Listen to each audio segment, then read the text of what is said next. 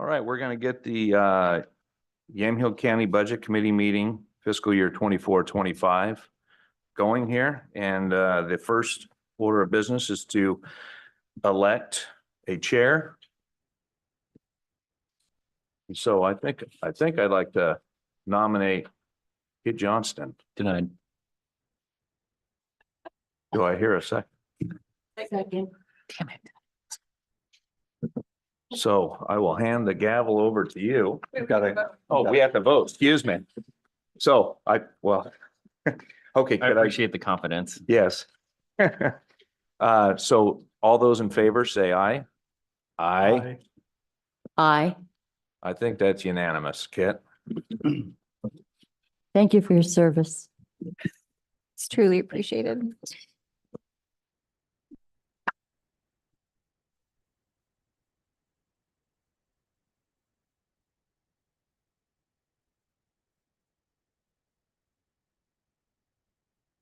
Oh, secretary. So the secretary on me then, or?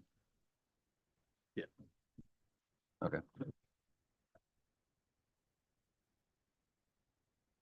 Well, as the new chair of the budget committee, we'll move on to item 2B, which is to nominate and elect a secretary.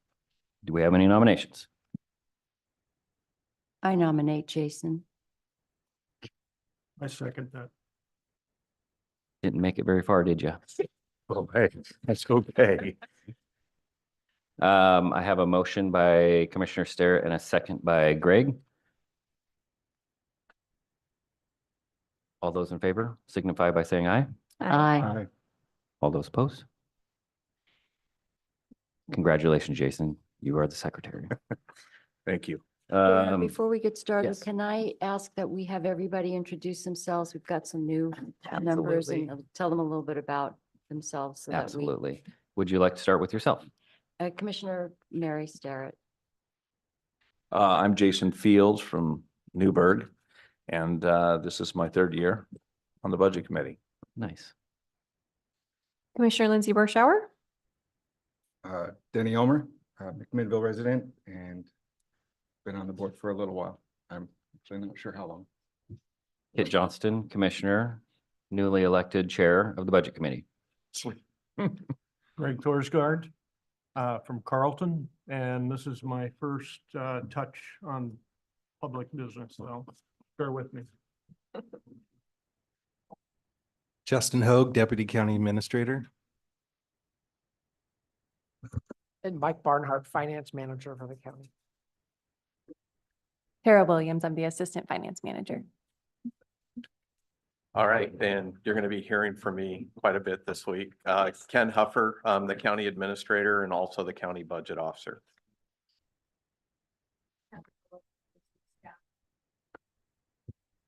I'm Bailey Barnhart.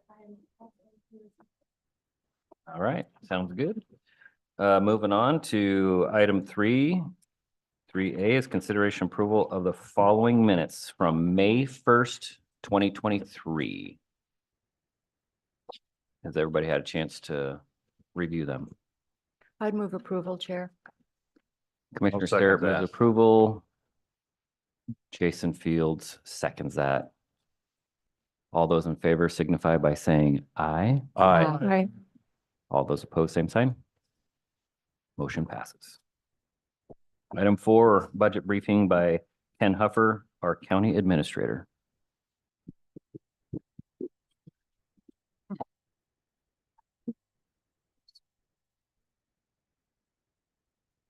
Second.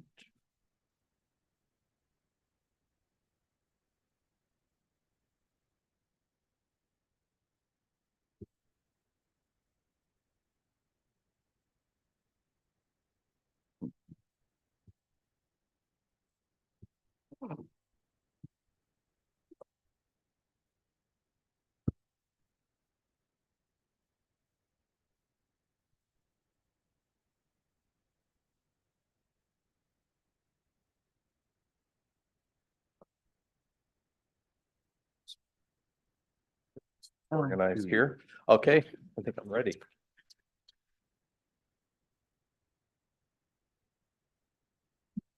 All right, well, good morning, Budget Committee, staff, and everyone who may be watching online. Welcome to the fiscal year 25 Budget Committee meeting. We're here again, again, welcome back to Jason and Jenny. I think, boy, it's 3 years and at least 5 or 6, maybe more, 8. That sounds about right. Wow. And then welcome Greg to the Budget Committee. Just some general housekeeping, we have restrooms across the hall. Carolina and Bailey set up a lot of refreshments and things in the back of the room, placed the lunch orders. Well, so we'll have lunch getting delivered at noon. I know this is going to be a very busy week. We have a lot to cover and a lot of challenges for this year, and not to scare everyone away, but that budget binder that's before you, we're going to be going through every single page in that book over the next 2+ days. And so all the departments will be coming in and starting to make their presentations. As per tradition and Oregon budget law, we always kick this off as the budget officer. I present the budget message for the proposed budget that's before you. Hopefully we get through Wednesday, get through deliberations, and if all goes well, I'll be looking for the Budget Committee to approve the budget to go to the next phase of the process. Next phase in the process will be an additional public hearing, usually some minor changes that usually occur between now and the end of the fiscal year. And then the Board of Commissioners will adopt the budget in June, and then we're open for business come July 1. Again, I just want to thank again, especially the Budget Committee members for dedicating their time over the next 3 days to help us adopt this budget. This is a critical function because again, we have to adopt a budget. Otherwise, we're not open for business and we're unable to deliver services come July 1. Let's see. And please don't hesitate if you have questions as we're going through all the various presentations. I know this is a lot of information to absorb over a couple days of presentations, and I have a lot to cover as well this morning. I have a slideshow that I'll go through for the budget message. I'm going to try to keep it going as quickly as possible. I think I've ran long the last couple of years, and I'm going to try my best to stay on point and on task. So that way I'm not cutting into the HHS presentation because again, that's a really large budget and ends up taking most of the time this morning. All right, so I kind of touched on this a little bit. What is our budget? This is our financial plan for the next year. It contains all of our estimates of expenditures and revenues that were forecasted come July 1. And again, this is the proposed budget. What we're going to be talking about today is July 1, 2024 through June 30, 2025. You'll hear it referenced multiple times, but usually that, it's the fiscal year 25 budget that we're proposing. Oregon local budget law is found in Chapter 294 of the Oregon Revised Statutes. This is the ORSs define the process for all local governments, what we have to go through as far as transparency, public input, and presenting the budget to make sure that we're doing it in the most transparent manner possible and giving lots of opportunities for public input. The first opportunity for public input will be this evening at 5:30 when we have a public hearing tonight. A lot of times we'll also hear requests. There'll be organizations or other folks that may be coming forward making requests for county funds to have that included in the budget. We usually see that on the first day. Today's the long day. I have no way of knowing how long that hearing is going to go tonight because it really depends on how many folks are going to attend. And then there will be a second opportunity for public input later in June when the Board of Commissioners holds a budget hearing, which is typically done 1 to 2 weeks before we actually do the formal adoption of the budget. So as you can see with what I have on the slide, what the calendar and process We really formally kicked off the process in December of 2023 when the budget team and I met with the Board of Commissioners and we reviewed the budget instructions and the discretionary allocation table prior to issuance to department heads. And so most of us on the budget team, we actually started working on budgets in October and November to start putting together some of the elements of the budget instructions. So budget instructions were issued in January, and then all departments, including our budget team, started doing the initial drafts of the budget, putting together and going through the process and going through admin reviews and to all prepare for today and to present the proposed budget to the budget committee. Once the budget committee on Wednesday, if all goes well and you approve it, then the next phase is it goes from proposed to the approved budget. And then when the board takes action, that would be the adopted budget in June. So it's a lengthy process and there's a lot of work that goes into this.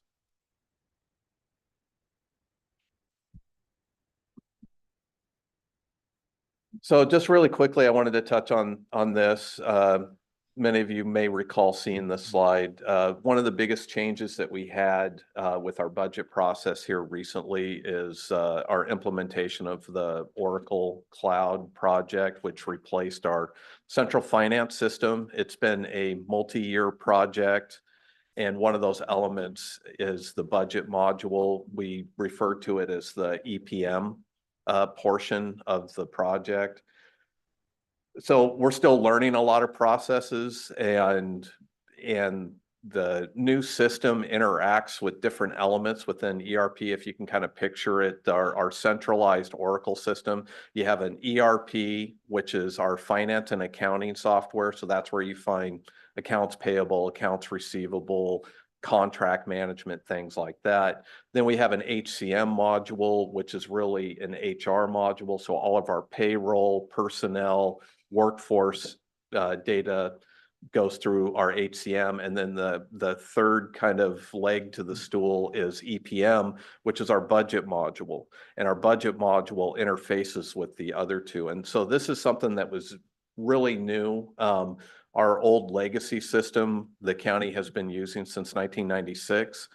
And as you can imagine, when you use a system for that long and a lot of, and you replace it with something new, there's a big learning curve for both the budget teams, and we're still learning how to maximize the efficiencies coming out of that system. So everything that's put together in this budget has been used for the last couple of years. This is our second go around, is using the new system in Oracle. What's new for this year is our interface, because we hadn't gone live with the HR system yet. And so we had to apply workarounds to pull all of our workforce data into the EPM system. New for this year, which created some challenges and delays for this year, because again, we're learning the new system, was the first time that we were pulling live data from our HR into our budget module to start constructing our budgets for next year. I'm really looking forward to, as we streamline and improve this, the accuracy in what's included in the budget is going to be greatly improved. The transparency aspect of it's going to be greatly improved. And I also think long-term, we're going to get a lot more efficient in being able to pull not only numbers and data to present what's really happening with the budget, but it's also going to expedite, how we put the budget together. It streamlines a lot of things, and where we were using a lot of spreadsheets and outside the system, and our legacy system was just entering numbers into fields. This one has a lot more capacity in what we're using. So I do want to highlight, and thanks to our team, it's been a heavy lift over the last 3+ years of going live with Oracle, but we're starting to see the finish line. One of the changes, and you may remember this slide from last year, is just kind of to highlight one of the big changes that came out of the new system is we changed our numbering for our general ledger. And again, what comes with the new system, this is just a really quick breakdown on what the numbers kind of mean, because sometimes whether it's a department or even myself, we'll start talking about Fund 110. We'll start pointing to specific lines. Just know that we're typically referring to a general ledger number.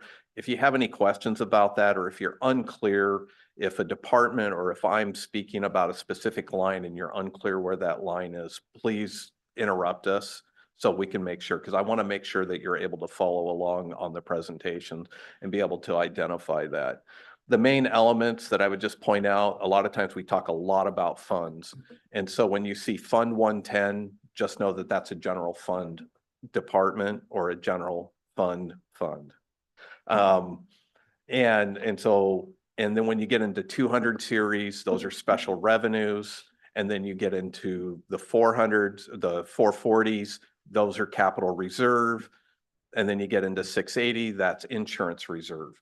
So there's different, that's how the budget is divided up on the budget book. And you'll see that we don't necessarily, in the format of the presentations, don't necessarily follow those funds, because a department may oversee multiple funds. And so we really have it organized where each department's going to come in and present. And so we may be jumping from fund to fund, but your budget binder is put together in presentation order. And if there's any questions about where we're at in the budget, again, raise your hand and we'll be happy to help out. All right, so now I'm going to get into the main part of the budget message. So the budget overview. So this first slide, I just wanted to show the adopted budget from 23-24 fiscal year 24. And you'll see that we had a $191 million budget. And you can see some of the percentages. Again, this is broken out by the revenue and expense. We have to present a balanced budget, which we have before you, but just to show some examples of last year's budget or what we're currently operating with as far as an adopted budget. Biggest thing that I would highlight, as you can see, 57% of that budget is split between criminal justice and HHS. Those are our two largest budget teams. And then you'll see the other services, how they're split out, like general government, which includes everything from admin to the assessor to the county clerk. You have the Public Works Fund, represents 11% of the current year budget. And then you get into land use, that's planning, community service, that's predominantly transit. And then internal services is everything from insurance reserve to capital reserve and things like, that we have internally to continue to operate. And so that's where we spend money on courthouse improvements, paying for our insurance for the county, things like that. So that's provided as a comparison. So that's fiscal year 24. What we have to present this week, the fiscal year 25 budget is 195 million, almost 196 million. And I know when we start building these budgets, I'm just as surprised as probably many of you that we saw that number go up, because we were anticipating, as we were starting to spend down ARPA funds and CARES Act and a lot of the other funds that we had that came by way of the pandemic and funds coming in, I was anticipating we were going to start seeing the budget start to trend back down towards numbers that we've seen in the past prior to the pandemic. This budget is bigger. A lot of it has to do with balances, which I'm going to cover in detail, where we have, and predominantly HHS. If you compare the two, you're going to see that HHS has grown. And that's a combination of things. That's funding and revenues coming into HHS. That's also vacancy savings that have been contributing to ending balances, and then ongoing balances in HHS. That really does seem to be the main driver that we have. The next slide will really kind of showcase where we saw those changes. And so this next slide shows that it's a comparison for the two. One, you're going to see the HHS number being up. Also, criminal justice is up 1.2 million. A lot of the other funds, either stayed flat or are trending down. They're smaller than they were last year. Internal services, I can point directly to that. There's a couple things at play there. One is ARPA, the American Rescue Plan Act. I'm sorry, I'm going to work on my acronyms and try not to use them too much. But there's a lot of conversations around ARPA funds. We had $21 million that came into the county that the Board of Commissioners have approved kind of a spending plan, not kind of, approved a spending plan on how we're going to direct those funds. And over the last several years, we've been directing funds to water and sewer infrastructure grants. We're currently working on childcare grants. There were business grants. There was a lot of funds that were being spent and funds being spent on internal operations as well. So you're going to see that number starting to contribute to why internal services is dipping. The other part is the Oracle project that I mentioned before, because we were saving for that multiple years in order to implement that project. And now that we've fully spent and that project's coming to a close, that's why we're also seeing that dip in internal services. When you look at the HHS number, when Director Manfred is here and presents the HHS budget, she's going to have a lot of information that she's going to be sharing on what we're seeing in HHS. Again, the intent of my budget message is not necessarily to get too far into the weeds, but to just show what we're seeing comparing last year's budget to what we have proposed for this week. So now I'm going to jump into revenues really quickly. And these are our major revenue categories that we build our budgets on. And I know a lot of times, I think there's a common misconception that a majority of our budget is built on property taxes. But you'll see here that taxes only represent 15% of our total revenue package. The larger section of our budget from funding is really those intergovernmental agreements, the fees and charges that we charge, and then balances. We have a strong history of making sure that we're spending our funds in a responsible manner, and anything that is unspent in that fiscal year is carried forward, and those departments build their budgets on those beginning balances. We've had a long-standing practice of doing that for many, many years. I will say as we get further along, you're going to see some of the challenges that we have is I think we're spending more and more into those reserves, which isn't good because our revenues aren't keeping pace. Our revenue growth is not keeping pace with our expense growth at this point. And you'll see that later on in the budget. But the main things that I really wanted to highlight here was the intergovernmental agreements, the fees and charges, and the balances. That's what a majority of our revenues that we utilize to build our budgets each year. And taxes represent 15%. This next slide is just showcasing, again, this is a comparison to the adopted budget from last year to what we have proposed for this year. You can see for the most part, it's pretty flat in most of the categories, although licenses and permits are slightly down. And some of these numbers, it's hard because you have a mix, especially in the intergovernmental.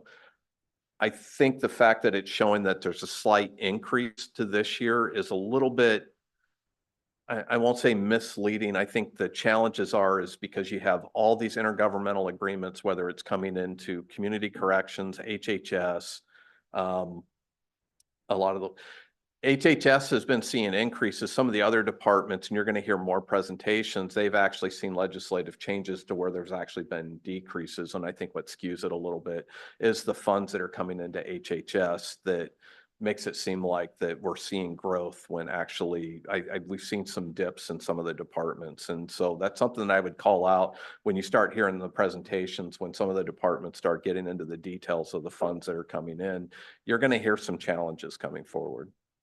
Ken, I just had a quick question. You said that comparison is budget to budget, or is it budget to last year's actual? It's budget to budget. I can't do a comparison to actuals because we haven't closed the books for the fiscal year. So for this purpose, and I have one more slide that I'm going to show that's also going to demonstrate actuals as well.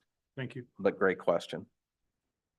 The other one is fees and charges. The one thing that I would call out that we're seeing that's affecting a couple of our departments where you're going to see some add back requests coming before you, is recordings are down and the fees associated that we collect for the recordings that we do. The number of recordings is on the decline, and that's impacting both the assessor's office and the clerk's office right now. And so that's something that I would just call attention to. You're going to hear more details about that and what they're experiencing, but that does have an impact because we're seeing fewer recordings at the clerk's office right now. And so then that's impacting our revenue streams that are coming in.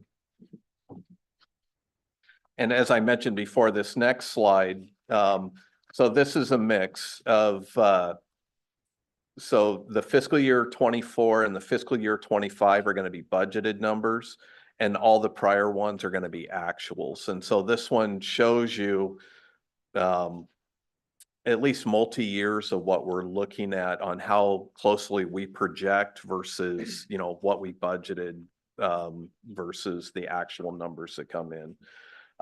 You can see the taxes have kind of steadily over the last several years have been on the increase. I keep waiting for that to kind of stabilize, and I think we might be heading that direction. In working with the assessor, we typically are seeing a 3 to 4% increase each year with our general fund with those property tax. And it's not that the tax rate's held flat, it's the appraised value of the properties that has been the driver for that. And, you know, so we've been on this, I'm anticipating just based on some of the forecasts, and Derek could probably share more information during his presentation if you have specific questions. I don't know how sustainable that's going to continue that our property taxes are going to grow at that rate. But there's a lot of drivers to it. There's the tax rate, there's the appraised value, there's the number of properties that, you know, new development, new businesses, you know, the growth. So there's a lot of contributing factors to that. Right now, fortunately, we've been seeing a growth rate of 3 to 4% each year, which is a good thing. The spikes in the balances, again, I really point to the numbers that we're seeing there is pandemic driven, you know, whether it's funds that we've received via grants or ARPA or CARES Act or some of those funds in prior years. And some of those funds we're still spending down.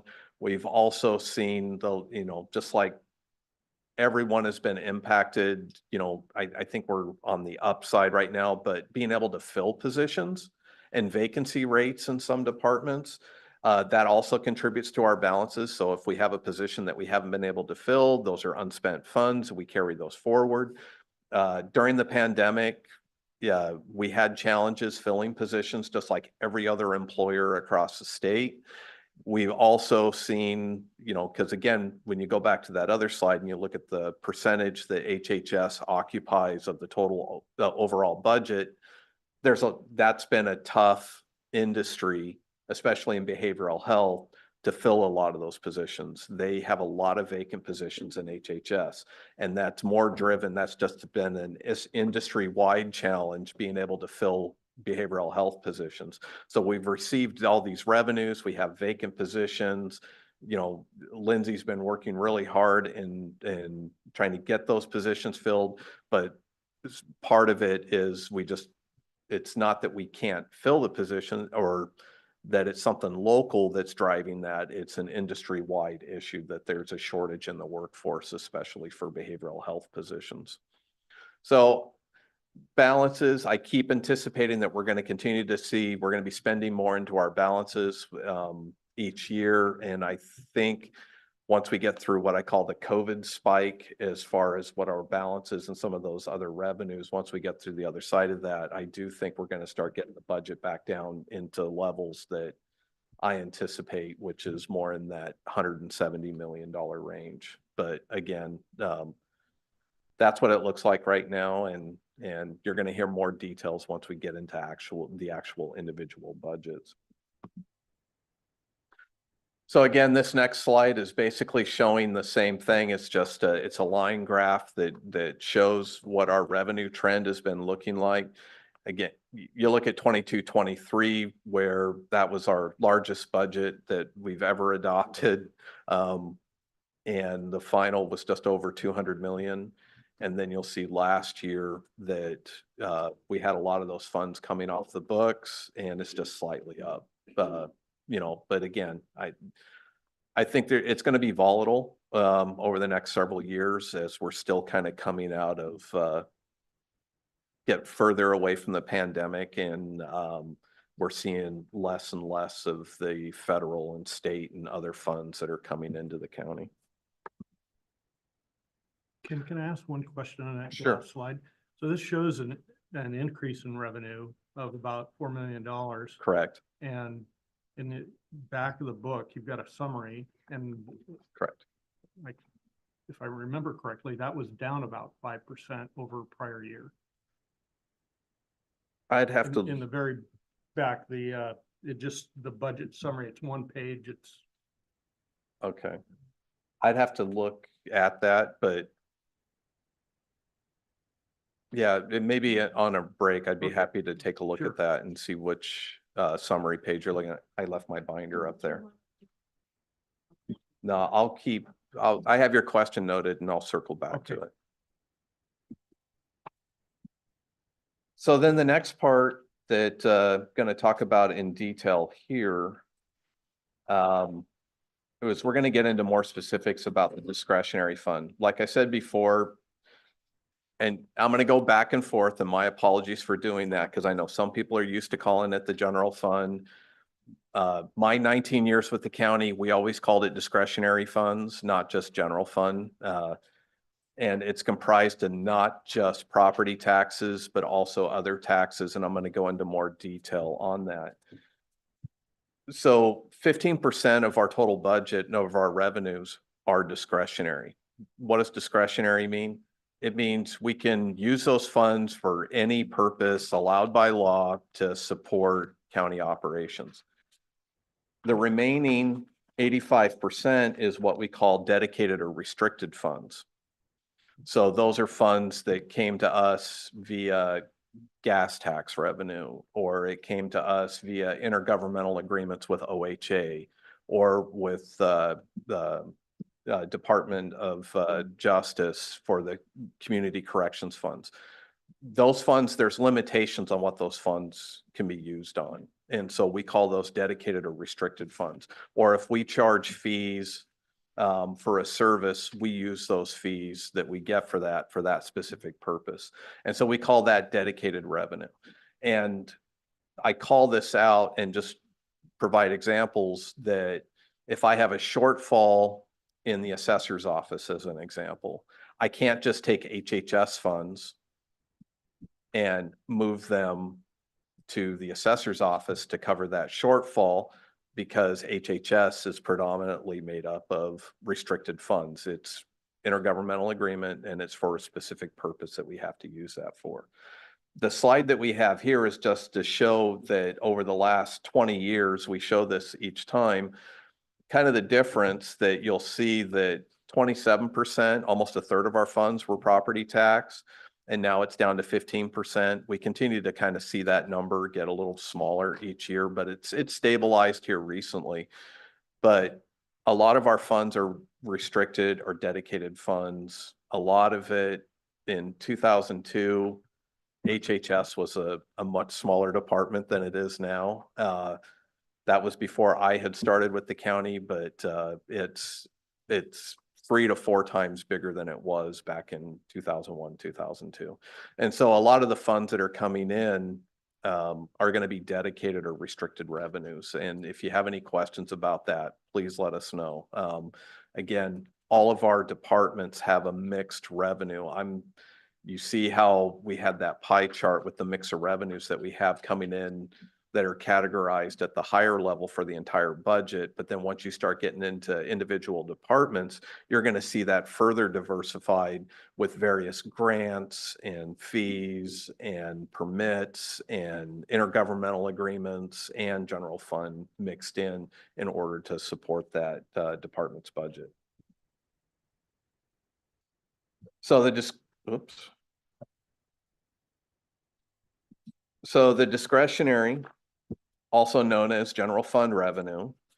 And you'll see here, it's comprised, we have beginning balance, we have the current year taxes, and then we have also all the other taxes, everything from lottery to cigarette tax, alcohol, marijuana, and then you have the pool and bond interest and then a transfer in.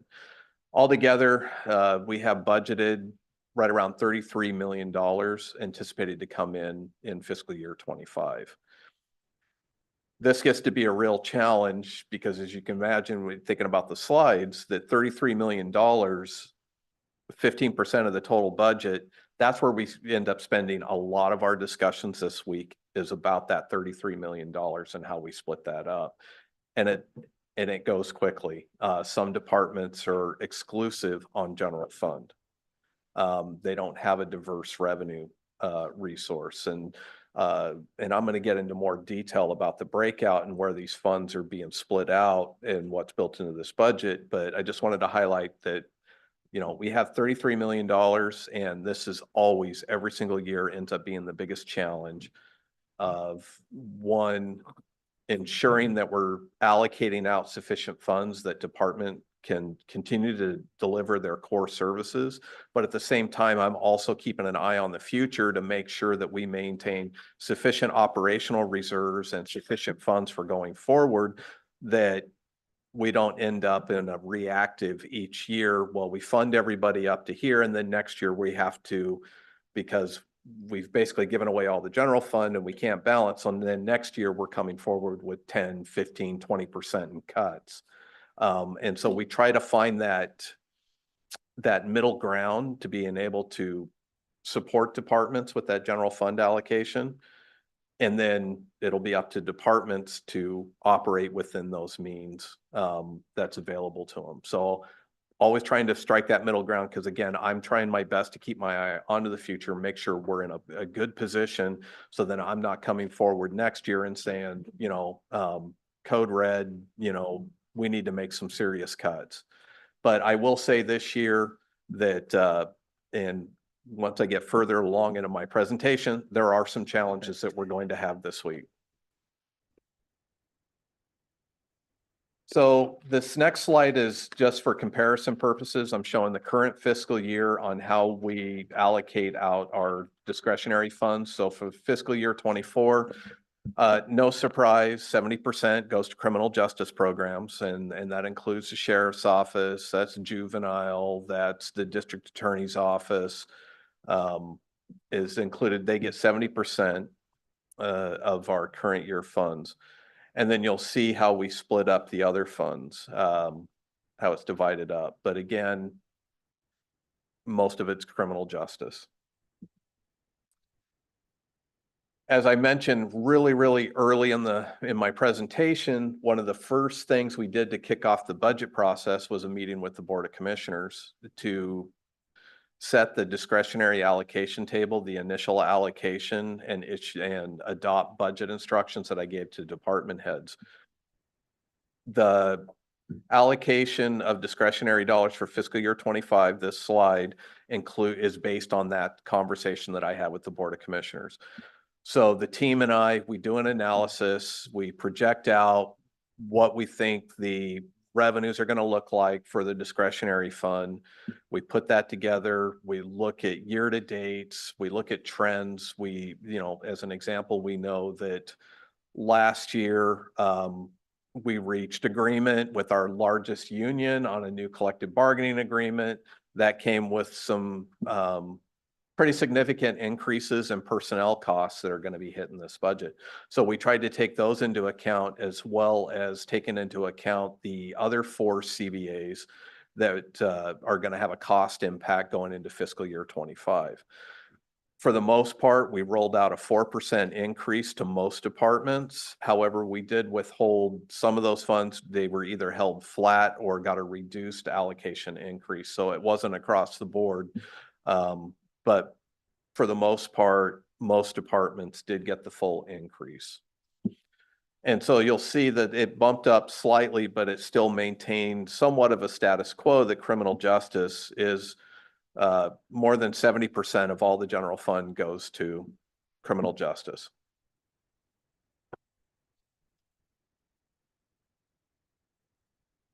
This next slide is the allocation of discretionary funds. It's just a look back so you can see how much has been going where. You can see for the most part, we've held flat with most of the other categories. It's been criminal justice where we've had to make more of a investment of discretionary funds. A lot of that's driven by the sheriff's office, probably more than anything else. It's a large department. There were several large personnel increases that were approved in prior years as a result of a collective bargaining agreement. So just wanted to highlight, not necessarily share any more than that, that you can just see that we've continued to, a majority of the funds go to the criminal justice team. The one I would call attention to where you'll see a little bit of a spike for the internal services, that wasn't necessarily that there was an increase of discretionary funds. That was a transfer that happened where some ARPA funds, and it's a mechanics of how we have to operate within the budget, that we couldn't just transfer those funds directly to the department. We actually had to come through the general fund and disperse it out that way. So you'll see a spike in 22-23, and that's directly related to ARPA transfers that were made in that fiscal year.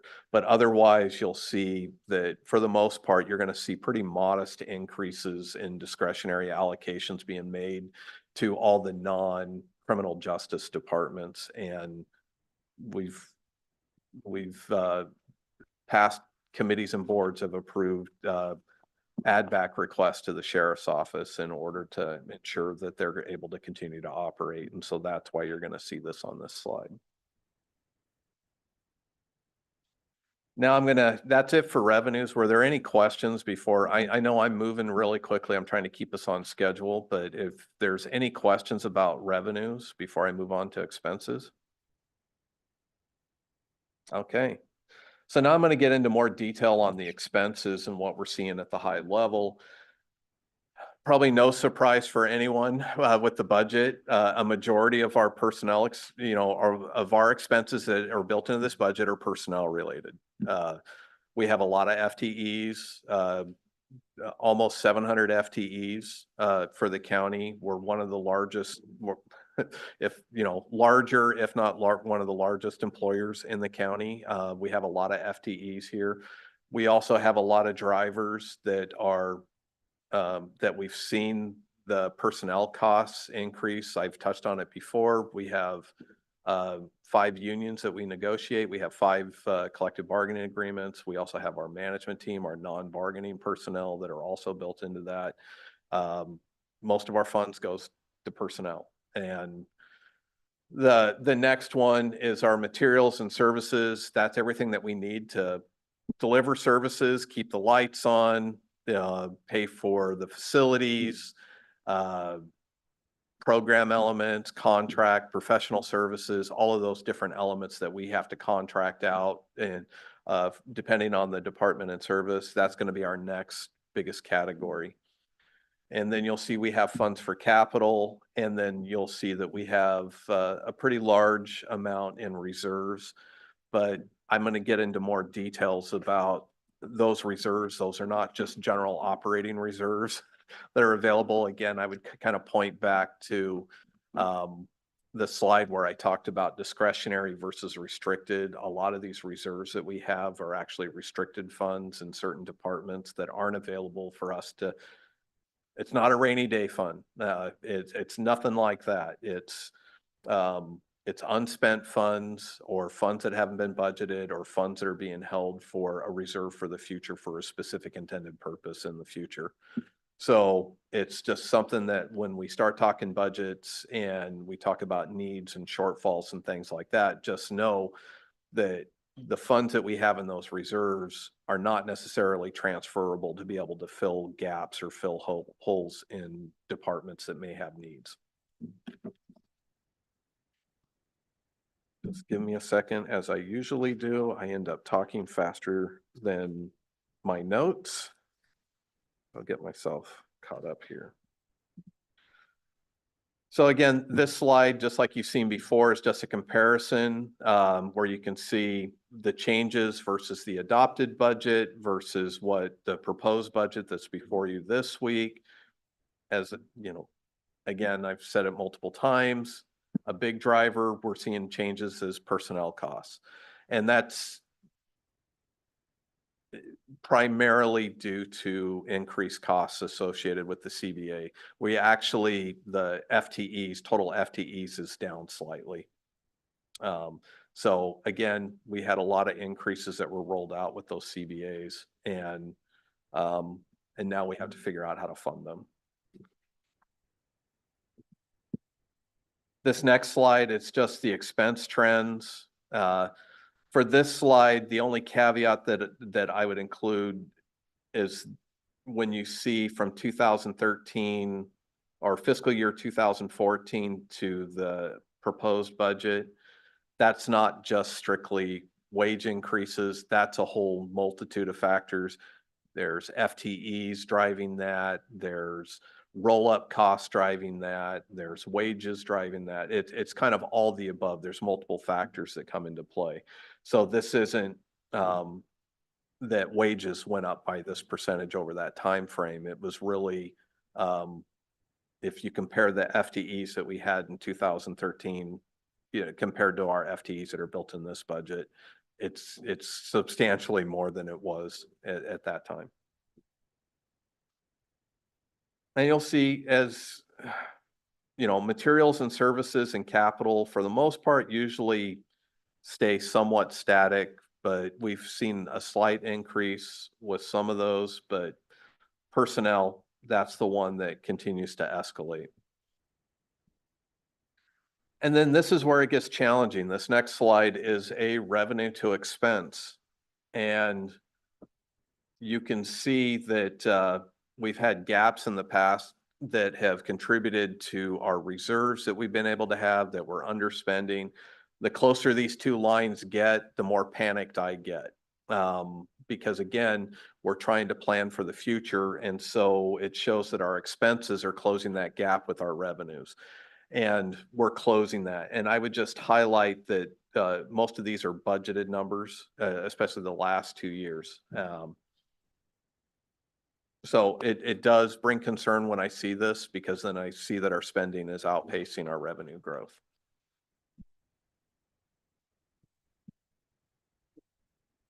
Sure. So you said the last year's budget's not closed, do we know what the budget, actual trend of budget is? That's a great question. I don't have that number right in front of me, but yeah, I can get that. 3% ahead, 6% below. Right. Give us an indicator on what these two numbers mean in the future. No, that sounds good. Unless Mike, if you think you have that information readily available. Yeah.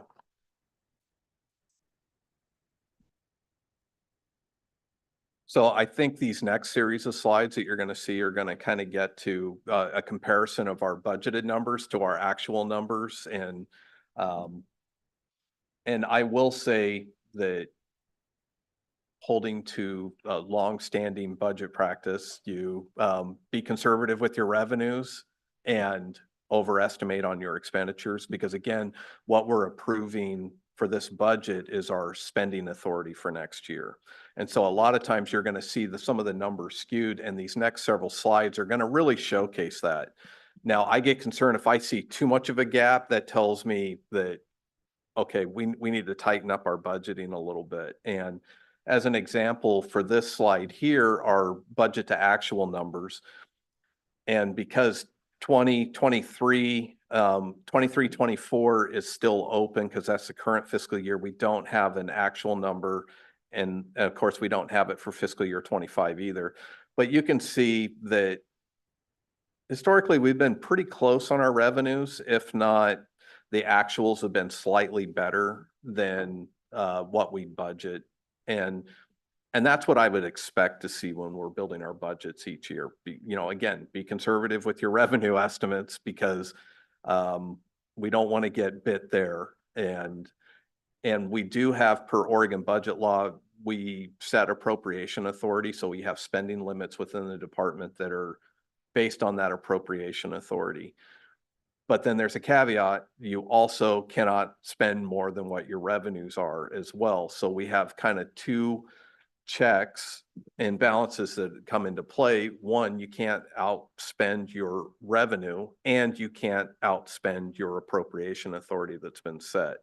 And so departments need to track both. One, they have an appropriation schedule that they need to make sure that they stay consistent with their spending. The second part is they need to make sure that they're not outspending their revenues as well. So there's two checks that we monitor on that. So revenues, for the most part, I think we all do, I think the departments and the team do a really good job in forecasting those revenues. And it's not surprising because we'll get grants, we'll see legislative changes, we might anticipate, we may have difficulties filling a position, and so then that contributes to our balances, so it's unspent funds. So all that contributes to typically our revenues usually come in higher than budgeted, but not by a huge amount. It's pretty close. For spending, for personnel, you can see that this is what I expect. You're going to underspend to a certain degree. And that's, legally, we can't overspend our appropriation authority. And so that number should always be less than what we have budgeted. And you can see that the projections are, in the past years, we've been pretty close to that. And that's going to be your vacancy savings. That's, and especially if you're looking like an HHS in particular, which has some challenge, they could have 20, 30 vacant positions, and that's a pretty significant dollar amount. But at the same time, it's also not unusual for every department to at least have one or two vacancies or multiple vacancies within a department. That's just any employer is going to have that challenge. How often do you have 100% of your FTEs, filled at 100%? It's rare. And then sometimes some departments may make operational decisions to not fill a position because maybe the position's not needed. Maybe they need the funds because they know they're going to need to increase their beginning balance for the next fiscal year in order to balance. There's a lot of things that go into those decisions that drive that. So you can see that departments, we've done a pretty good job of, this is what I would expect to see every single year, that we would budget this amount and hopefully the actuals are coming in under and just slightly under. Materials and services, this is where it gets a little more glaring that we do have some gaps. But again, I also don't want to discourage this. Just because you have the funds budgeted and you have the revenue, let's make sure that we're spending it appropriately. And I think the driver for this is, again, really good spending habits within our departments. I don't think you'll see our departments, spending on fluff or nice to have. They spend their money on what we need to have in order to deliver services, not what's nice to have, if that makes sense. And so you'll see those gaps with the materials and services, and that happens. And we also see that with our capital reserve as well. I don't have a specific slide to that, but we'll put away a lot of funds for capital improvement type projects, but really there's so many drivers that dictate that, like Public Works as an example. And you're going to see his presentation this week, but he's building a budget right now and the fiscal year ends right in the middle of his busiest time of the year. So where those funds get spent on which side of the fiscal year is really driven by weather and how, he's got all of his contractors lined up and a lot of those things. So I think they can have the biggest challenge when it comes to kind of forecasting those expenditures and in which fiscal year they're going to land, but they do a really nice job with that. And so this next one, this is our audited beginning balances. And like I said, a lot of the driver, those last few slides, you're going to see again that a lot of times we under budget our revenues, we over budget our expenses, and then we end up, you know, with those cost savings that result from that, we end up with our beginning balances. And this slide shows the trends of historically what we're looking at when we're underspending and what we have available for balances. Again, we use every penny of our balances to build our budgets and the department budgets. We don't do zero balance budgeting. We don't pull all those funds because again, we have such a mix of discretionary and restricted funds in each of the departments. You can't really zero out someone else's budget and transfer that to another because they had cost savings in one department that you can apply that to help out another department. It really depends on, you have to look at it department by department and depends on the nature of the funds that are coming in. So you'll see that we've been, you know, the low point in this chart, 2009, 2010, and 11. I remember those days, you know, that was, you know, not a good time in the economy. We were utilizing a lot of our balances to maintain operations. There were a lot of cuts and layoffs. A little bit different than where we've been for the last several years. And a lot of this is driven by vacancy savings and funds that we've gotten that I've mentioned really early on, whether it's ARPA, CARES Act, some of those things that both resulted in cost savings, but then also some pretty major underspending in some areas because of vacancy savings. Now I'm really going to start having to speed up. So this is one that I always keep an eye on. It's always really difficult to go through projections of what you're going to see a lot of beginning balance numbers. We have departments, we all have to do it. We have to kind of project between, and remember, we start building our budgets in January, start working on those budgets. So we're trying to mid-year do a projection on where we think we're going to underspend by the end of the fiscal year. And so we're 6 months ahead of, and we try to do our best to project, well, I know I'm not going to fill this position. I think these revenues are going to come in higher than I projected, or they're going to come in less. And so you'll see the numbers throughout the budget that we do those projections for the beginning balance. This slide is just to kind of show the difference of what we've seen, the budgeted versus the actual audited number that we give departments at the start of the fiscal year. So as an example, for the general fund, you'll see that in the fiscal year 24 budget, we budgeted just over $12 million forecasted in beginning balance. And the audited number when we closed the books and we did all that was actually over 17 million. So you're going to see some differences, but again, I chalk that up to the challenges that we have 6 months trying to project where we're going to spend, how we're going to spend funds, projecting revenues when you're doing it halfway through the fiscal year. So any questions on that? Go for it. Make sure your microphone's on. Oracle is helpful because we could now kind of do on-the-fly research. Do you want to answer that question? This year so far, we've spent 55% of our budget and we're 83% through the budget year. Thank you. Sure. If I can, do we have anything historical that we could look at in terms of these, you know, the landfill license, ONC, insurance reserve? Do we have anything that we can look at over the years? How that's been, the balances for those? Yeah, we could pull reports for that. I don't have a report built into this, but I think I could pull a report pretty quickly. Okay, thank you. Some of those are pretty easy, like ONC, landfill license reserve. Because when we talk about those specific budgets, those were one-time funds that came into those. So the balance has been pretty static because it's only what the board or has approved to be spent on one-time projects out of that. So those are pretty static. General fund, public works, HHS, some of those larger ones, I could pull some reports on that, but you might also see some of that with the department updates as well.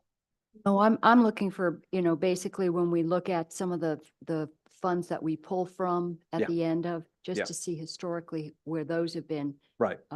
Okay, thanks. Real quick as a follow-up, Tara mentioned we're 83% of the way through the Mhm. current fiscal year. But in terms of budget expenditure, we've only spent 55%. Right. So is that typical? Where are we gonna close? Do we close the gap on that, or? I guess what I'm trying to get to is, as we get to 99% of the way through, Mhm. how much of that is, an ending balance that isn't really funding personnel or anything else? You know what I mean? Okay. What's the? I think you're gonna see that, that's where I would call out that when we start getting into department presentations and when you see what they have budgeted for a fiscal year 25 beginning balance is gonna be that indication. I mean, because again, it's not that the funds are going away. We're trying our best to project out what we're gonna spend between what's built into this budget and what's going to contribute to that. But that's where I'd probably go back to some of the other slides and you can look at the historic trends of where we end up with that, how we end up underspending. It's just hard because it can vary from department to department, where some departments that are pretty small, they don't underspend their budget. They start the year with a $5,000 beginning balance or something. They basically spend everything they have. And you're going to see that with the department updates. Where it gets a little more challenging is if you get into a larger fund from HHS, that even though we've spent, and I would just highlight that 53% and we're 85% through the year, that's based on budgeted numbers as well, and not necessarily actual revenues. That's just looking at appropriated, how much we've spent of appropriation authority. So there's a couple driving factors. One, you could be underspending to a certain percentage, but then we could also be under collecting to where that gap, you could be getting a little closer in those elements. So, but great questions, and I'll think about if there's some reports, and I would just highlight when you're doing your review through the department updates, the first number you're going to see at the very top in their revenue category is going to be that beginning balance. And that's where you're going to see, okay, what was budgeted last year? You're projecting this amount of a beginning balance. That means where are these cost savings coming from? Are you underfilling a position? Did you collect more revenue than you anticipated? What does that mean? So those are going to be questions or things that you're going to want to look at when we get into the department level. Hopefully that makes sense. A lot of great questions. Thank you. All right, and so then the next part, and I'm going to go, I realize I said I wasn't going to put us behind schedule and I was wrong. So these next slides is what we try to present is we're just showing it's been the same comparison group that we've used going back to two of my predecessors, the same comparables, and we look at the various counties that are comparable to us. And so you're going to see for the first slide is on population growth, and I just want to highlight that, again, it hasn't really changed a lot.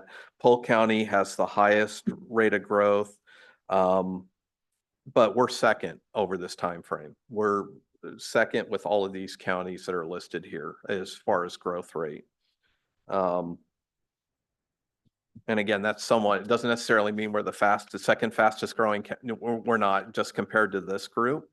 And it's just looking at our data. I pull audit data, and this is what it comes back. You might disagree, Commissioner, you're giving me a funny look, but yeah, and which we are. On this slide, we're second fastest.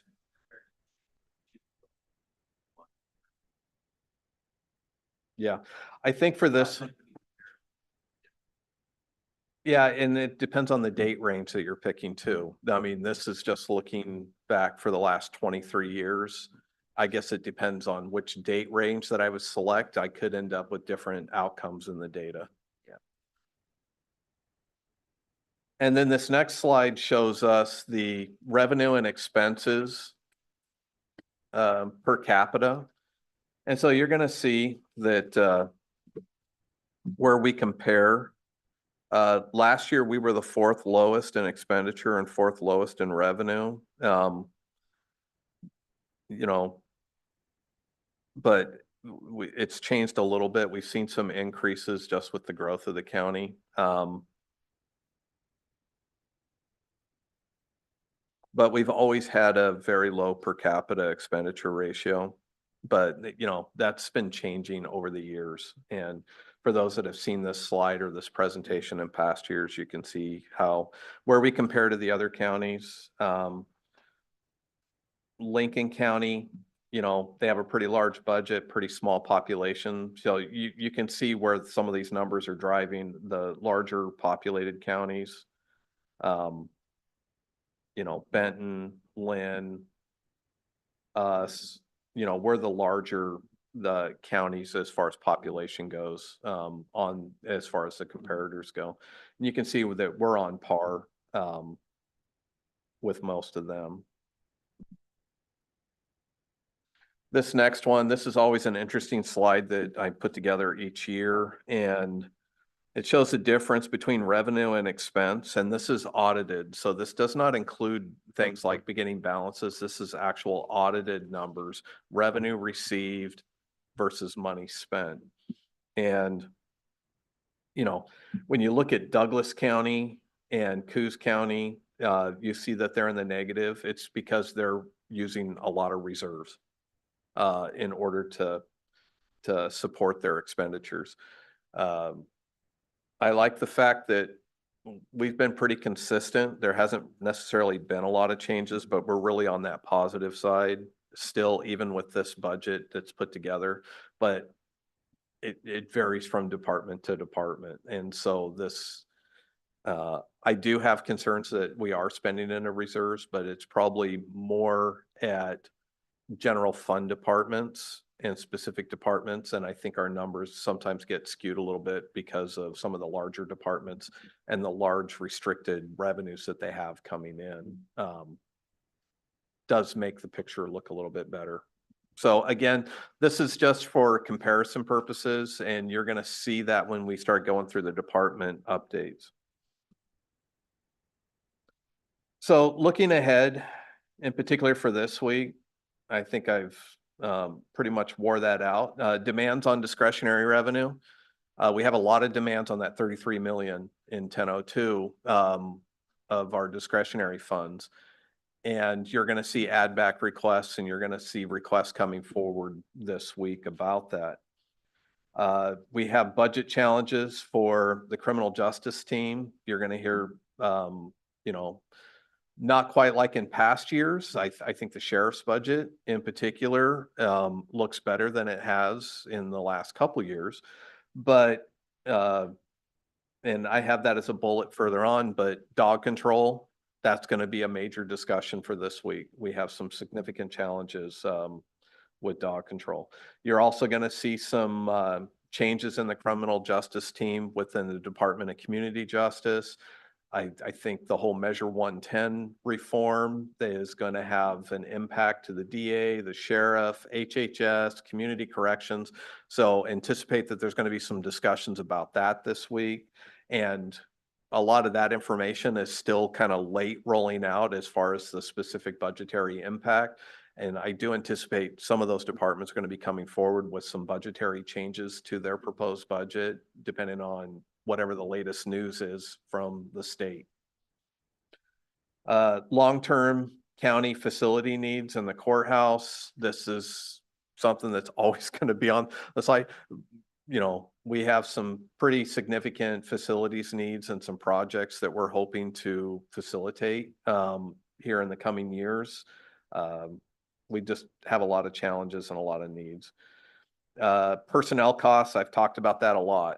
That we have some challenges with all the various personnel increases that we've seen in every single department. The recording revenue, in particular, that impact on the clerk's office and the assessor's office is something that we're keeping an eye on. You're gonna hear about that. We continue to have an increased demand for services. That never changes. We're the county government. We're a service provider. Fill in the blanks. You're gonna hear presentations from every single department. We're a service provider. There's a lot of demand for our services, whether that's sheriff's office, whether that's HHS, whether that's the clerk's office. All across the board, we're a service provider and there's a lot of demand and there's an expectation that we have the lights on and we'd be ready to help out where we're needed to help out. So, you know, you're going to hear a lot of presentations on that and just kind of keep that in mind as we're adopting these budgets, that what's our core service for that department? What core services do we deliver? How do we sustain those operations? Risk and insurance reserves. This is something we also always have to keep an eye on. I think everyone knows how litigious things are these days across the board. I don't care what industry you're working in, and county government is not immune to that. That we have a lot of challenges when it comes to the insurance market, insurance renewals, workers' comp, and just general litigation and issues that we deal with. So that's something we're always keeping an eye on, and especially in making sure that we have a healthy insurance reserve to cover any potential claims, catastrophes, and insurance renewals. And then we're always keeping an eye on legislative changes. We're always keeping an eye on the legislature because, again, like you go back to those revenue slides, we get a lot of funds through intergovernmental agreement that is driven by the state. And so anytime that there's any type of legislative changes, whether it's reallocation of lottery funds or the funds that are being directed via OHA to HHS, you know, that has an impact. So we're always keeping an eye on that and trying to keep a finger on the pulse of what that could mean at the ground level on our service delivery. This is a slide we include every year because I know committee members have always had questions about PERS rates. You know, PERS is our public employee retirement system and what that impact. You can kind of see the increase in rates, which they were an increase, but not significant like we've seen in other years where we've seen multiple percentage points, but it's not insignificant either. We pay a lot for PERS. There's been a lot of legislative changes for that in how the employee portion of the EAP is, a portion of that is being used to help offset the unfunded liability that's out there for the retirees. And then I just highlight that we still continue to have 2.4 million in a retirement reserve that the board set up many, many years ago, that we started putting funds away, that should something come down from the state or the legislature related to the unfunded liability, that or to help offset potential significant cost increases to our PERS, we have that reserve available to help minimize or at least reduce the impact to departments. To date, we haven't spent any funds out of that 2.4 million.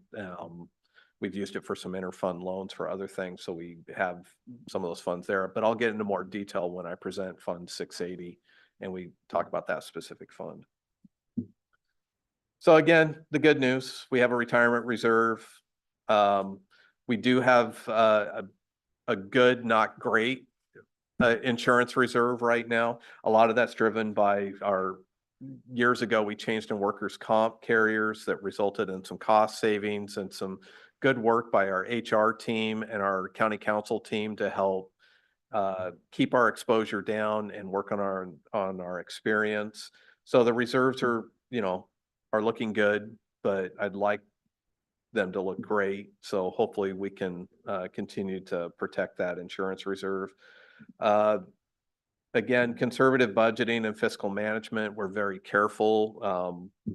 We spend funds on what we need, not what we like. We try to make sure that we're spending the funds appropriately and being good stewards with the funds, with the public's funds. So Outstanding hands-on working managers, because again, I do want to highlight for those that aren't necessarily familiar with the county budget process or maybe familiar, it's a decentralized process when we build our budgets. I'm involved with every budget that's put together, but I work with the departments and I rely on the departments to put together these budgets. So when they're presenting it, just know that it's a team effort and we have an outstanding team of department heads and managers that are working on this budget. We have outstanding employees throughout the county. Again, we're a service provider. We can't deliver services without our employees. And our employees do an outstanding job of delivering services. And in many of those cases, they're really challenging, services that we deliver. So whether it's crisis response, law enforcement, working in the jail, working out on our public right of ways, you name it, employees work really, really hard and we wouldn't be successful without their hard work. And, so again, that's another real positive that we have here at the county.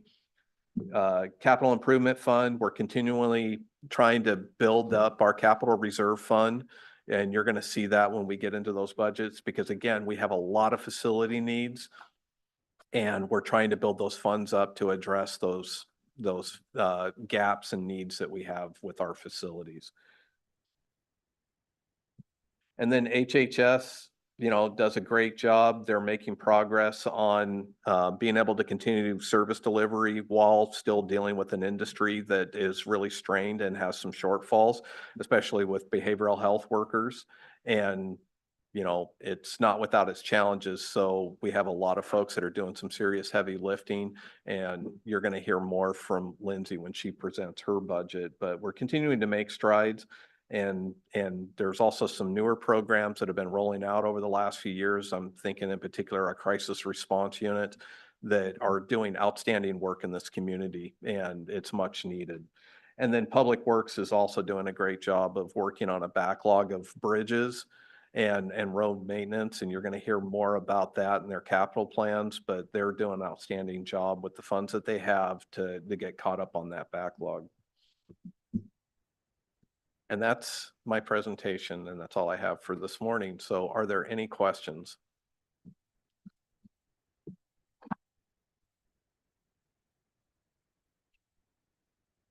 Okay. And I'm sorry. I also want to recognize over here at the table, and Bailey is new. This is her second week in her new position. And so what a way to start first week and coming into 3 days of budget committee. And I also in particular want to recognize Carolina as well, because Carolina works really hard and has helped me put all of this together. And the lunches, the getting things organized, getting the budget books ready. And it was an extra challenge for this year because I know the commissioners know that I've had a little bit of a challenging last few weeks.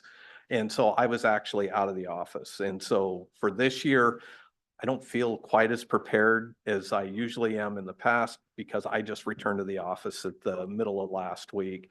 And I couldn't do it without Justin covering for me and helping me during that time. But in particular, I also want to just highlight Carolina, that she's kind of kept us afloat and made sure that we were ready to go for this morning. And thank you. And that concludes. Yep. Thank you, guys. Thank you. Thank you, Ken. At this time, let's shoot for a 5-minute break. So everybody be back at 10:24.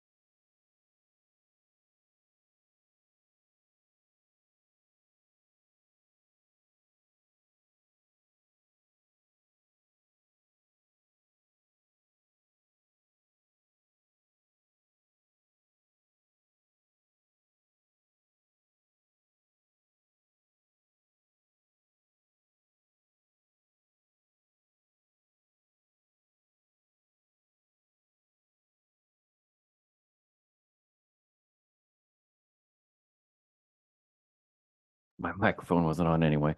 We're gonna go ahead and bring the budget committee back into session at 10:26.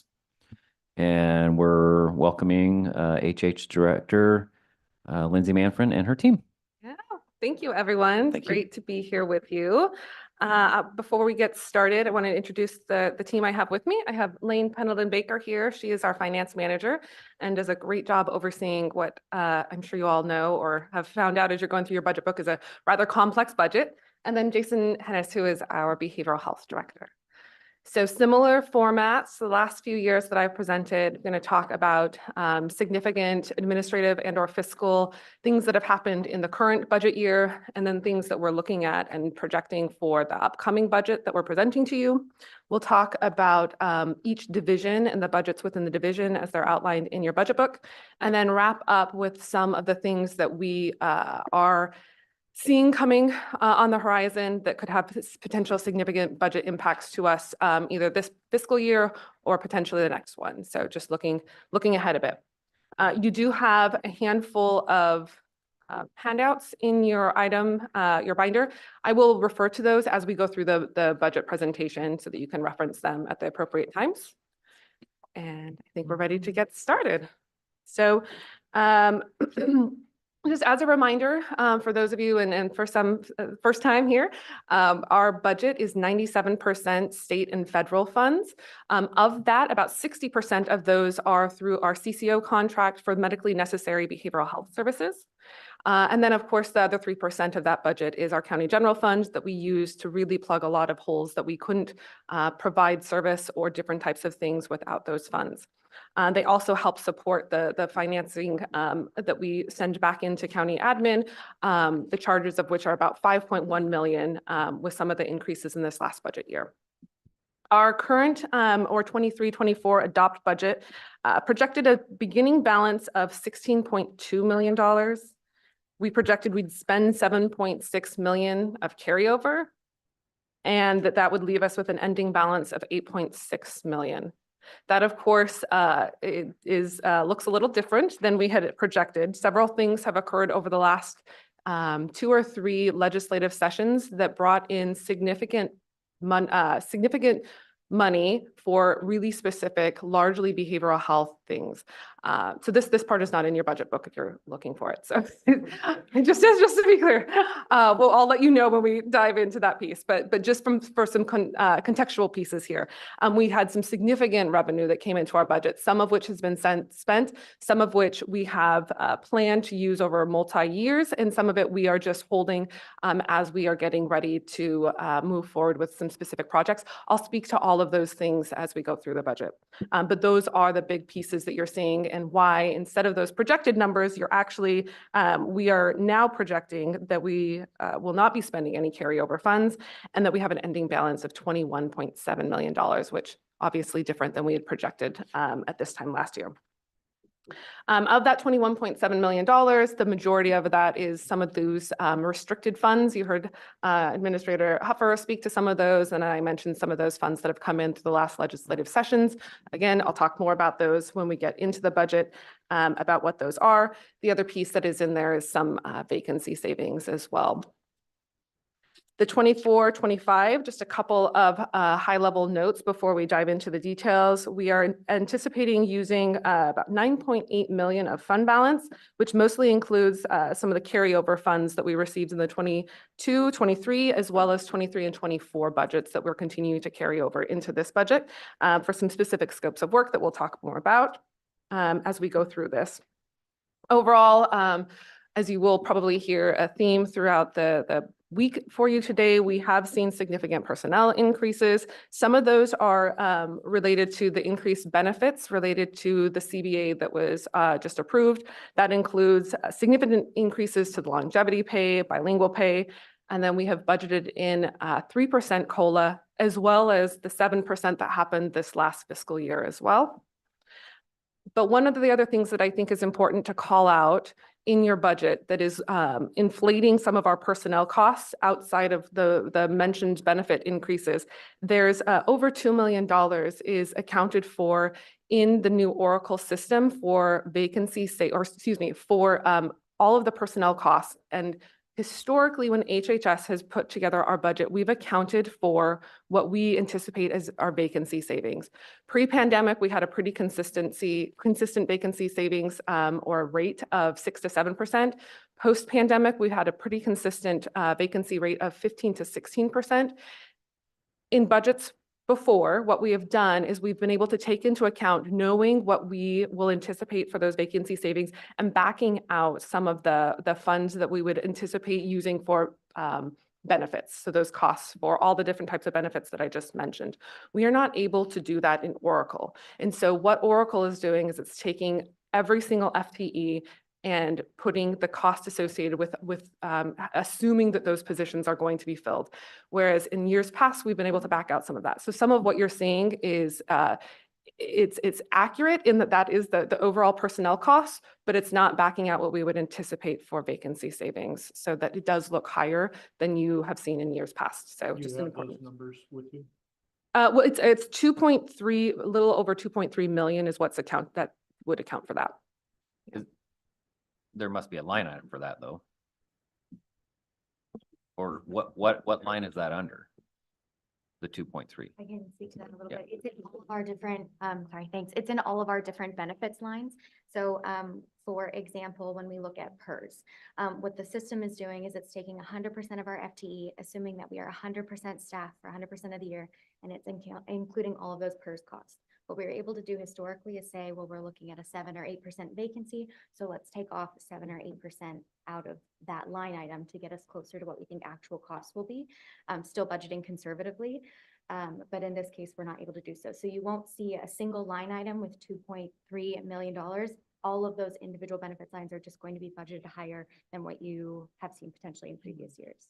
And it's the nature of the FTE, because historically we budget a full FTE for the fiscal year. So then the department has the flexibility to go in if need be. If they're doing a recruitment right now, they could have that position filled effective July 1.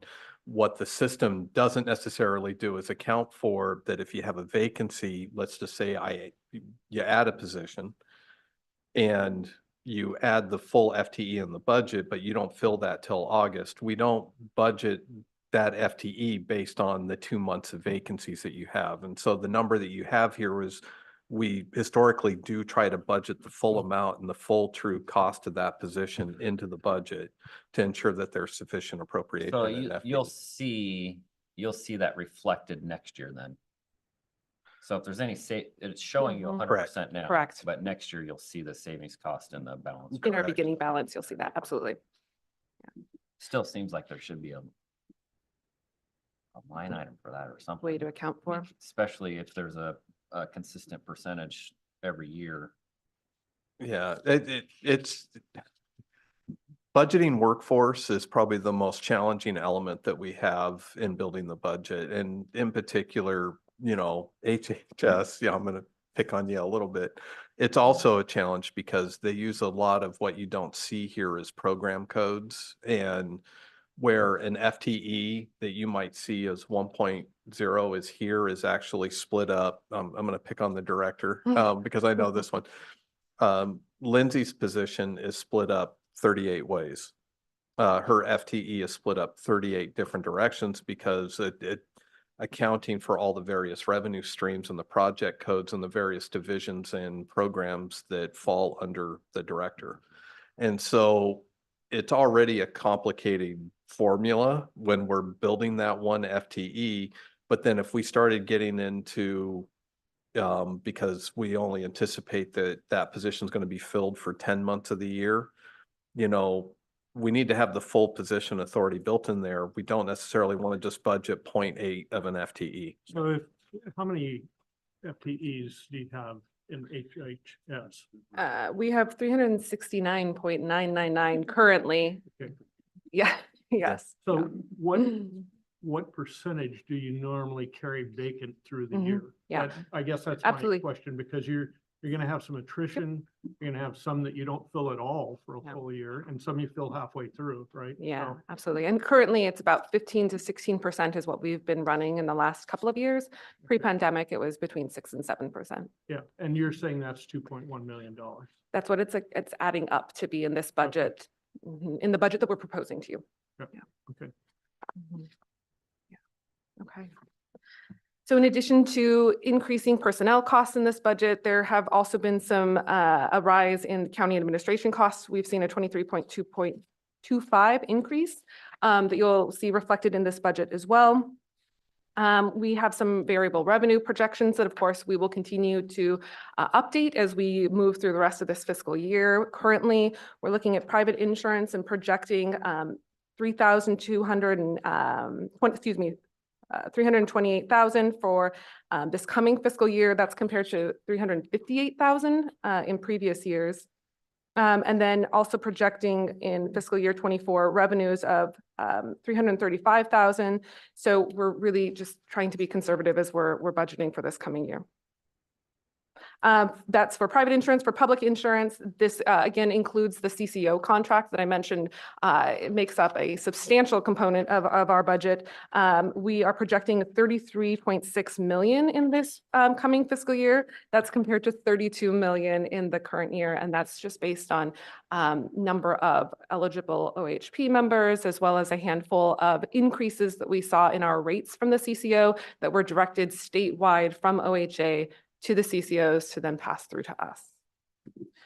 Oregon Health Plan membership is because of the CCO contract, certainly is something that can significantly impact our budget. We're seeing pretty steady rates. So about a year ago, and so in my presentation last year, I mentioned redetermination, and there was a lot up in the air around that. So because everyone was frozen and didn't have to go through the eligibility process to redetermine if they continue to be eligible during COVID, we had a pretty substantial increase of people who were on OHP. When they began the redetermination process, in which people would have to resubmit their information to see if they were still eligible, we had a lot of unknowns about how that would impact both the eligibility and then be passed down to our budget. At this point, we're seeing that be and remain quite stable. And so we have just projected a pretty steady amount when we're looking at that number. I mentioned we have 369.999 FTE in the current budget. This includes 2.67 FTE that was added mid-year through the process we have established with the Board of Commissioners and County Administration. The budget that I'm presenting to you for fiscal year 25 officially lists 364.474. So we are reducing a handful of FTE in this budget. More details about that can be found in item C in your handouts around the FTE positions. I will note that those FTE positions are currently vacant positions, so it is not moving. It's not a layoff or anything like that at this point. So reclassifications, there is a handout for you, items B and C. I'll go through those really quickly here. We are requesting to reclassify 3 FTE of behavioral health clinicians to advanced practice behavioral health clinicians. These are staff who qualified for this to get lead pay or out of class pay mid-year because they either became licensed mid-year or they became duly credentialed to be able to provide both behavioral health, mental health, and alcohol and drug counseling. That's our typical process. We add out of class pay for them when those things occur mid-year and then shore it up at the budget process. We are requesting to reclassify 6 FTE of behavioral health clinicians to advanced practice behavioral health clinicians. These positions are currently vacant, but we would like the ability to recruit at the higher level should we find someone who's licensed. And that's the difference between the behavioral health clinician and the advanced practice is advanced practice are already licensed. So when we can get someone who's already licensed, that's fantastic. Otherwise, we provide the supervision for them until they become licensed. So this would just allow us to hire at the advanced level if we are able to. We're requesting to reclassify 3 FTE of advanced practice behavioral health clinicians to behavioral health clinicians. These positions were underfilled during this last budget. Reclassify 4 FTE of advanced practice clinicians to human services specialist 1s, also underfilled this year. Reclassify 3 advanced practice behavioral health clinicians to human services associates, also underfilled this year. And then reclassify 1 FTE of a human service specialist 2 to a human service specialist 1. So our Position Management Authority Preservation Request. So this is a new request and it's new language that we worked with County Administrator to determine how we want to go about this. So we're calling these our preservation requests. Over the course of the last fiscal year, we have had a handful of staff who have voluntarily requested to reduce FTE, and we have allowed that. However, we want to maintain the authority of the full FTE should those positions or those people rather leave the position, that we would be able to recruit it as a full-time position. There are a handful of those. They're very small amounts. So one would be retaining 0.15 FTE of an associate, 0.2 FTE of a human service specialist 1, 0.25 an advanced practice behavioral health clinician, and then another 0.25 advanced practice. So these are just little tiny bits that we want to be able to maintain should those people leave so that we can return to the full-time position. Our overall proposed operating budget is 62.8 million, and the total budget is 77.2. That includes some funds that we'll talk about as we get into the administration budget that allow us to receive new grants should they come in. Yes. I'm sorry, before you get Yeah. too far away from the reclassification Absolutely. personnel requests, because this is our first presentation and you're going to see requests coming forward. And I didn't necessarily get into the details during the presentation. As part of the budget process, the team and I are going to be we already have some spreadsheets put together where we're tracking all the requests that are coming forward, including the community requests that have already come forward and what we may hear this evening. That's in preparation for, you're going to hear the requests being presented like here, and we're going to be noting that on a spreadsheet. So then when we go into deliberations on Wednesday, I'm going to put that up on the screen. And so then you'll be able to easily track the various requests that are coming forward this week, and then you'd be taking actions on those on Wednesday as part of the deliberations. Just, you haven't been through this process before, and I just want to make sure that everyone knows you don't necessarily have to keep notes. We're keeping notes, and I'm going to share that spreadsheet Wednesday morning on all the requests that are coming forward during this week to help facilitate the deliberations on Wednesday. Sorry, thank you Yeah, for letting me absolutely. interrupt. While we're on D, can you give me a couple examples? And I'm just going to go for the big ones here. So I'm going for the 2.264 million that comes out of the general fund, Mhm. the public health 910,000. Can you give me examples of what that 910 is coming from general fund Sure. and then coming into HHS for? Yeah, absolutely. It's specifically. And why curious wouldn't it about- come from, I guess, through intergovernmental agreement from OHA Sure. or something? Well, unfortunately, all of the requirements that the Oregon Health Authority requires of us don't always come with funds to do them all. As I see Mary, as you know, Commissioner Starrett knows well. So some of the big pieces, though, I will say, there's close to 400,000 of the funds specific to public health go towards the match funds that we use for our home visiting programs. It's actually like 377,000.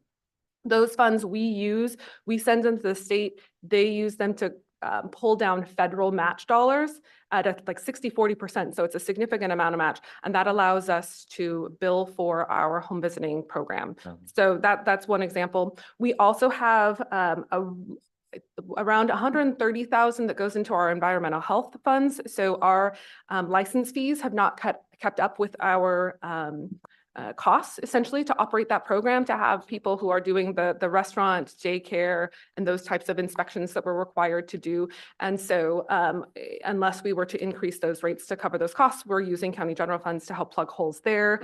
Then let's see, those are the biggest buckets in public health. Certainly there's, we have 164,000 that goes towards communicable disease and tuberculosis. And then there's a sort of split up and handful of other areas. So that's specific to public health. A large portion is, also goes to veterans. That's in a separate line that you'll see there. And then the next biggest one is in our behavioral health services. Okay. Yeah. Okay. see, so I think overall, our contracts to community partners, community-based organizations has remained pretty stable, not seeing any significant changes there. And I mentioned we will continue to monitor our variable revenue and those types of things, and we'll work with the board and county administration should anything change over the course of this fiscal year that would impact our budget and need to change there. So before we dive into the budget before you, any questions? Okay. All right, so I'm on page 6 is where I'm starting on the budget book. I'm thinking those numbers should align with your budget book as well. Our beginning balance, so the actual beginning balance you see on line 30101 for the beginning of 23-24 was 19,989,991. We're anticipating a beginning balance, like I said, of the 21.7 million for this larger year. So I mentioned some of those big buckets of funds that came to us through the last couple of legislative sessions, just to highlight a few of those, and I'm happy to go into more detail if you'd like to, but some of the big ones are the behavioral health housing dollars that came to us, the behavioral health resource network funds, or the Measure 110 funds that came to us. We still have funds in our House Bill 4004 that was came to us for behavioral health workforce retention. And then we also have close to $1 million of COVID dollars that we received a couple of years ago and are still in our budget. We're spending them at a much slower rate than we had been before. And so they will just continue to carry over until they expire and we have to send them back. Yeah. Question, Lindsay, about those COVID funds. Mhm. What are the restrictions on those? Yes, they are highly, so these particular funds are very restrictive. So they're epidemiology laboratory capacity. That's what the ELC stands for. They are largely for COVID case investigation and wraparound supports. So when we were at the height of the pandemic, there was a significant number of staff that we had, both permanent staff as well as voluntary, temporary staff. We were paying to do case investigation, to do the contact tracing, the notifications, as well as supporting people who may not be able to isolate or quarantine safely anywhere, and providing things like food and shelter for them during that time. There's very little of that happening at this point in time. And so those funds are there, but that is what we can use them for. And that's it? That's it. So they're going to basically sit there. They're going to sit there until they expire, yes. And then at which point those are CDC funds. So they will be sent back to the state and then whatever process they go through between the feds and the state will happen. So there's nothing that you can do to finesse that into usable funds? Oh, it's a great question. So there's not a lot, but that doesn't mean I'm not trying. So some of the things that I'm working on right now is, as some of you know, certainly the Board of Commissioners knows, we are working on a renovation for our public health space. I'm trying to find small slivers of those funds that I can say, you know, this section of the building is for communicable disease. We anticipate this much being for respiratory illnesses. Can we use it to purchase part of the renovation, part of the furniture, things like that? So there's some back and forth happening with the state right now on if we'll be allowed to use that, but I don't have the green light yet. So that would include all respiratory diseases. It's not something you have to be able to show a Well, connection to COVID. There's a little bit of a nuance. So theoretically, we're able to use those funds if we don't yet know what the disease is. So during respiratory season, right, we may get a call from a long-term care facility. It says like everyone is sick. It feels like everyone's sick. And so we either provide information to them on how to do it, or in some cases, we may send staff who are doing swabs, trying to test to figure out, is this flu? Is it respiratory? Is it RSV? Is it COVID? In that space of time before we have anything confirmed, we have been able to use and tap into those funds for that. The way that we do that and the way that Lane and her team knows how to track that is through our timesheets. The public health timesheet is a page long with dozens of different options for staff to choose to capture every little revenue source to make sure that we are tracking and getting things put in the right place. Yeah, absolutely. Okay. Ken, I have a quick question. So when we look at item D, at the discretionary funds that go into HHS, it says that for 24-25, there's 910,000 for public health, 755 for adult behavioral health. Where is that actually reflected as revenue in the actual budgets? So It's in transfers. it's going to be reflected in transfers. There's transfers that we're not there yet.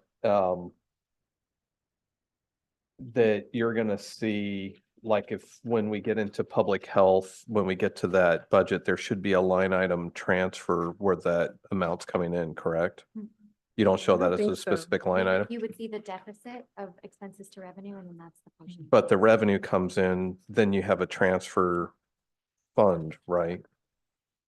Page don't- 14. There's no crossover in terms of revenue. Yeah, We don't so hold that. thank you, Mike. So page 14 is where you're gonna see the full transfer in from general fund, that 2.2 million that. So that's transferred in, and then they balance their revenues to this number, much in the same way we do in Fund 110. You're gonna see that to where all of our funds will, it looks like they're out of balance, that they're running a deficit. It's because they're balancing to Fund 1002. In this case, for Fund 216, the funds are transferred in and you have the revenue line that's here on page 14. And they make sure that all their divisions, based on that formula that they have in the exhibit, balances to that number. If that makes sense. It's a lot of moving pieces. Okay, but Because the tricky part is we couldn't show it as an individual line item. Because if we had this booked as a revenue, and then if you had $900,000 booked as a revenue in the public health division, you would be double counting those numbers. and we're allowed to do that because the discretionary fund money is completely discretionary. There's no strings attached. We're just plugging holes. There's no strings attached, but the funds that are built in here. So the Board of Commissioners established that $2.2 million to HHS many years ago, and there's been increases to it. HHS still has to budget the 2.2 million per, what they've presented right here. It doesn't mean that, there's not as many, there's no restrictions associated to it like an intergovernmental agreement, but HHS is still presenting that budget that 900,000 is going to public health. 300,000 is going to veteran services. And so that's why they break that out, but it's not broken out into the budget. And you're going to see it similar when we get into Fund 110, like I mentioned before. That Yeah. it's- I just wanted to make sure that was clear to the budget committee that that transfer in from discretionary general fund is basically unrestricted. And it is a decision of how to apply that to the overall HHS budget. Correct. Okay.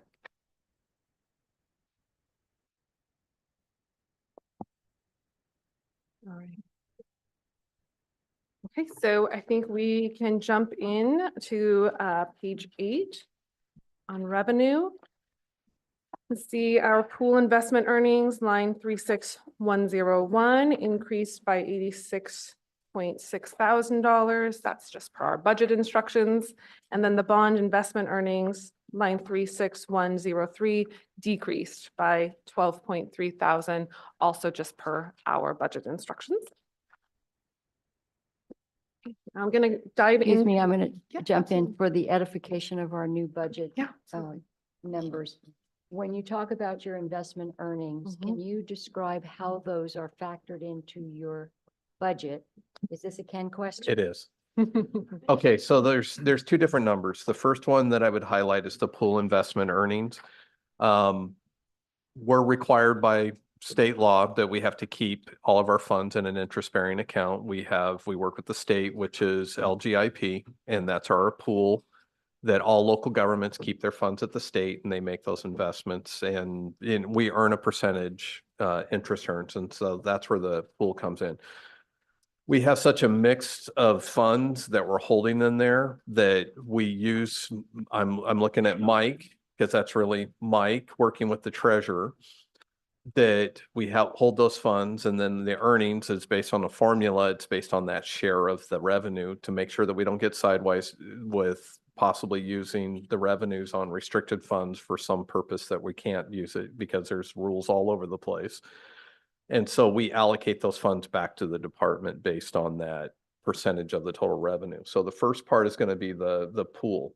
The bond interest earnings. So the treasurer does an outstanding job, oversees all of our investments. So we have the interest earning that we get from being in the pool, but then we also have the investment earnings. And I pointed to the screen because I see our treasurer is signed into the Zoom, but Chris also manages our portfolio. So funds that we have available, she's out actively within the investment policy, making investments, and we return any returns that we get or any earnings also go back to the departments. And it's on that same formula. It's based on the total diversity of the funds that we have available for that. I don't know. I probably butchered that, Mike. You could probably say it a lot more eloquently than me. I think I'd like to ask, what was the exact question again? Oh, it was just a general overview about pool and Got it. bond interest. Yeah. And all- so Yeah, all the what's- interest goes into a holding account. And then every month we allocate that out to all the other funds in a ratio of how much cash they have in their fund for that particular month. And so the funds that you see budgeted here is Mike working with Chris and working with Justin. We basically give departments instructions on what to budget for their pool and bond interests for the next year. Yeah. So we put together a table. It's part of the budget instructions. And so that's why this, they budgeted the number per the budget instructions, but those are numbers that are giving based on projections that Mike and working with the treasurer put together. So I just want to throw in there, so we've had significant increase in interest earnings. So how does that impact sort of the view of what your budgeting looks like when you go into it, knowing it's perhaps better than it's been in years past?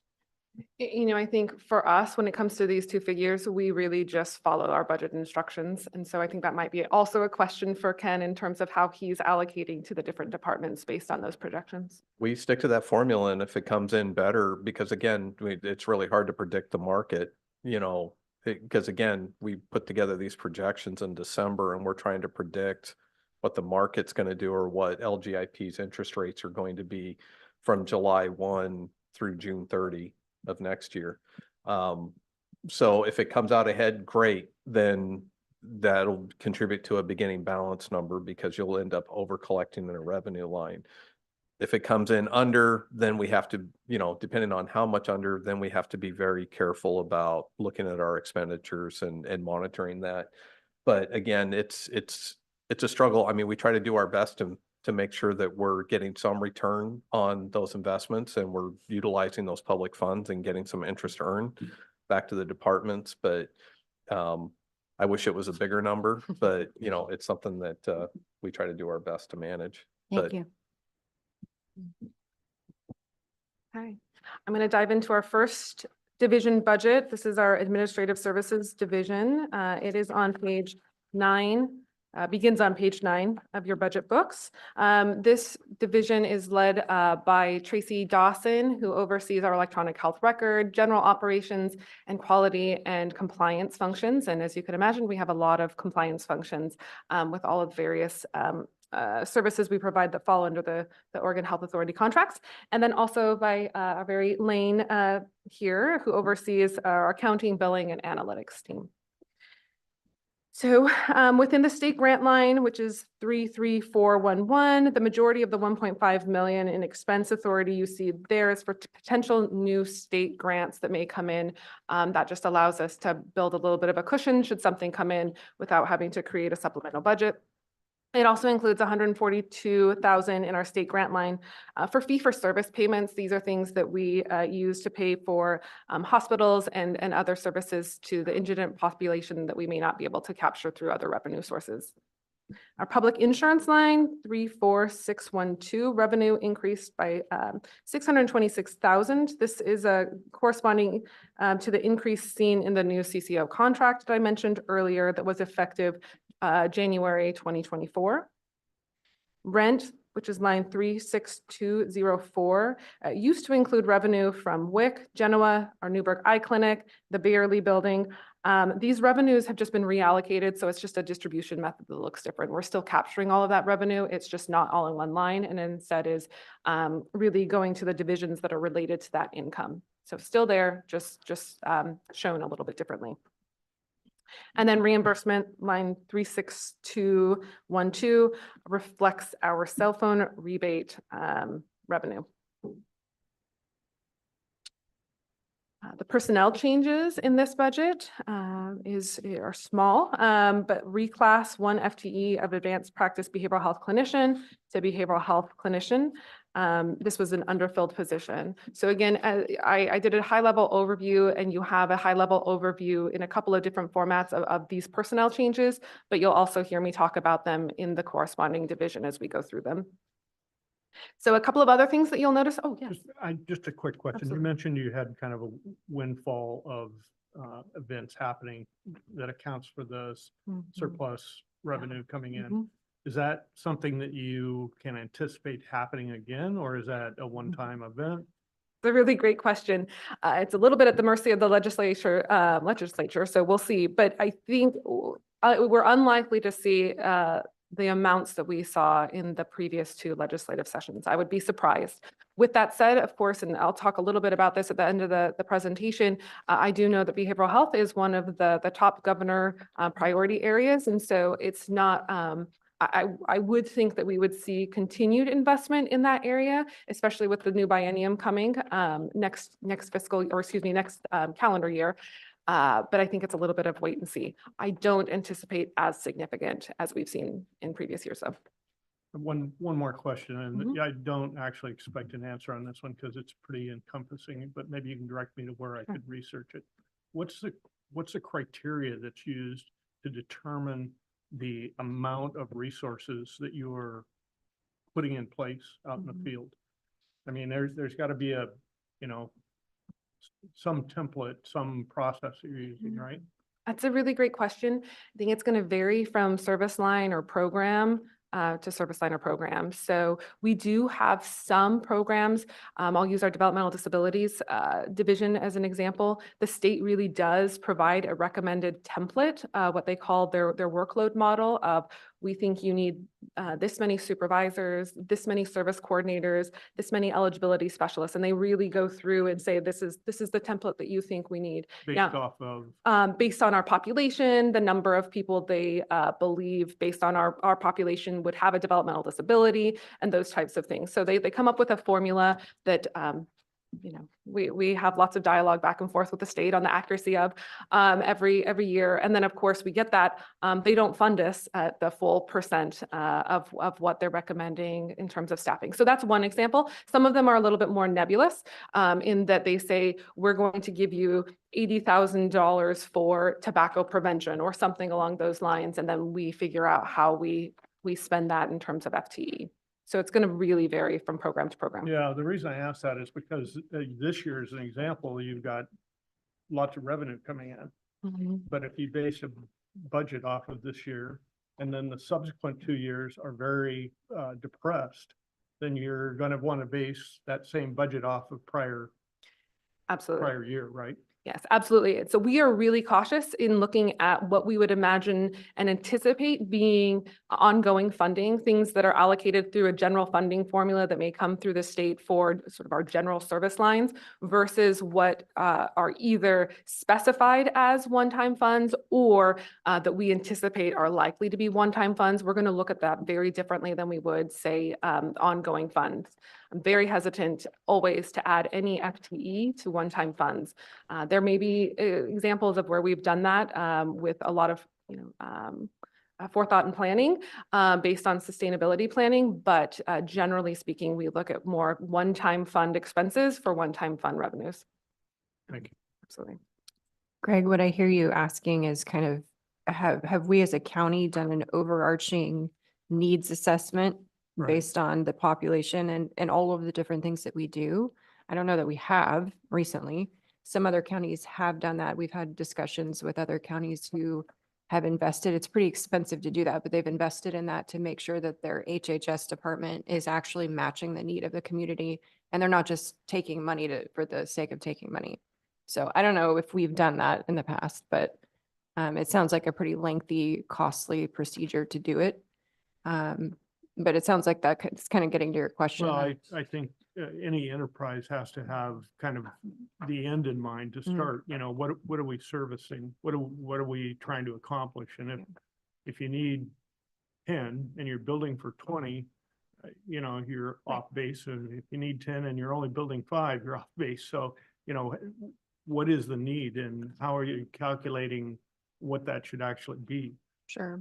And it's difficult because, as the director said, we're 97% funded by state and federal funds. So it's, you know, this is money coming from elsewhere with different strings attached. Yeah, within the county. and I know this is just a county discussion, but we all pay state taxes and we're all part of the same community. So Yep. I think we should just be conscious of, you know, it affects all of us. Agree. Thank you. So, And this is the biggest line item or biggest department in the county. I mean, this is like, if I'm not mistaken, this is what 40% of county budget is HHS.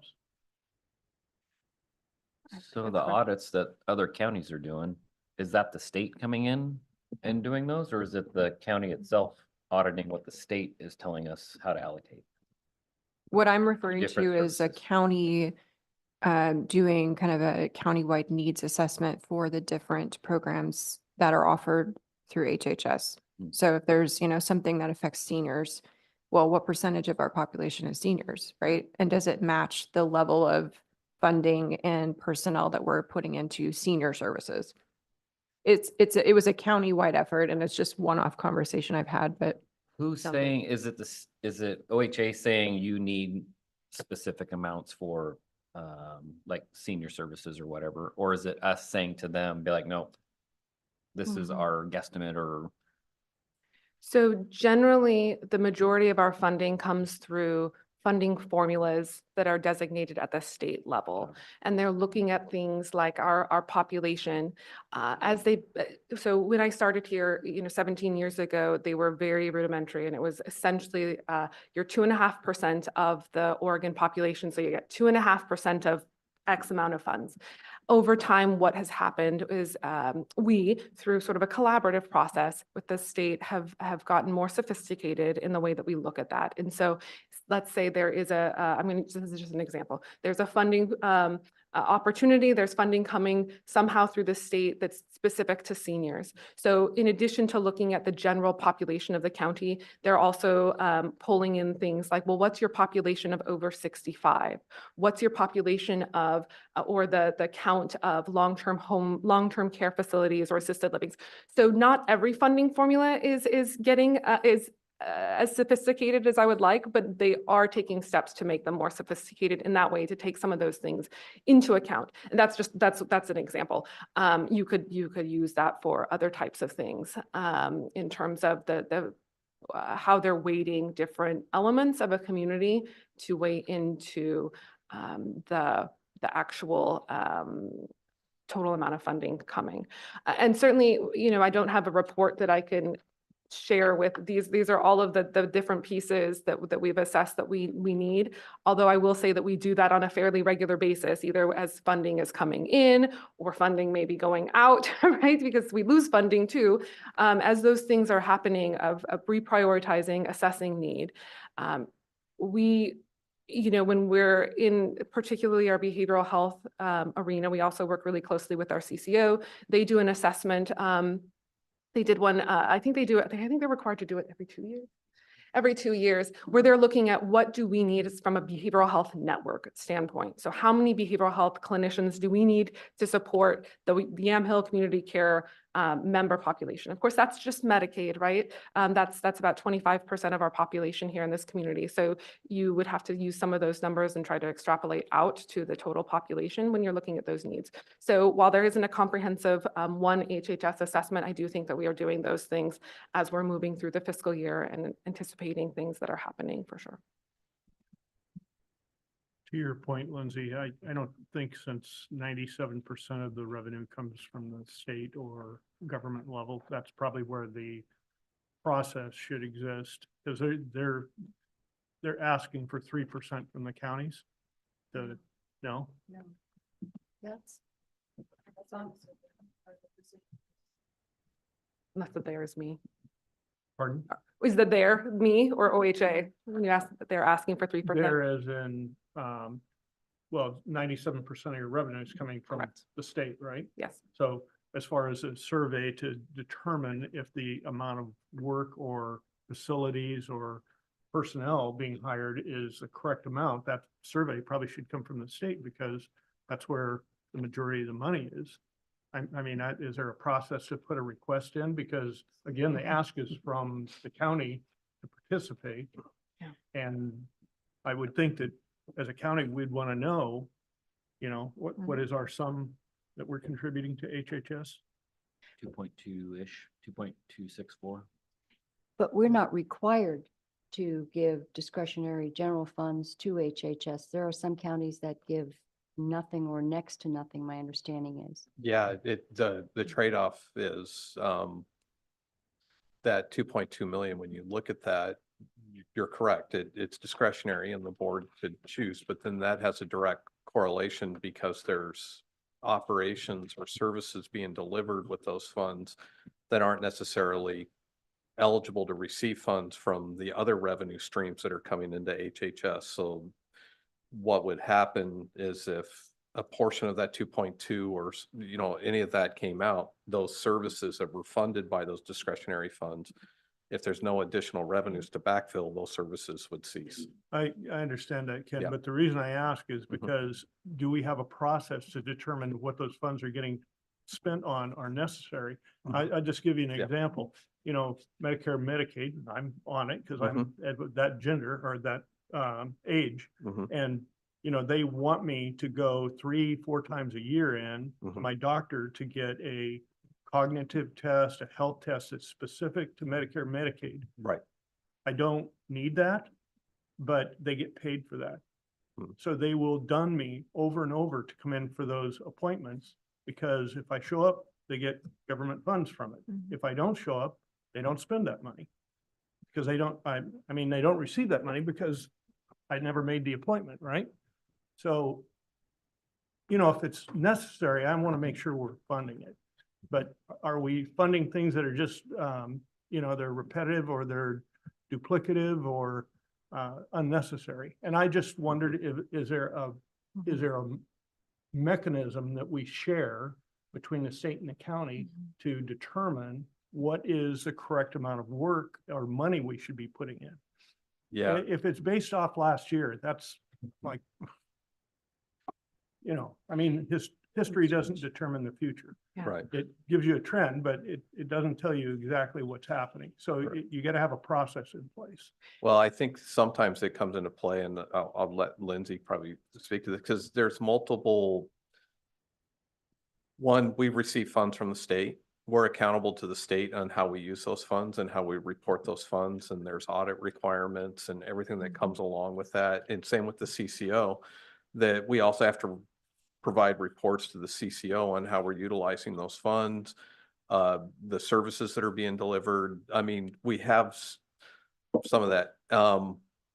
You know, we have multiple layers in auditing and everything. And even this process that we're going through right now is another element that when we go through all these lines in the budget on how we're utilizing those state funds, whether it's private insurance or it's Medicaid or it's direct grant and aid from whatever state agency that we're showcasing as part of this budget document, where we're anticipating, one, how much we're anticipating receiving, and two, how the financial plan that we have together on how we're going to utilize and spend those funds. Then there's the other layers where you get into the day-to-day where Lindsay and her team are constantly working on, is looking at caseloads, looking at vacancy rates, looking at what positions, what services are actually being delivered, what benchmarks that we're meeting. There's all different layers kind of associated to that's both formal audits and I know we go So there's through. a cost to all of that, Correct. that whole process. And Yeah. my question is there a mechanism to determine that the outcome of that is needed? Yeah. Mhm. Because you wouldn't spend all that money Right. or you could reallocate the funds to something else that's more important. I'm just asking the question. Yeah. So if we don't have a mechanism though to make that determination, then it's kind of like, well, we did it last year. Yeah, I think there's a couple of things at play that I would point to. One is when we don't spend funds, we may be able to roll those over for a year or two, but generally speaking, if we don't spend funds, they're collected from us. So we don't maintain them. And that is, can be, and we've talked about this, and this has happened before, where when the state looks at funds and is saying, well, this community is only using this amount consistently, that's what they need. And so they'll pull back. And so there is a little bit of a check and balance in that, from that perspective. I think the other part that makes this conversation hard from the Health and Human Services standpoint is that our services are in such demand, and the ability for us to provide them in the ways that we would like to, meeting sort of what we would call the highest standard of care of how frequently people are seen for their therapy appointments based on their acuity level. We don't get to meet those because we have too many people needing the service than we have the ability to provide. And so I think it's a hard bit of a question for us to tackle, because especially in the behavioral health sphere, we have just never gotten to the space where it feels like we even have barely enough resource in the way of funding, resource in the way of staffing to be able to manage what's coming through our door. And so it's a constant triaging moment of who's the sickest right now in this moment. Let's get them in. Everyone else is going to have to wait, which is not how we want to deliver care, because those people who have to wait still have significant needs. But we're not in that space of having that the resource even close to the demand yet. But I do think as we continue to see legislative investments in our behavioral health arena, that those types of questions are going to become more and more important. I was just going to follow up with the comment. I mean, it's more of a staffing issue though, because the balances are there Well, on certain things. I understand there's maybe certain line items that are restricted and it's hard to get funds to go manage that. But I think overall, when you're looking at it, it's more of a staffing. I don't want to make it seem like that we're backlogged and we're not providing services because the money's not there. Majority of the money is there. It's just we can't fill the position to go provide the services. I think even when we were fully staffed, or HHS has never been fully staffed, right? Where we've got 370 something staff. You're going to have take into account some vacancy, but the pre-pandemic, let's say 6 to 7% was our typical vacancy. That's what I think that's my aim to get us back down to, right? And even in that space, we always had more community demand than we had staffing for. Even in that space, we're again consistently having to triage. We're consistently really pushing against our timelines for how frequent or how soon we're supposed to get someone in per our CCO contract, per our state contracts. And even in that pre-pandemic state, that was difficult and that was challenging. And we continue to hear consistent feedback from our community that we have more need than is being delivered right now, which is just unfortunate. So I think it's both pieces are really important and both pieces come into play. And I feel compelled to say here that we have an amazing team over there that does that triaging extremely well and are working so hard every single day to see as many people and get as many needs met as possible, both in our clinic and certainly out in the field more and more these days as well.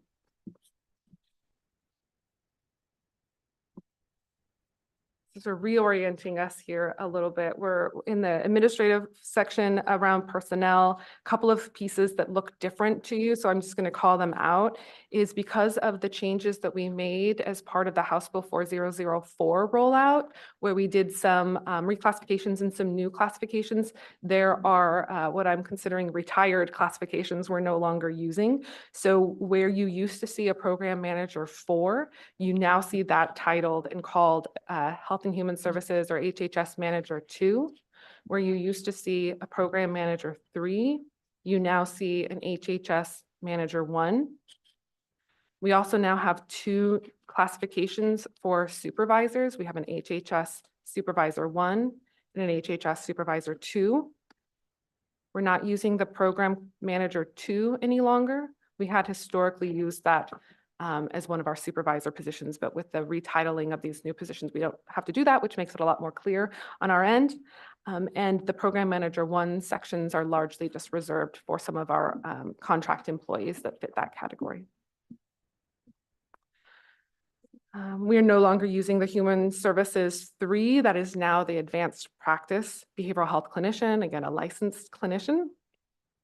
And then we're no longer using the Program Supervisor classification, that is now Senior Office Administrator.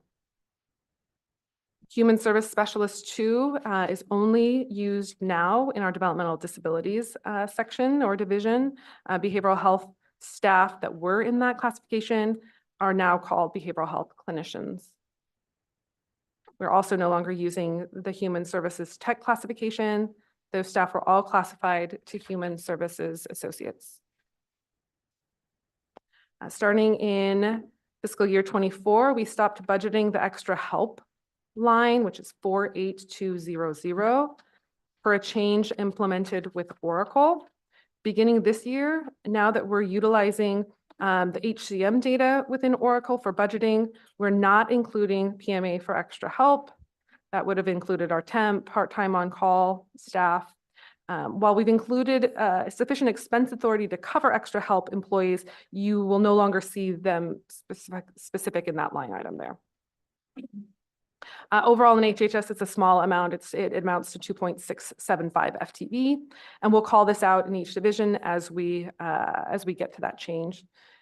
And this is all included in that item C of your handouts.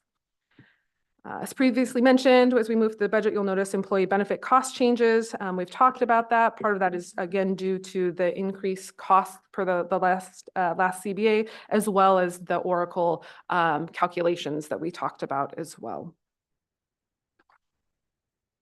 A couple of other just notes in the benefits. We are no longer using the certification education line, which is line 48500 for bilingual pay. Bilingual pay is now reflected on incentive pay line, which is 48600. This is a change recommended by county administration, and so we aligned our budget to go along with that. And then per the budget instructions, we are no longer budgeting for time loss revenue, which is the line 49480. And I'll just add, just because we're early in the presentation this week, you know, a lot of the changes, you're going to see this across the board. And one of the things that I really liked with the new system it brings some consistency across all departments on what lines we budget. So as an example, bilingual pay. I'll just pick that one. Some departments may have budgeted as an incentive, others may have budgeted as a certification, because again, our old legacy system, you just punched a number, you know, in instead of pulling workforce data straight out of our HR system that's entered into Oracle. And so this is going to bring, you know, we're probably a couple years out that as we start building these budgets, this is to bring more consistency and more ease and transparency when you're looking at a budget, that you know what's in that incentive line, as an example, where in the past, you know, there may have been some inconsistencies in how it was, you know, depending on who was building the budget, how it was interpreted, what line it should be booked to. So I think long-term, this brings more accurate data, and it also brings more consistency across the entire budget. So when you're looking at an incentive line, it doesn't result in, well, that's my bilingual, and then this department, well, my bilingual's in this line. And so that's something that it's looking to fix. Yeah. Okay. Thank you for that. So in the materials and services, there's been a small amount of fluctuation. These are the 50000 lines, a lot of zeros there. Overall, we're seeing an increase by 1.1%. So a small percentage-wise increase. The increase in central supplies, which is line 51001, and miscellaneous supplies, 51199, increased here for department-wide expenses that are paid for with our pay-for performance dollars. Those are funds that come to us from the CCO or other specific funds. But we're holding some of these expense authority for, we're holding some funds here for what we're anticipating with our staff moves with the public health renovation. and potentially others if they become available to us. We have a decrease in publication and dues fees by about 13,000. This is line 51303 due to cancellation of some subscriptions we've decided we do not need. And then an increase in small equipment purchases. This is line 54301. And that's related again to potential relocation as well as actual relocation with the public health staff. Our janitorial contract, line 61024, received an accidental under budget in fiscal year 24 across HHS. So you'll see this in several divisions, but it shows up here with the first division being admin. So utilization for fiscal year 23 for all of HHS was 42,500. But we only budgeted 9.5 for fiscal year. So we're just correcting that. That's why you see a significant change there. In fiscal year of 25, we're budgeting 32,000 for those costs, which is in line with our previous spending. Grant expenses on line 61130 includes 142,000 for our fee-for-service acute care costs and 250,000 for network-wide investments and training expenses. Those are training that we have to do to provide certifications and other types of things for our staff, largely in the behavioral health space. OHP subcontracted services, this is line 61304. This includes our subcontract for Lutheran Community Services, Catholic Community Services, Project ABLE, and Dual Diagnosis, who provide services to support various service lines that we operate. Telephone line 62001 also had an accidental under budget in fiscal year 24. So you will also see, again, this throughout the divisions in the way that we budget, but it shows up here first. Utilization for fiscal year 23 of all of HHS was $208,000, but we budgeted 163 for last fiscal year. So we're correcting that and projecting and using the budgeted figure of 244,000 for the budget in front of you. As a reminder, we changed the allocation methodology for our building rent. I mentioned this earlier in the presentation. You'll see that on line 65201, as well as heat, light, and water, line 67002. Across all of HHS, you'll see the differences in the fiscal year 23 and 24, but not 24 and 25, because that was the year we made the allocation change. So now it'll be consistent moving forward, and you'll see it just mimic what we did previous year and moving forward. Property taxes, line 67004. This is a new account for HHS. Property taxes payments were previously handled through county council, but are now coming directly to HHS at the recommendation of county admin. The department equipment maintenance, 68302, reflects our electronic health record maintenance, our SysAid or IT system costs, and Doctors First, which is the electronic prescribing we use for our prescribers. Our electronic health record maintenance costs were not reflected in the admin budget prior to fiscal year 24. So you'll notice differences between fiscal year 23 and 24, but then 24 to 25, you'll see that consistency because of the change and carrying that change through. Other expenses, line 69901. Also across all of HHS, but appears here first, has been used in the last few years for our pandemic response. But as we talked about earlier, we're seeing that diminish more and more. And so we're no longer needing to purchase items related to that like we used to, such as like protective equipment and whatnot. New state programs, line 72011, and new public insurance lines, 72021. Our expense authority lines related to CCO membership projections and potential mid-year grants that may happen over the course of this year. There's some capital expenditures here. HHS software purchase, you'll see that on 80007.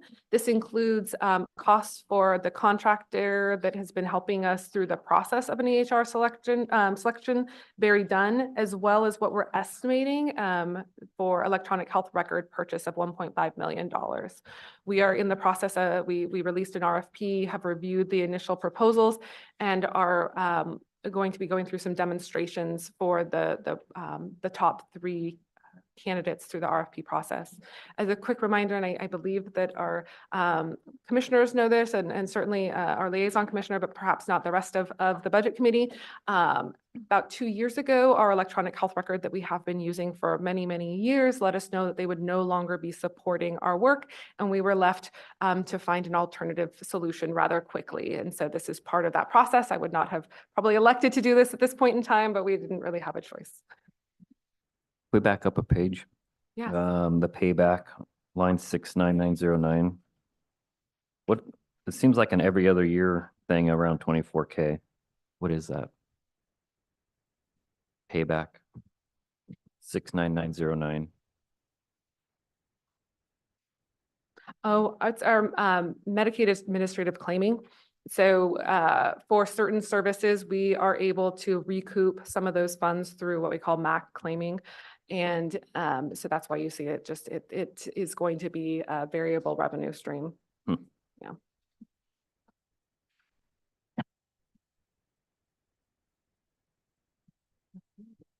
So transfers, we talked a little bit about this a bit ago, but on page 14, that is where you will see the county general fund transfer.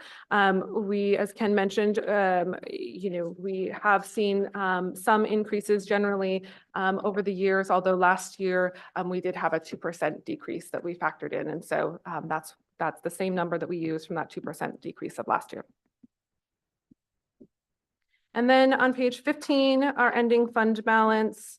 You can see we're anticipating an ending fund balance on line 99001 of $11,939,041. Again, most of that is in some of those big buckets that I mentioned earlier that I'm happy to talk more in detail about if the board would like, or the committee would like. And also just of note, with a budget of our size, that continues to be less than 90 days of an operating budget as well. Any questions before I dive into the next budget, next division? Okay. The next division to dive into here is our public health budget. This division is led by Bill McKilson. He is our public health manager. I still operate as our local public health administrator. Public health, as you know, we talked a lot about already some of those programs, so I'm not going to dive into any detail, but I'm happy to answer questions if there are any. We are forecasting, so just going into revenue, forecasting revenues for restaurant licenses. That is on line 32101. This takes place during our usual and customary rate setting, which is happening right now and then comes to the board for approval in terms of what those rates will be. Right now, the fiscal year 25 budget includes the same budgeted amount as we used for last year. We will need to review this at Adopt to make any necessary changes based on the projections between now and then, if there's anything that's changed. But we are anticipating currently a small increase of 8.6. There's also some additional license and revenue, license and permits that includes vital records. So you see that on line 32291. We are responsible for issuing birth and death certificates for the county. And we're projecting an increase of revenue by 8,600 for those. The CFDA federal grant 33115 remains stable. The federal grant subrecipient that you see on line 33172 and the vendor 33173, as well as the state health grant 33411 are increasing some over the course of this fiscal year, but you've seen the projections there. Our patient fees in line 34610, we're holding that flat at 12,000.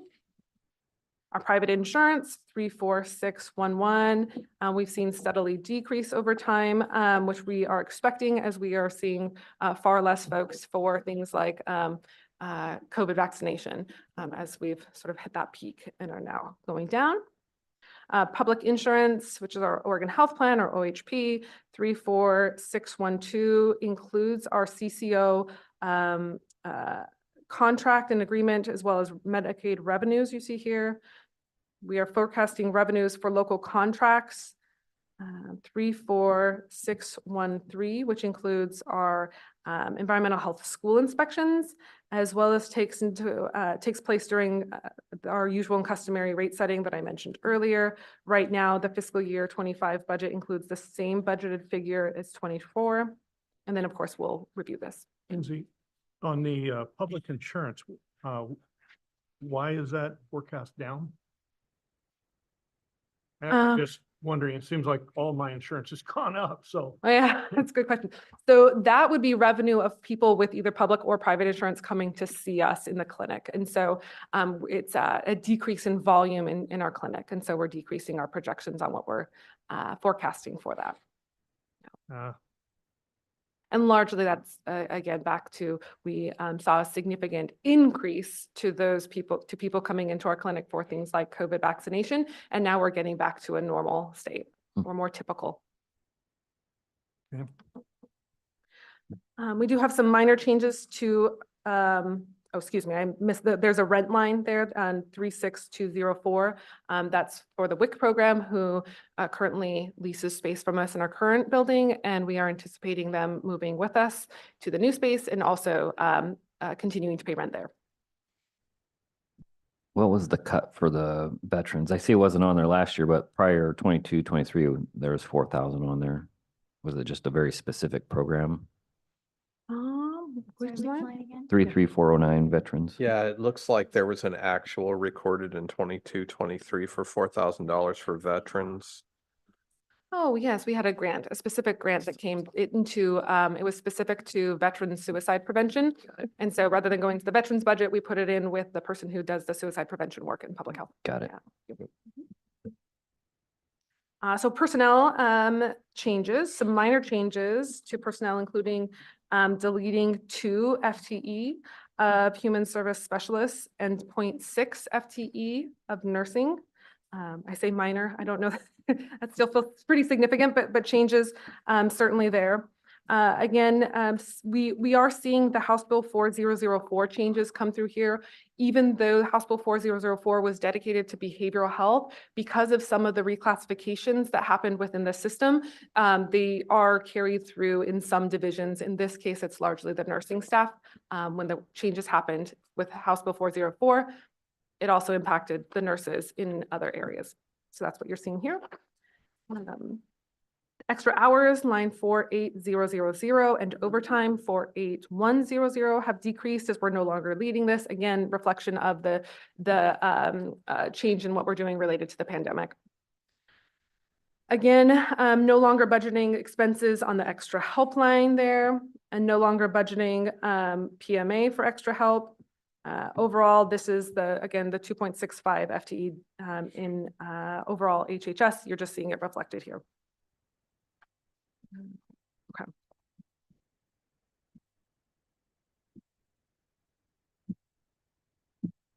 Yep, and then you can just see the subsequent personnel increases that we've talked about before. Materials and services. There's some fluctuation in individual service lines. Again, this is the 50000 line, increasing by 1.2% overall. And I don't know, those are all the same changes that you saw that I mentioned in the administrative budget.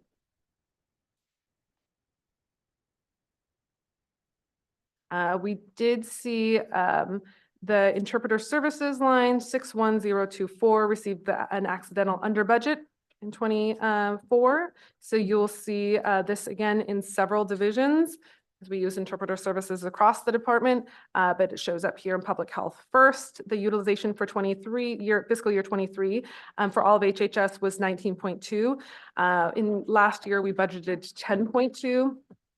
In this budget you see before you, we're budgeting 22.2, which is much more in line with what we are anticipating and what we saw, closer to what we saw in fiscal year 23. I mentioned the janitorial contract earlier, 61103. And then you will see in grant expenses, 6130 is the line we've used to delineate expenses related to specific funding sources. The increase here is due to one-time ballot measure 108 funds to support tobacco prevention work. So these are funds that came into our budget, one of those one-time funds that we are continuing to determine exactly how best to utilize these funds. I mean, similar to the conversation we had earlier, knowing that they were one-time funds, we did not want to use them to increase FTE. But we know tobacco remains a huge problem in our community, and so I want to find an appropriate way to use them. We have an increase in the telephone line 62001. We already talked about that accidental under budget. We are seeing an increase, and you'll see this throughout the budget as well, increased travel expenses. Here it's line 63001. We are just seeing staff travel more for work, for trainings, things like that as they're able to do so, and more things are coming back online in person rather than virtual. Is it just a coincidence that it's every other year, high and low? The travel expenses? Yeah. It's like 22, 23 was 18, and then back down to 8, now back up to 18 again. Good question. Do you? Well, I can speak to that a little bit. The 23-24 figures you're looking at are budgeted. So the projection that we're looking at this year is more in line with our actual spendings, but we don't have our actuals loaded for this current fiscal year in the document in front of us. Got it. But there's just an every other. Yeah. Yeah, for sure. Okay. July, if it's helpful, July through March so far in this budget, we've spent about $14,000 in travel. I see. Thank you. So again, property taxes, line 67004 is a new one to our budget. And then our projected decrease in other expenses, line 69901. These were again, historically COVID expenses. Our bank service charge, 69908, is something we may need to adjust our calculations for as we continue through this budget and get better projections as we move into adopt. Payback, which is line 69909, includes the required match for our maternal child health programs and including nurse family partnerships. So we talked about this a bit when we talked about the county general fund that is in the public health budget. This is part of that, those funds that we are using for a match. And again, similar to the admin budget and the budgets you'll see, the capital expenditures, line 80007 includes those EHR costs that we talked about before. Any questions about public health? Yeah, how are we calculating the building reserve? Why does it fluctuate so much? One more time. The building reserve. So you're 113 on 21, 22, then you go up to 140. Now we're back down to 124. Well, we charge based on square footage, and the square footage that they've Changed occupied has dramatically. changed. Got it. Different leases, different properties that were Okay. purchased. So that's what it's based off of. Yeah, that's an internal charge, just to Mhm. clarify that. No, no, yeah, and that's why I'm like, why does it change? I would just consistently go up so we can always have that building reserve fund. Well, it's just like Justin said, it fluctuates because we based it on square footage, and so Okay. if the square footage changes, Just we adapt it. Okay. Okay. That's it. Yeah, so next one, our community support services. This budget begins on page 22. Before you go too far, I just noticed, and I'm sorry, I didn't capture this in the admin review. Knowing with the delays that we've had with the improvement for the new location that public health is moving to, are we anticipating that we're gonna need to move some funds, carryover funds that were budgeted in this current year into next year's budget? I believe so. I mean, yes. I kind of know Was the answer to that. Thinking that we'd have that building done by July, but no, there Right. will be. So yes, it will be carried in. Okay, so if there's some adjustments that you need to make on that, Yeah. let me know. It'd probably be better to do it now and instead Sure. of waiting. Absolutely. Okay. And Okay. just to clarify, because we're relocating public health to a new facility and it's currently being improved right now. They're gonna be moving over off of Kirby Street. Mhm. And so we've had some delays completely out of our hands. And so I'm talking about, because we had $500,000 budgeted for this year to facilitate those capital construction, but it doesn't seem like if we're not gonna have that finished, we may Yeah. need to move those funds Absolutely. and have it appropriated for next year. Yeah, I think you're right. Mhm.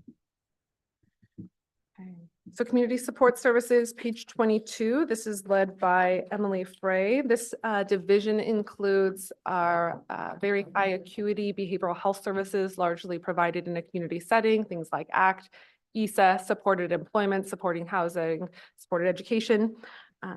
In this budget on the federal grant line, you'll see on line 33172. These aren't new funds, but the funds were previously classified as state health grants, which was on line 33411, so it just looks different. When combining these two lines for fiscal year 25, we're projecting an increase by about 2%. Public insurance, 34612, again, includes our CCO contract and billing Medicaid. So if you have any questions about that, please let me know. Really no changes personnel-wise in this division. We are seeing those changes we talked about with the classification changes for House Bill 4004 throughout the salary lines here. The extra hours and overtime expenses also projected similarly to how we talked about earlier. And then the benefit lines higher due to personnel costs and the automatic calculations that we've talked about. Materials and services, again, adjusting those supply lines we've talked about. Professional services, which is line 61002, includes expense authority in case we need to hire temporary employees through express employment. We have a contract with them and have used them periodically, largely for support staff over the last few years. Our professional contract employees, 61025, includes expenses for 2 FTE of locum tenens contract. This is seen in multiple HHS divisions. It's just here first. We use those for our licensed medical providers or our psychiatric prescribers when we're not able to staff them regularly. Our grant expenses, 61130, includes peer delivered services under the choice expenses. We increased travel, again, line 63001, for the reasons we talked about earlier. And then also property taxes, the new line for HHS. And then calling out again here that we may need to just adjust those bank service charge calculations on line 69908. We'll review this as we get a little closer to adopt. Same capital expenses that you saw earlier related to the electronic health record software purchase, as well as the consultants. The same equipment capital expenditures. With one additional piece here, we have budgeted $40,000 in the vehicle and equipment line, 80202. We're hoping to replace one of our vehicles, vehicle P70, with a newer vehicle. The Ford Fusion is currently 16 years old, and it's been recommended to us through Public Works and Motor Pool that we consider replacing that one. That's what we have here. Lindsay, what's the vehicle? It's a Ford Fusion. Or what, but yeah, is that what you, It's a Ford Fusion? is what we're requesting to, that's the current vehicle that we'd like replaced. Okay, $40,000? Yeah, what's the, what kind Is that one of the vans? have on this car? Oh, gosh, we'd have to look at that information from Motor Pool and see what it is. The vehicles in community support services do get a lot of miles on them because these staff are primarily out in the community. They are taking people grocery shopping, they are taking people medical appointments, things of that nature. Usually when it comes to vehicle replacement, a lot of times the department has some say in that, but usually it's our fleet management at Public Works. They're usually the ones that reach out because they're tracking mileage, they're tracking service tickets, they're tracking wear and tear, so it's really a decision a lot of times that the fleet manager is going to contact Emily in this case and be like, hey, we need to replace this vehicle because either the service costs or the mileage or whatever, that's more of a conversation that usually comes from fleet that says you've got enough in the replacement fund, because we're paying constantly for all these vehicles that we have, we pay into a replacement fund that goes into Public Works. And so they try to balance the service, the fuel, the mileage, also the potential resale of the vehicle, all those things that come into play. HHS does not participate in the replacement fund. That's how they budget on their own line. Yeah, they put into replacement fund for insurance, vehicle Oh, maintenance and sorry, that I thing, misspoke. but that's okay. Yeah, that's why they have a 40,000 line. It's not coming out of that internal fund. But they still Still will determined by call. fleet. Yes, Yeah. and yeah, if But- they're doing Yeah, too they're many still repairs on the overseeing. You can vehicle ask and fleet yes. that question when they come. Okay. So if we can email, I guess Mark, and just get some information from Dave. That way they can bring it when they get here. We can ask questions. So the Like 40, miles on the particulars, miles on the car. What's the 40 grand buying? Because Dave's gonna do that purchase, right? You're just transferring the money to fleet. Yeah, they do the purchase. And I believe for this one, because of the clientele, we're looking at making sure that it's an ADA accessible vehicle as well, which increases the cost. Sure. so that's not $40,000 that you're designating for replacement vehicle. That's $40,000 that you've earmarked to replace a vehicle. Correct. Yeah, just a reminder, this is an authorization to spend, this is appropriation authority that's being set in a line item in order to accommodate a purchase. If they purchase a vehicle and the price comes in at 30,000, then we'll buy it for 30,000. Are we talking about buying any vehicle or are we talking about buying a new vehicle?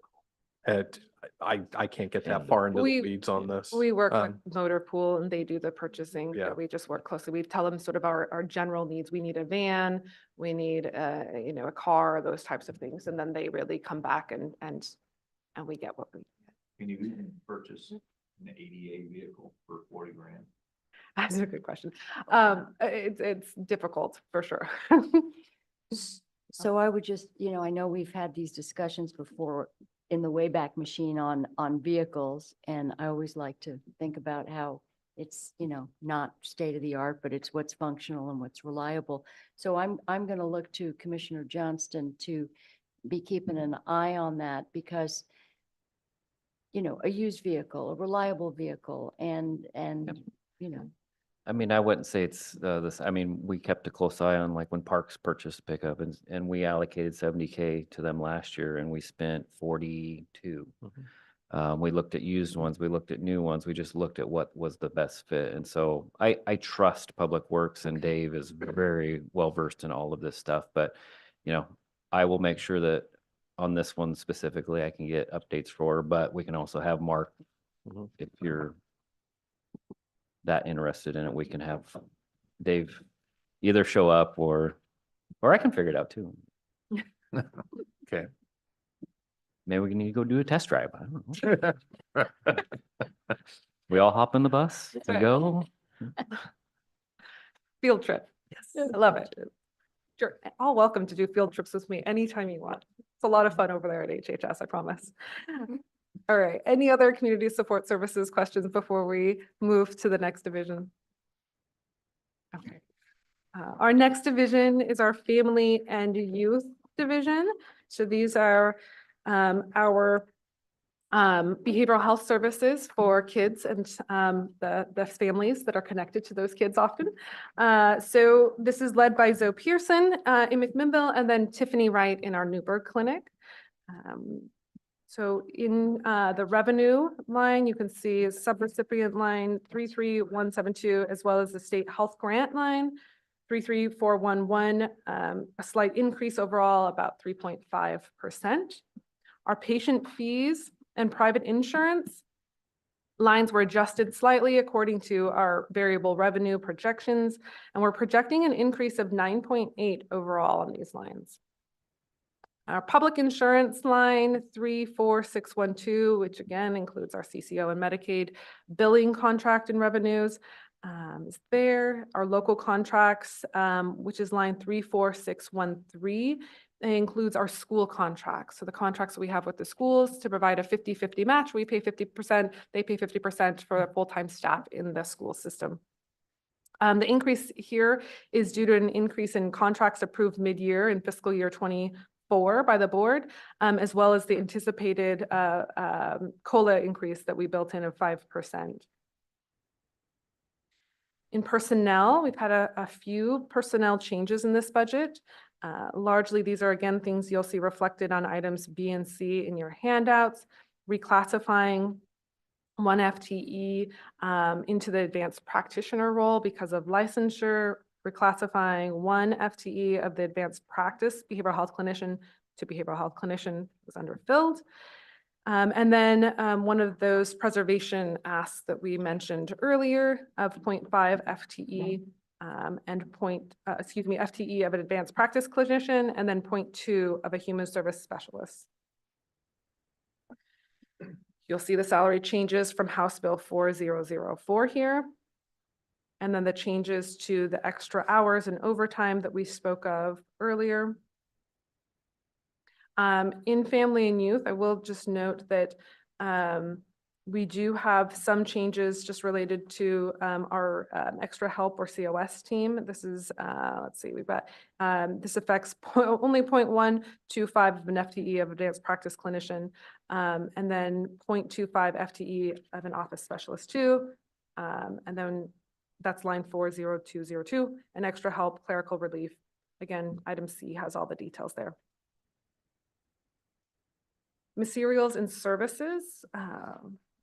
Again, same adjustments that you've seen in the other budgets. We're projecting here at 2.6% increase. Professional contract employees, line 61025 includes our contracts with Dr. Shirley Roth and Dr. Bill Koenig. Dr. Shirley Roth provides clinical supervision to our psychiatric staff, and Dr. Koenig is our medical director and health officer. Let's see our grant.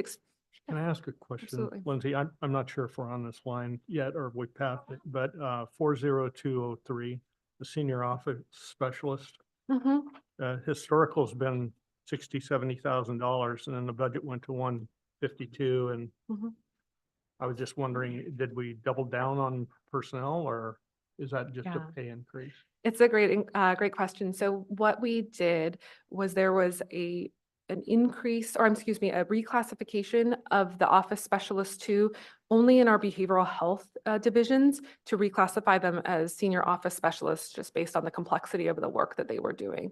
So the office specialist twos remained in our public health, administrative and developmental disabilities and veterans services, but the behavioral health ones were classified. So that's why you see the increase. So the staffing didn't change in terms of the number of personnel. It was a reclassification in Reclassification. Is that a normal course where that's like double the salary? Yeah, it can be somewhat normal, and you'll see it throughout the departments when we're doing these reclassifications. This one's a little bit, it can be labor driven, it can be operationally management driven. It's when we look at the duties and responsibilities of the work that's being assigned to the classification. Sometimes we're required to reclassify because we need to compensate per the duties that they're being given. And so that was something that was done, and Lindsay's referenced House Bill 4004 several times. That was another case here where there was a review and reflection on the duties that are being assigned, and we had to do a reclassification for those specific positions. So it does happen throughout the budget, and yeah. Yeah, absolutely. I think I was just curious because it was such a big delta between what it was and what the new class. The one above is the OS2s that went away. So you can see it was. So there was a reduction. The OS2s were the 60,000 and the seniors were 60,000. And then when they reclassified all the OS2s to seniors, that one jumped up. Yeah, so 40202, the line just above is what Jason's calling out. You'll see that line was zeroed, and then 40203 So it wasn't quite as big of a jump as it looks if you take into account the subtraction of the other piece. Yeah.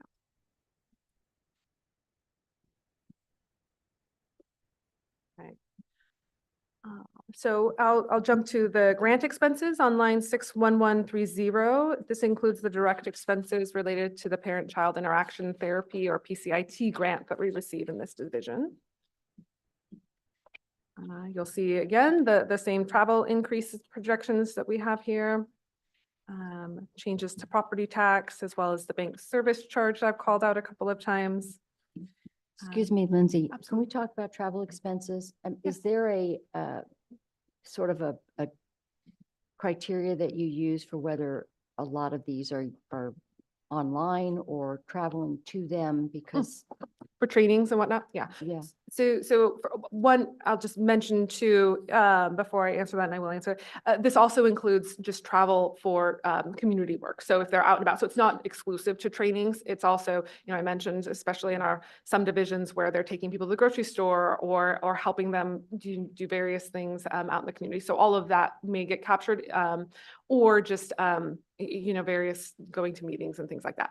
As far as the training and traveling, yes, we do have parameters around those types of things in terms of what's approved. We have a whole authorization process that has to go through.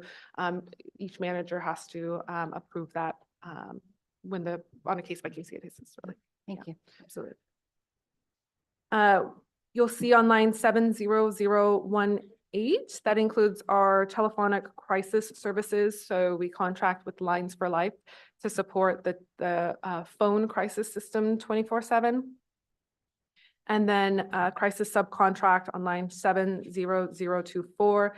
This includes our Oregon Crisis Management contract. This was formerly done through George Fox University, but they have created their own LLC that are providing these services for us.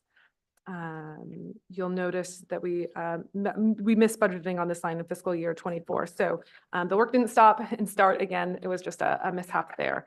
We've continued that contract for many, many years. How did you have a 0018, 70018? I only have a 70024, the one you just spoke of. 70018, you didn't have the Line for Life expenses? No. It's really, they put it above the 780 lines in this tiny section all by itself. Oh. Yeah. So we don't get it, or? Page 32. Is it there? Yeah. I have it, page 32. Oh. Or here, instead of. Oh, good, yeah. Or am I on the wrong? So on page 32. You guys are landscape, I'm portrait. What happened here? Oh, no. Boy, Well, you're doing a great job following along mine's so far. just like your guys's. Uh-oh. I'm totally following along. One of those. would one of those Wow. have it, Ken? The one that says Kit on it is yours? Chair. Oh, wait, I'm chair means you guys are wrong. You need the portrait. All righty then. Here, I will trade. That's you. right. And if you've made any notes or anything, I don't think I did.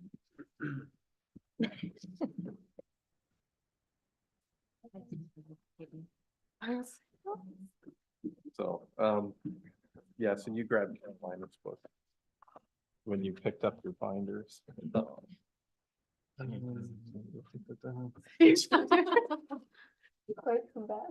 What page are you? Excited. We're on Very 32. excited. 32. 32, yeah. Towards the bottom there. Glad you Sorry. figured it out well. You're just That's all right. faster than me. Wednesday comes, Right. Thank Yeah. you. Yeah, I right. remember. Oh, thank you. Don't give him that. Where it says chair. Oh, there's that Ford Focus. I found it. I'm glad you caught that. All right. I have a quick You question. bet. On line number 62001, I noticed that the amount is pretty consistent in the past few years, but all of a sudden it goes up to 30,000 Where are we?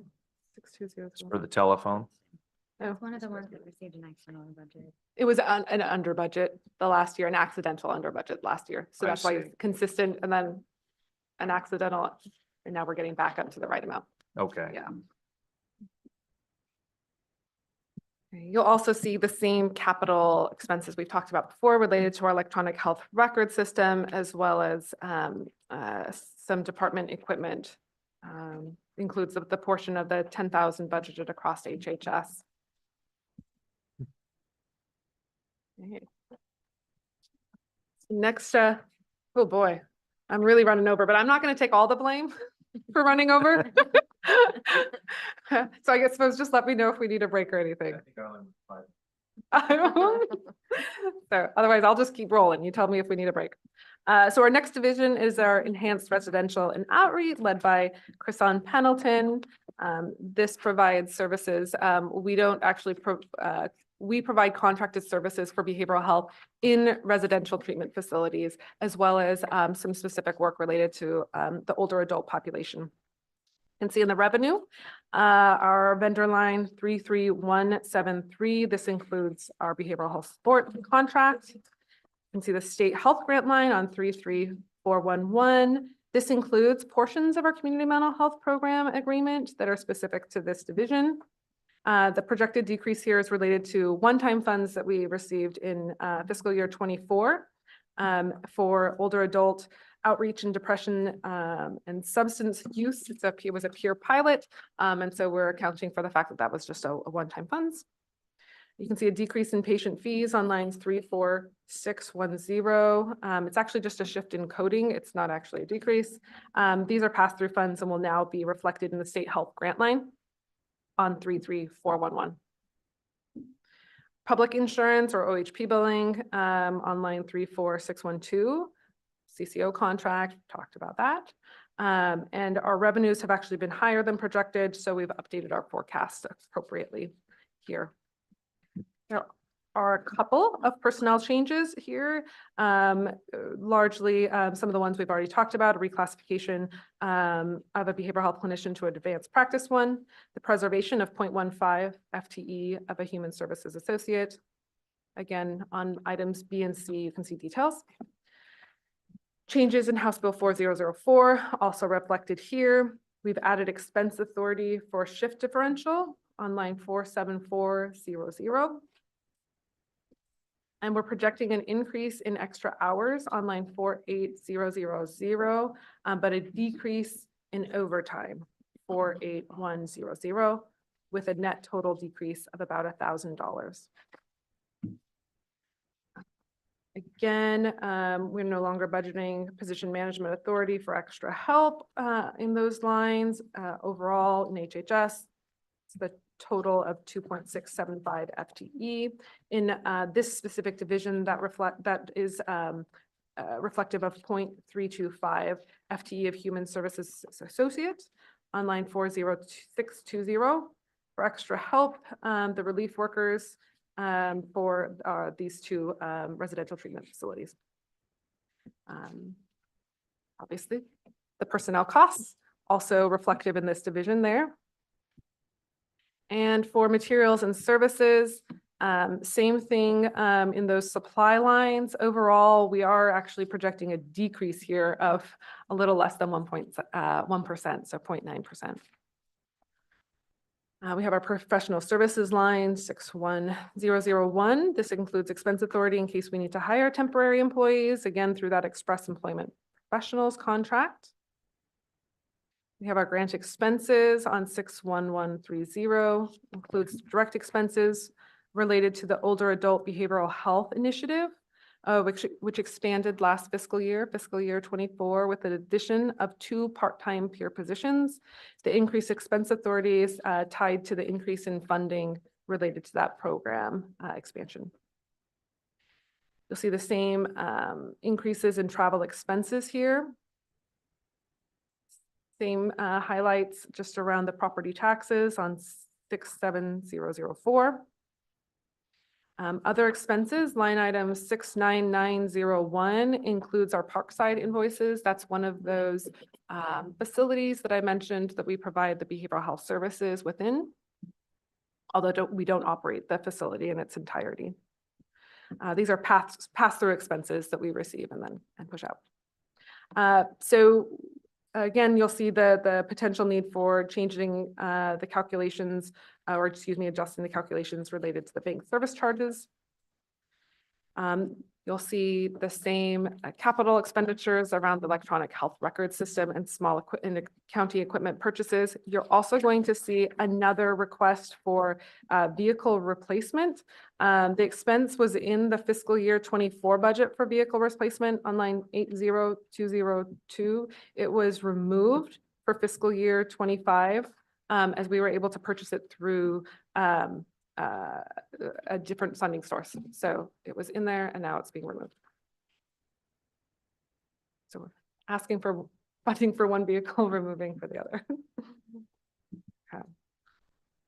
All right, next division is our housing and recovery support services. This is one of those positions, unfortunately, or divisions that has been down a manager for several months, although I will say over a year, several months, yeah.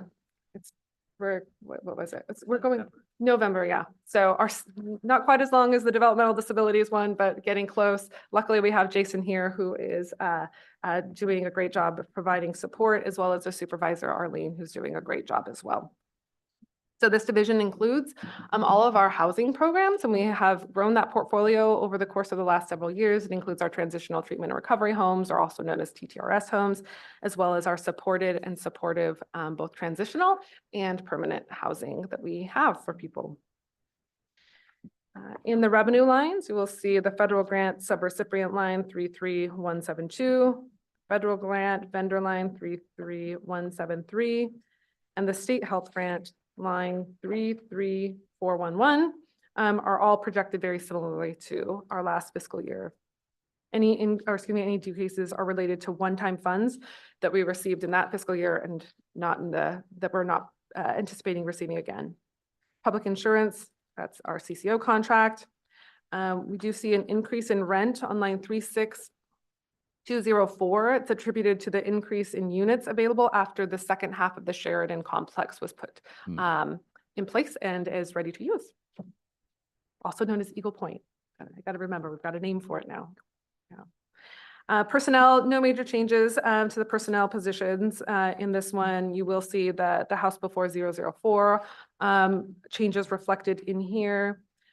Decreases in our extra hours and in overtime anticipated. And then some of those changes just carrying through around how we're coding things related to extra help. Materials and services. Adjusted our supply lines based on projections, as well as our professional services that we've already talked about. We do have an increase in contract services that you'll see in line 61102. This is related again to the increase in the units in the Sheridan contract. And so you'll see that reflected in a handful of different areas. Can we just back up just a hair? So actual 2023 76 line item 51199. And then the adopted budget was 35 and then back up to 60. What do you attribute to the roller coaster? I think these are, do you know off the top of your head, Lane? Is it just the cleaning related to the units themselves? More intense cleaning expenses and with the increase of units. So one of the things, just an increase overall in the units have caused added expenses in all of these categories. I will touch on this if we have time at the very end, just some of our increases in overarching costs related to damages in the units when folks move out. As our liaison commissioner knows, we've had lots of conversation in both the complexes that we operate through a master lease with the person who owns these buildings, as well as the ones that we rent from the housing authority. We are seeing anywhere between sometimes 10, 20. We've had one extremely large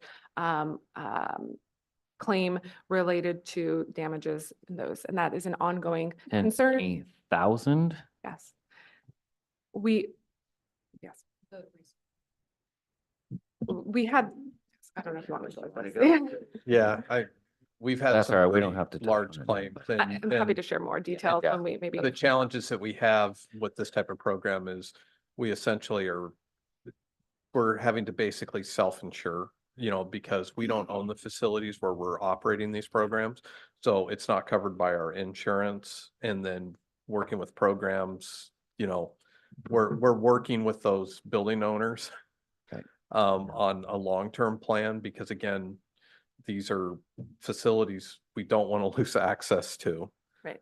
That we're not able to operate. So we're trying to find a I balance. have a lot of questions about this. We can deal with Right. it later, but Yeah. Yeah, I'd be happy to guard some time and talk more.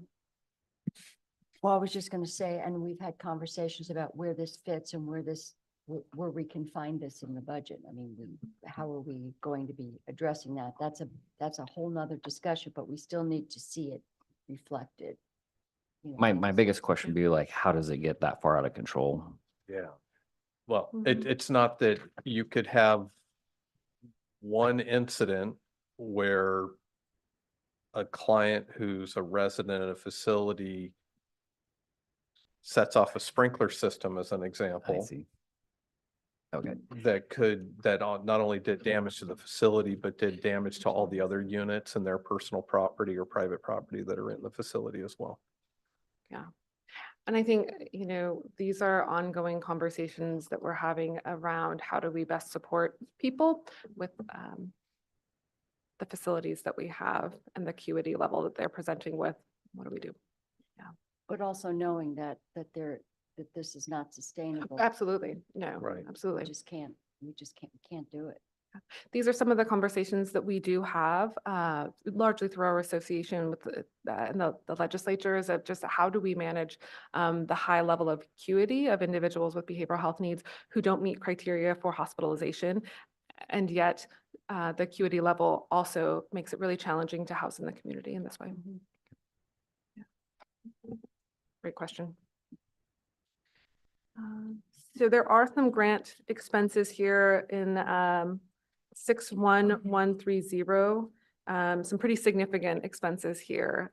These are mostly related to both the behavioral health housing dollar investments that I mentioned earlier, as well as the Behavioral Health Resource Network or Measure 110 funds. A lot of those funds went into programs like the Transitional Treatment and Recovery Homes with the idea of expanding that program. And so they're reflected here. And part of those also include the subcontracts that we use to support those programs with Lutheran Community Services for parent coaching, with Provoking Hope for certified recovery mentor services and things like that. So that's all wrapped up into there. Lindsay, where do you have the set aside for the TTRS home that you hope to purchase? Yeah, it's a good question. And I'm going to double check Lane with this because we've done this a number of ways. I believe we actually backed it out of this budget. And so we backed it out in hopes of either finding something this fiscal year or, as we've discussed, making a shift in how we're thinking about those funds. So where would we find those here? That would, something like that. If we've budgeted specifically or want to hold the appropriation authority, it would be in an 800 line. If you go to as an example, if you go to page 44, you'll see the current year, there's like a land acquisition where there's a portion budgeted, or is that different? I think that I think that's where we were going when we were doing that, but because we changed the course a little bit, now it's lumped into this 61130 line. So either one, we can budget to that detail, or you can budget where I was going is you can still budget up above and have the authority. But if we actually did a land acquisition, the actual expense would get recorded to an 800 line. So we have some flexibility on how we budget that. We don't necessarily have to appropriate a capital expense, but we could. But where does the existing amount live? So it's in I think it's in two separate sections, and Lane, no, it's not. It's No. in 61130. It's in Correct. a really big line. The The grant. housing purchase, the purchase and the staffing It's in are there. both. It's in that 3 million. Correct. 3.3. Staffing would be in. Okay. So that's just to give us the appropriation authority. If it doesn't happen, Correct. then, Then it carries forward. Correct. okay. Is there a shelf life on that? Yes, there is a shelf life that has been extended. I believe the current shelf life is, yes, end of 2025. End of 2025. Correct, Calendar year, not fiscal year. calendar year. Okay. So December of 2025. Yeah, so we have, 20 months or so, yeah, solved. to solve the housing crisis of Yamhill County, to purchase a home. Okay, thank you. We've already received that grant. Yes. Okay. And that is part of what you are seeing when you see the large beginning balance are big chunks of money like that sitting in the budget. Correct. So does that money have to be spent by that time? That means you have to be in the facility? That, I believe that is actual, the funds need to be expended versus sort of allocated. We have them allocated now, but they need to be spent by that time.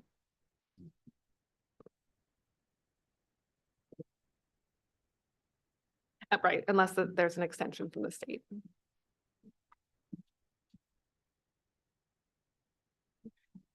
On line 61304, you will see expenditures for Provoking Hope Certified Recovery Mentors. I mentioned their work within our TTRS services, as well as some of the Behavioral Health Resource Network related services. All of the other pieces in here are things that I've mentioned before, so I won't go into them, but we can come back if we need to. This is, again, just noting, we talked about this, but we did remove the authority for the land acquisition in 81001, and it's moved in here. That's what. Okay, so adult behavioral health. Next division starts on page 45 of the budget book. This is led by a handful of leaders. Callie Gamble for outpatient services in McMinnville, Lindsay Alexandru, our medical team manager, Bethany Ball, who oversees our crisis, including mobile crisis and jail diversion programs, and then Tiffany Wright in Newburgh. The revenue you can see here, we have decreases in our federal grant subrecipient line 33172 attributed to the end of our a grant fund that we had from the feds. So that is ending here. You can see that decrease there. As well as some service element funds from our community mental health program, community mental health agreement have changed designation from federal to state funds. And you can see that reflected on line 33411. You can see our projections for patient fees and private insurance lines were adjusted slightly. I'm projecting a decrease of about $850,000 overall in these lines. Oh, excuse me, 800,000. I actually said that out loud and thought that can't be right. Thank goodness, that would have been much more of a hit. But 850, we'll make that work, which it amounts to about 0.3% of a decrease there. Our public insurance line, that's reflective of our CCO contract. And then you can see, I mentioned that the rent is being put in the lines related to what divisions they are in. That's where you will see some rent here on line 36204. That includes rent from Genoa, the pharmacy we have at our adult behavioral health clinic, as well as the Beerley building and the eye clinic in Newburgh. We have miscellaneous or other revenues on 36299. This includes HEART grant funds, which we received that we're able to use to support payment of housing and medications for individuals who are needing those and need financial support to be able to do that. We have a handful of small personnel changes here. We've talked about all of these before, so I'm not going to go into details. They're all reflected in your budget handout, but happy to answer questions if needed. Also see the House Bill 4004 changes here. The changes we've already talked about related to shift differential and extra hours and overtime. And then the changes to just overall expenses.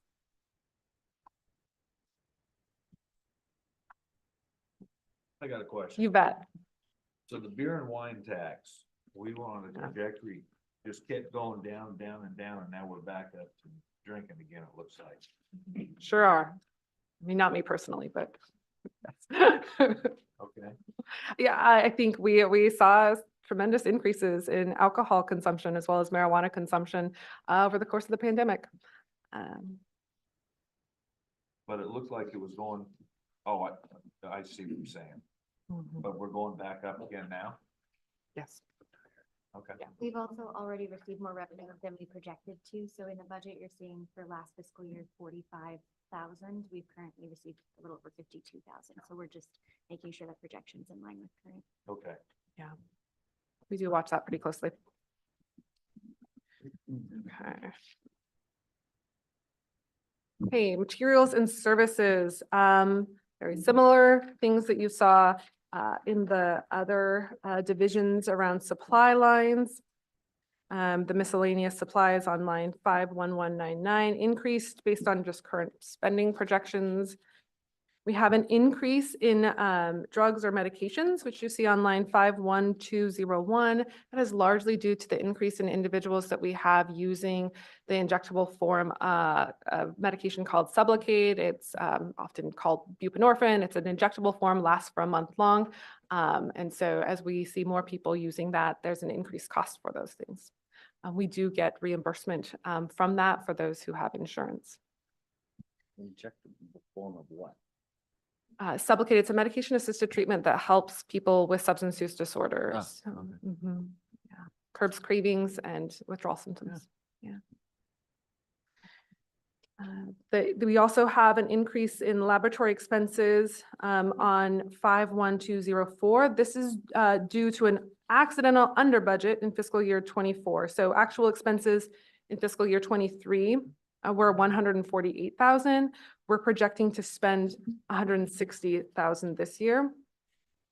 And so the fiscal year 25 budget figure shows a projection of, the use of 153.5 thousand, which is in line with our fiscal year, our current fiscal year spending.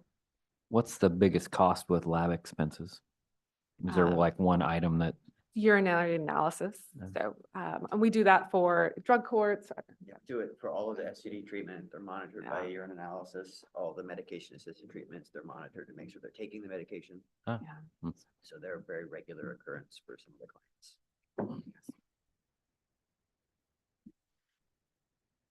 Let's see, you see the 2 FTE on line 61025 for the locum tenens contract. This it was first seen in the community support services, but reflected here for those licensed medical providers. A schools and conference line, it's line 61202. This budget increased to account for some increased training needs that we've identified within our staff, especially as we've brought new staff on board for some really specific and important treatment modalities like EMDR or DBT, evidence-based modalities that we use in treatment. You can see the changes that we've already talked about to property taxes, changes that we may need to make for the bank service charges, as well as the telephone crisis services on 70018. This includes, again, our Lines for Life contract, as well as the crisis subcontract for Oregon Crisis Management, formerly George Fox, that helped provide some of the hospital screens for us. And then the capital expenses related to equipment and the EHR.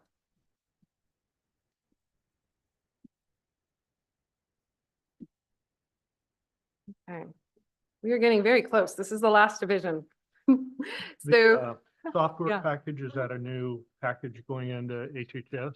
The electronic health record? Yeah. Yes. Mhm. And so it's exclusive to HHS. I think we're the only ones that have medical records.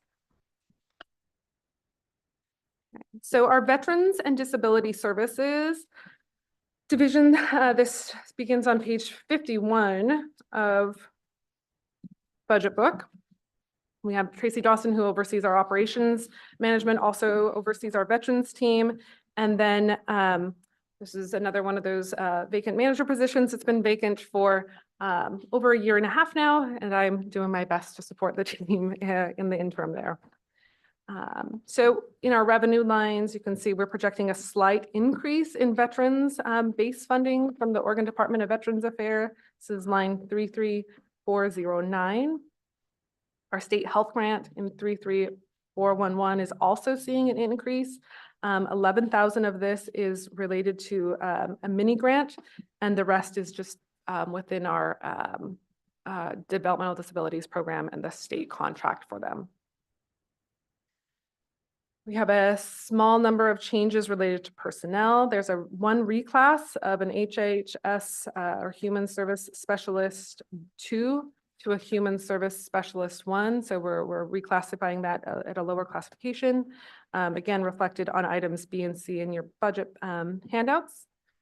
You'll see the House Bill 4004 changes here, again, similar to public health, even though it wasn't specific to developmental disabilities. There were some classifications that had impact that carried through to this division. Seeing a small increase in extra hours that is offset by larger decreases in overtime. The benefit lines overall, again, are higher based on actual cost increases as well as those automatic calculations in Oracle. We're projecting, moving to materials and services, we are projecting a decrease here of 4.9% in just overall individual supplies. We are moving to the 6000s. We are anticipating a relatively stable budget here.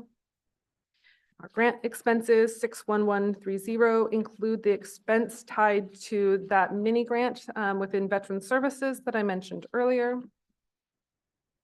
And just for reference, that's largely for housing supports for veterans. And then same things we saw in the other ones, increased in travel expenses. Talked about the property taxes. And then there are some long-term supports that are listed here on 69910, as well as Family Financial Assistance Funds, 69912, and DD in-home supports, 69925. These include expenses tied to pass-through funds. So we get the funds and then they move to providers within the community. You'll see that on line 33411 and the same capital expenditures as the other programs. Can I ask another question here? Absolutely. On line 62001, the telephone cost has gone up from 20,000 to 35,000. Is that one of the under? It was one of the end of budgets. Through the end of March, we had already spent 26,000. I can barely hear you. Sorry, we've spent roughly $26,000, which is above our budgeted amount from the previous year. This was one of those had an accidental under budget. So we're trending closer to that 30,000 mark in this current fiscal year. And so we're just trying to capture that next fiscal year. I'll send more staff with more funds. Okay, so overall, I just want to mention a couple of notes. One is a couple of things that we are keeping in mind as we're moving forward and thinking about the future and what might be on the horizon. One of the things that is likely to be implemented is related to public health modernization. Some of you who have been tracking this have known that there's been some additional investments within public health modernization from at the state level that have trickled down to us. We are gearing up and getting ready for what will happen if we meet a certain threshold of those funds that are not a threshold in terms of our local funds, but a threshold of what the state is allocating. And when they get to a certain threshold, they will begin doing a match, meaning they will be looking at the local funds that are being provided through County General Fund to local public health and making a match on that. That is something that we will probably be having more conversation over the course of this year, certainly with the board. But they are really looking to try to incentivize continued support from a local standpoint in these funds too. So just making note of that so that as you begin hearing more about that, there will be some reference point to that. Certainly, I mentioned earlier, the governor's, one of their big priorities is behavioral health. So we will be looking to see what's going to happen through this next legislative session, as well as some of the changes related to Measure 110 reform. We know that there are going to be some funds coming to the community mental health program through that reform. We know there are going to be other funds coming to the county in general if awarded through an RFP process. The DA is leading that process here locally, so you'll probably hear more about that from him. But certainly there are impacts both to the service provision that we're providing within HHS as well as financial impacts. We're really uncertain what September 1st is going to bring us in terms of volume of clients. And so we'll be monitoring that closely and doing our very best to react appropriately as what we hope will be an increase in people coming to see us for services. And then we already mentioned this, so I won't go into detail, but just those extreme costs that we've talked about related to our housing programs. At some point, we are going to need to solve for that. As Commissioner Sterrett mentioned, we're having those conversations with our partners to try to figure out the best course forward to mitigate those. Happy to answer any questions. But where does that come from now? I mean, what line are you taking that out of? Largely Medicaid funds. You're taking it out of Medicaid funds. And is that something that'll be able, you can continue to do going forward? Currently, yes, until we reach a threshold of which we don't have the budget for. But from an allowable expenditure standpoint, it is. It is, okay. Yeah.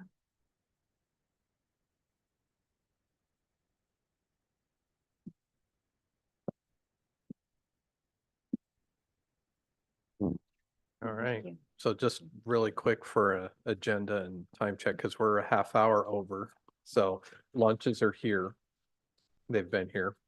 So I know on the agenda, we were supposed to break at noon and reconvene at 1:30.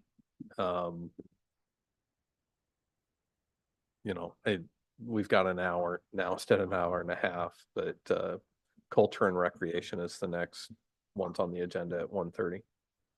Yep. Sounds good. All right, let's break for lunch and then we'll be back at 1:30. Thank you. Thank you. Thank you. Thank you Thank very you. much. Thank you.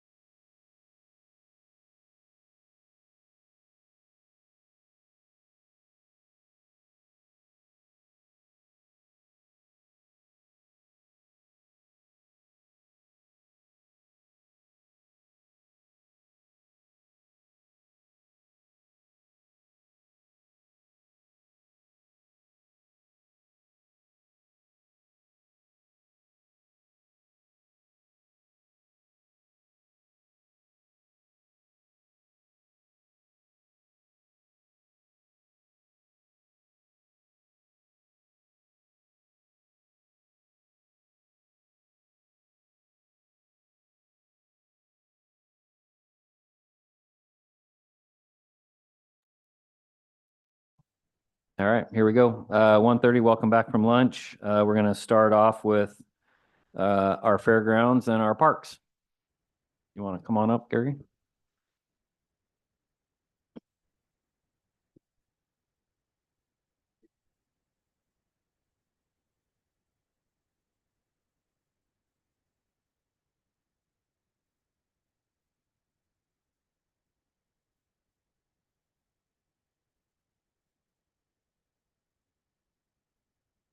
Good afternoon. I'd like to introduce first, I have a guest, which happens to be my Fair Board member, Janet Redmond back there. We haven't had a Fair Board member here in a long time, so point that out. Well, I'm happy to be here to present the Fair Department budget. This, for most of you don't know, this is our 170th year since the fair was founded. So pretty excited about that. Still making it the oldest fair in Oregon. First part of our budget is the fair budget itself for the county fair. And we've been working hard at trying to make the fair a self-sustaining part of our budget, to where it takes care of the income and the expenses to put the county fair on. The county fair has grown a lot since the first time I sat as a board member. You know, our total fair budget was about $165,000 for the year and the fair. And now we're over $500,000 just for the fair. So, and I'm pretty pleased with what we've been doing. So to begin with, what I did this year a little different, as I didn't use my beginning balance for the fair, because I wanted to, like I said, I'm trying to make the fair a self-sustaining part of the budget. We have Fund 30102 is for the scholarships for the ambassador program. We give out ambassadors serve a year, and we give out scholarships to college. So every year I have to reserve money for that, for the ones that are unused. And some of them will eventually, takes 3 to 4 years sometimes, get them used, but I have to budget for that. Make sure we have that money in there for them. State grants, of course, the 33499 is the $53,000 the legislature gives to every fair in Oregon. That's been that way. Could I ask you a quick question? I'm sorry. So do we only have $2,000 for grants? Am I in the wrong spot? Oh. Okay. It's all right.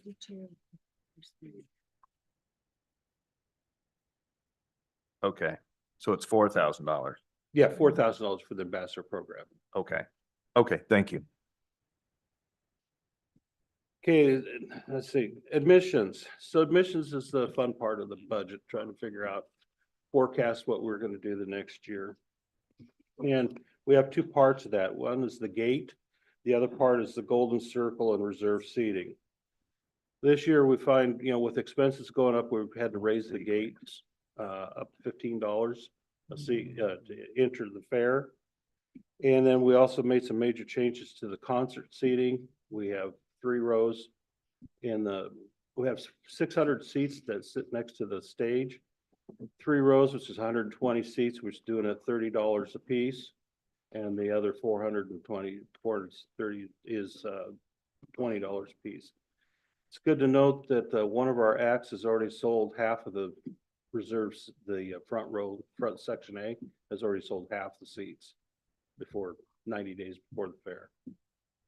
So we're pretty proud of that. And another concert is actually approaching that here probably within the next 2 days. We'll probably approach that. Along with that, this year we've changed it. We're going to have reserve seating by the rodeo arena, which is something we've never done before. And so we seat the sponsors and sell the seats, those seats at $10 a piece. And we've got about 290 seats, I think we have figured out for that area down there. So people that want to have reserve a seat, they can order a seat and they'll have one. Otherwise, general admission with your fair ticket. So all in all, each year it keeps going up. You know, our admissions, you know, we're averaging between 36,000 to 40,000 people a year coming in through the gates. Being at the fairgrounds in 4 days' time. That's quite a bit for the little fairgrounds that we have. Concession sales, of course, it reflects what what the admissions are. And concessions has done very well the last few years. It's always averaging over $100,000. So it's 125, I believe, or 100 is more than that, 130,000 last year compared to previous years, which is pretty good. That's a lot of corn dogs. So, and of course, the carnival is another added part of the concessions. Carnival, we used to have to guarantee that they would do $63,000 to be there. And now they're paying us 20% of their gross, and they're almost at $200,000 in 4 days having the carnival there. Carnivals are a thing that you have to have. I mean, they're an attraction, and there's very few of them anymore. There's less than, in Oregon, there used to be 30 carnivals, and now there's less than 5 operating. So we're pretty fortunate we have one that wants to keep coming back because they still do very well here. So concessions, we get 20% of what the vendor is doing. And as part of that's their payment for their spot and their location. So when you have the best example is the corn dog and curly fried guy did over $70,000 in 4 days last year. So that's why I say it's amazing. And of course, the other check is the beer check. Parking has been an issue that's on 34,720. We've actually done better at arranging what land we have out there. We charge for parking at the fairgrounds, $5 a piece. We've been arranging that. We've even going fixing the parking every year. It's tough to do because lack of staff, and we got volunteers that are out doing that. We pay a high school Yamhill Carlton girls volleyball team comes out, does the parking for 4 days. So we pay them to do that parking. And I'm trying to lay that out ahead of time and get the right amount of cars in there. So each year it's just not a free for all in there anymore. We also have added the high school and Patton Middle School transit hauls people there during the fair. Back and forth in the evenings, which has been a real good deal. Over 1,000 people use that. That part is what they've kept track of. Do you ever partner with CERT, have them help you park CERT, cars? Yeah, CERT helps at the gates. Mm-hmm. They also do a lot of transporting the carnival or the concession people need something brought in. They will bring that in. We have a cart for them that they haul that stuff in, but they also watch one of the gates for us too. Great.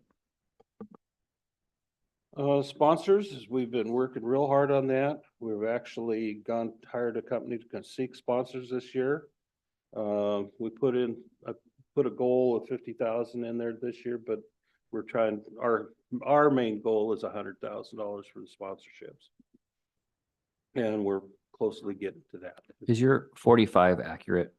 Or What's that? so the adopted budget says 45, is that actual? No, that one, we had a couple of issues last year getting sponsors to finish paying. So it was more like 35. 35, okay. So we changed the whole program up and we're going out after it this year. Some of the differences in the budget, we've trying to clean things up in there. Cleaning supplies on the expense side, 51102, used to also pay for the fairgrounds, the event center side. So we're trying to separate that out. And I know exactly what's going to the event center and what's going to the fair, and try to expense that out. So there is some changes in that. Awards and premiums was the same way. It was also some of that money was put in judging, which it should never have been. Awards and premiums are what you pay for ribbons, premium money for the open class. And we also help 4-H and FFA out with theirs. We give them both each an amount to help to offset their costs for their judges and their ribbons. Gary, really quick on the ambassador revenue, 36247. Is that maybe too low? Because I know when we were doing the interviews this year, there was some talk about additional people contributing. Yeah, it is low. Okay. We're gonna try. At the time, we didn't, at the time I did this was before they, they had to pick, what, 4 this year? Mm-hmm. Usually in the past it's been 2 to 3. So as we go along, we will have to make adjustments. Okay. But there should be plenty of What's that? spending authority, right? That's not an issue. Yeah. Okay. Contract services, we're utilizing more of these groups. We're finding that a lot of the, sorry, I should have told you. 61102 is contract services. That happens to be to do with any one that we hire to come in and work during the fair. So what we're doing a little bit different to rather than hiring express services or someone like that. We're actually bringing in groups. We've got the Dayton High School football team takes care of the acts as they come in, so they have to load and unload, set up the stage, that type of stuff. So they come in and it's a good fundraiser for them. We've got, like I said, Yamhill Carlton has a couple of teams. There's Amity's got a team that's gonna work the fair, so we pay each one of those groups, give them a donation for their it's a good fundraiser for them. It works out. In the past, we used to have a church that did it, and that's what sent kids to camp. And so they no longer are able to do it. So we've divided it up amongst these different high school groups or youth groups to do this, and I think it's going to work out pretty good, as it did last year, especially with the parking. Fair production and fair entertainment. So sorry, my bifold didn't work. 69201 and 69202. Fair production is anything to produce the fair. One time I had a thought that I'd put all the production costs, the stage, sound, lights, all that type of stuff into fair production, and I decided to go back to where everything that had to do with entertainment would go in there. That's the small stages. That's the stage. We have a huge expense for the stage and sound. So that's, everything's going into entertainment. The other thing I have to be careful with is that acts are becoming more and more expensive as we go along. Groups that we used, 10 years ago, we could buy for $5,000 are now $50,000 for these national groups. So it's a challenge. It's been a big challenge. But I have to also figure out, how many people can I get in on the fairgrounds that day to offset the cost, because what I try to do is use the gate to offset the cost of the entertainment. And it works pretty good so far. We've been doing that for a while. And so security and safety is for the sheriff's department. And again, we're going to be using volunteers for crowd management, but the sheriff's department helps pay their overtime when they come to help out, especially for the acts. When we have the acts there, there has to be a certain amount of security behind, and we usually have, they have their booth there at the fair too, that they're there, so we try to help offset that. Any questions about the fair? I know there's a lot, but I'm trying to go fast.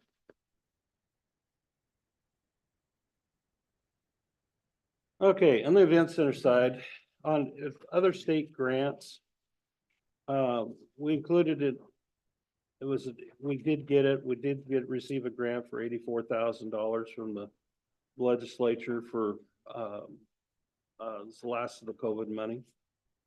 We did receive that, along with 20 other fairgrounds in Oregon. So we were pretty happy with that. on 34717 event center fees, we're use the current projections because that's what we're doing. We're already booking into 26 with groups such as Alpaca Group that was just here a couple weeks ago with 450 alpacas there. So it is a huge regional event. We're attracting those regional events because we're affordable to have them there. Where other places are getting out of the animal business, you know, that's our bread and butter. That's what keeps the event center going. So at the same time, we've also looking at event center fees are gonna have to go up.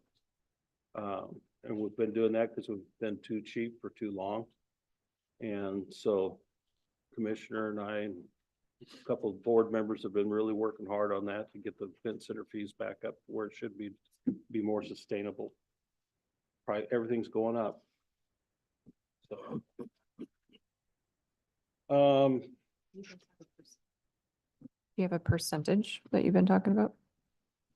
That we went up this year? Mhm. What did we end up at? Well, the last minute arena, which is our key, Mhm. we went to 1,100 a day. From five It something, was 650. Oh, wow. So So we're over- significant. Yeah, Okay. and it's still, it's Cheap. still not where it should be. It should be closer to 1,500 to Yeah, 1,800 that's a day. Okay. Our problem is that the utility costs, one part of the utility costs are causing us a little grief each month, so. Mhm. It just has to go up. There's just not, we Yeah. can't sustain labor, everything. Yeah. Goes with it. Mhm. Speaking of the utility cost for us is, you know, it's a water and light, sewer bill. Sewer bill's a huge part of it. We have a $350 water bill and a $1,500 sewer bill just on one building. So that's, you know, triple to what it was 2 years ago. Power bill stays the same because the facilities have the power usage in there is mostly lights. Gas bills, of course, gas has gone up on the buildings. So the biggest issue that we have to worry about is we're tracking the water usage to make sure, because if a structure's old in the property and we have a lot of leaks, to the point where we even had to buy a leak detector here a while back and use it to track down to keep after the leaks, because I mean, we can have thousands of gallons of water go out and not know it for quite a while on the property. So as we go along, we fix those, and we've been pretty fortunate. We're on the proactive side more than we're on reactive now, seems like lately. Now that I've said that, we'll probably have a big leak here tomorrow. Ken, on that video lottery, remind me, is that a formula? I can't remember. It's a flat amount. It's a flat allocation out of Fund 226.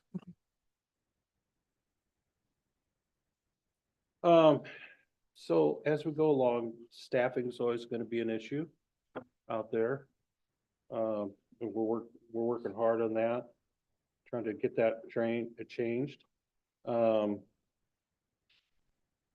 course, the more equipment we buy for the, you know, because we have 2 staff members that at work, they need the equipment to do the repairs. More equipment we buy, we're going to have more repairs to the equipment, which is, it's just part of having machinery.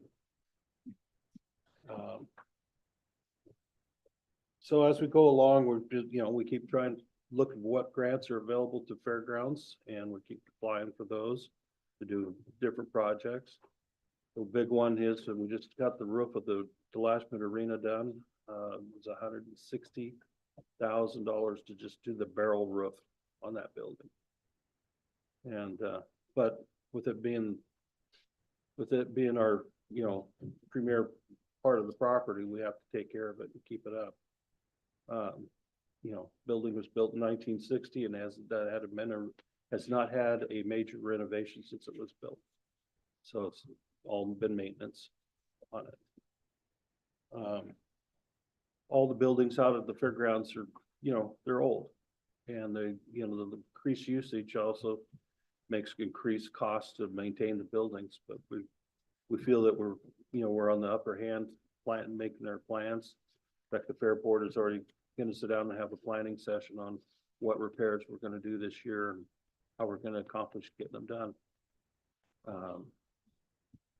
Otherwise, the only other thing I know of coming up is there's discussion, legislature, has had discussed, on the lottery dollars that we get, the 53,000, they're talking about taking the 1% cap off, which would make it $130,000 for us a year to put on a fair. So we're working on that, and I'm part of the Oregon Fairs Association, and been working on that for quite a while, so. Otherwise, it's kind of a quick overview. Anytime anyone would like to come out and see the property, I'm more than welcome to come out and we'll show you what we've done and how we operate out there. I missed you saying the timeline on the roof project. What's that? What's the timeline on the roof project? It's done. It's It's done. done. It just got Okay. done. Okay. So now next is getting actual ADA bathrooms in the Okay, building. gotcha. That's the other part of the grant.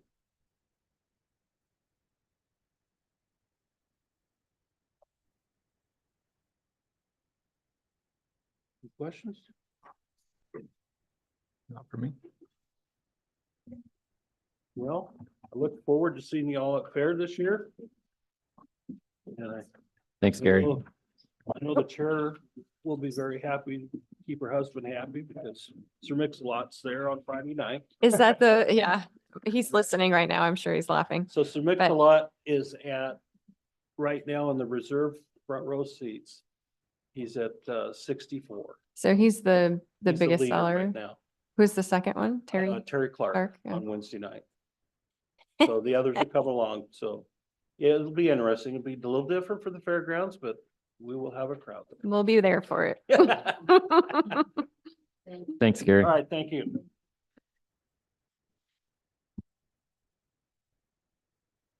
All right, next up we have Travis Pease and Mark Lago for Parks. Welcome. Thank you. Good afternoon. There's one over there too. Yeah, we probably should trade shares. There we go. A little better. Yeah. Good afternoon. So thank you, Gary, for leaving us some time today, finally. for once. So, we're here to talk about parks. I want to let you know that we have 3 FTE, and that doesn't include me. That's the park manager, Travis. By the way, this is Travis Pease. He's our park manager. And we have 2 maintenance specialists that work in the park. And Mark, before, we're on page 58. my bad. Backing up.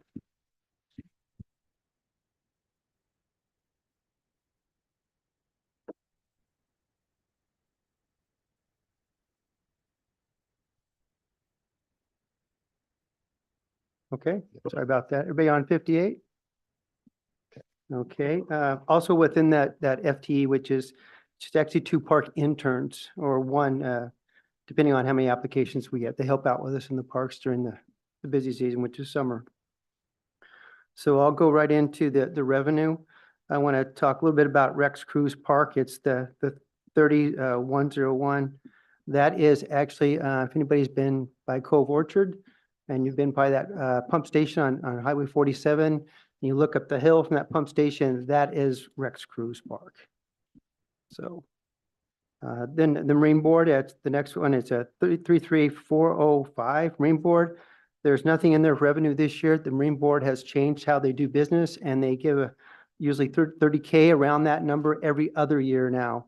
Instead of every year, it used to be around 15K. So that's why that's blank for this year.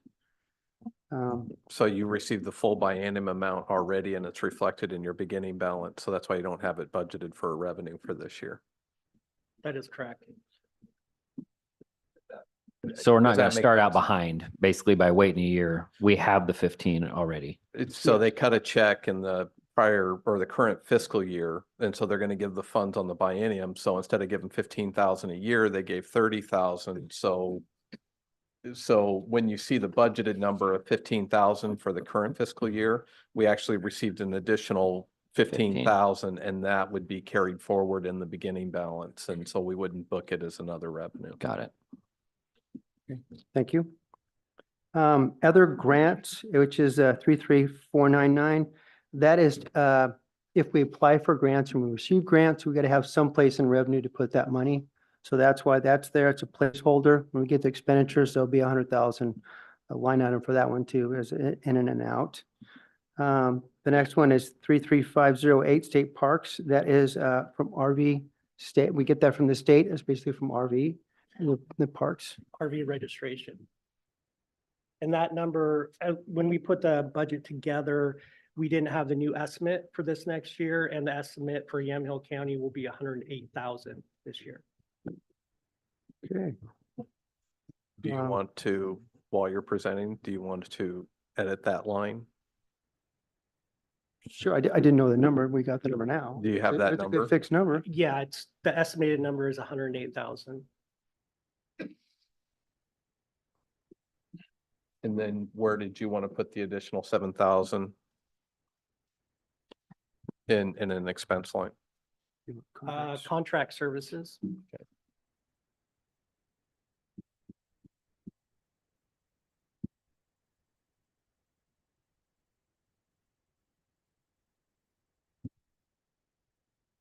Okay, thank you.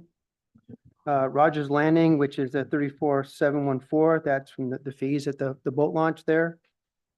The last one, at 38006 is the lottery funds we received from the parks. Any questions on the revenue side? For the 23-24 adopted, what's the actual? Shows 30K. You were 25K the year before. Oh, you're talking about the Rogers. Oh, Landing. yeah, sorry, Rogers Landing, Yeah, 34,714. so Yes. Actual to date, I don't know off the top of my head, but I do know that. Okay. that's why she's here.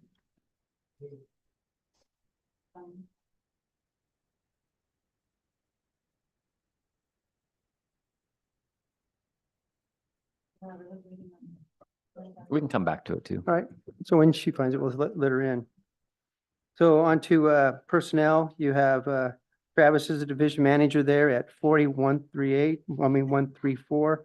He is 90% parks and 10% of the habitat conservation plan. So that equals his total of 1 FTE. Going down to 48,100 extra help, that's the park interns. And then the rest are roll-ups for Travis and his staff. Before you go too far, I believe your year-to-date is 15,288 on the Rogers Landing launch fees.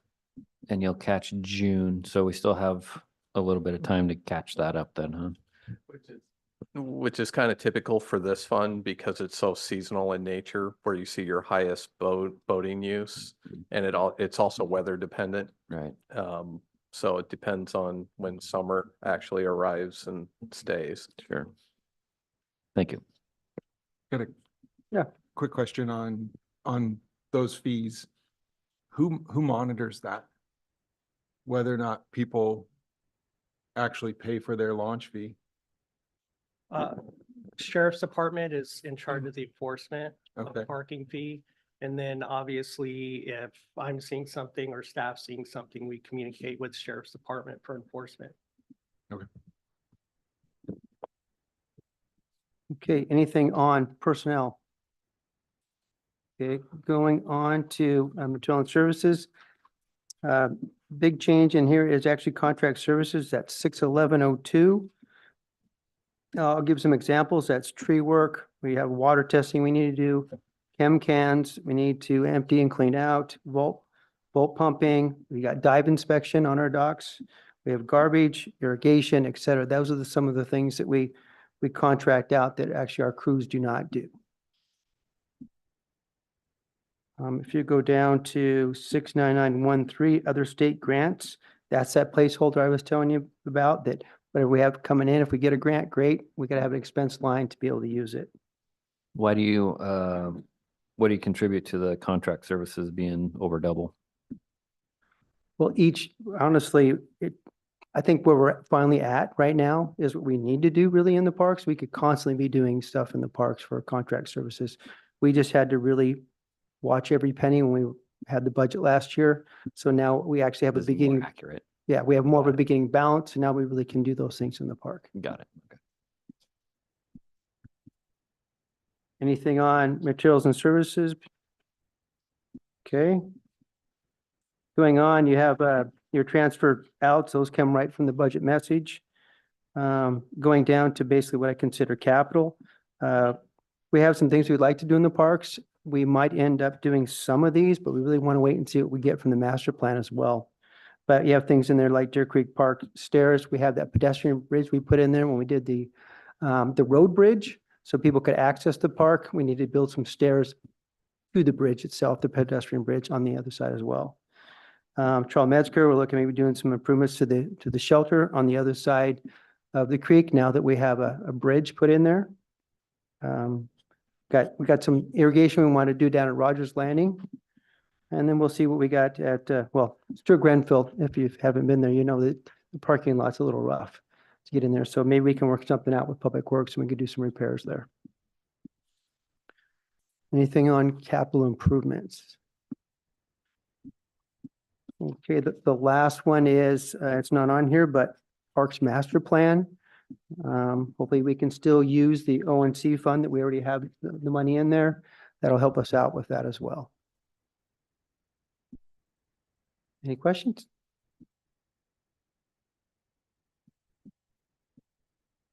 Are you doing the SDCs? Are we doing that now? We will be talking about the SDCs. Justin will be presenting that next. Okay. That's where my questions are. Okay, Thank you. well, thank you very much. Thanks. Thank you. Thank you. So next for culture and recreation is page 68.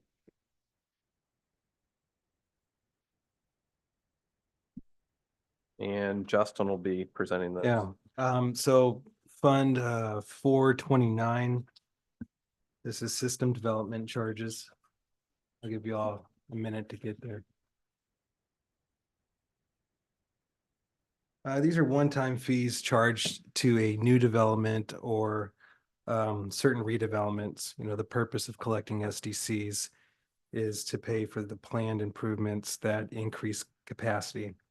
And these projects are typically listed in a master plan for whatever department that the SDCs are going to. So at Yamhill County, the planning department collects the SDCs when permits are pulled. And here 60% of SDCs go to the fair, 40% goes to parks. And For the county. yeah, for the SDC. county. And then, of course, we are a pass-through for Chehalen Parks and Rec as well. So the first division in here, you have non-departmental. It's more admin related expenses here. And it's where we have the pool and bond interest earnings and account for those type of things. And have our transfers out. But that's not an actual revenue stream, right? It is. No, I mean, there is revenue. It is But- revenue. The interest earnings are revenues that come into the SDC fund based on whatever balance we're holding on to that's sitting in a pool account. For admin. It's just an admin section of the budget, so we have the admin overhead and legal services that we build, that we charge this. And so it's charged to this fund. Just if Okay. that makes sense. And so essentially we use those interest earnings to cover the admin costs for administering this fund. So where did the beginning balance fund come from? That's what has just built up over years, because you see that Oh. the interest earnings, if you look at the prior year actuals, you'll see that we have more coming in than what we're spending out, and we try to keep the admin fees pretty small here. Mhm. So it's just built up over the years. Okay, makes sense. Page 70, this is the county's fares portion of SDCs that it receives. And I'd say really to come up with the numbers, we're looking at projections, like, looking at a 12-month period and just guessing, how many building permits are going to come in based upon, usually we look back about 5 years and average it out. We had a peak, I think in 2022 of 54 building permits, and it's steadily gone down. Last year, And this is specific to new buildings, right? new buildings, and I think there's some redevelopment as well. So if you have, like, if you're adding some plumbing, some fixtures like that, perhaps that would kick in. Or that's They more can of a correct. city. No, that's it. Sorry, that's Okay, more of a city. thank you. I'm pulling on some of my city It's new experience. build, or if you were expanding. Yeah, You pay the difference between the two. Otherwise, if it's a replacement phone, you don't. Pay as it's new. Thank you. So clearly our rate is very low. What- Yeah. What's the rate? it's $403, I believe.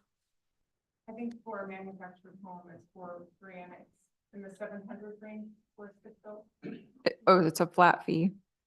Yeah, it varies depending on what kind of structure you're putting up. Yeah. Okay, If you're putting up a single family home versus a commercial building, I mean, it Yeah. varies depending on what size. And, Okay. compared to CRPD, which is around, I think, 9,500, it's pretty low. do you know what your percentages are? Based top of your head? I don't believe it's percentage, I believe it's flat. But they're pushing 10,000, aren't they? It's $9,500. Yeah. I believe.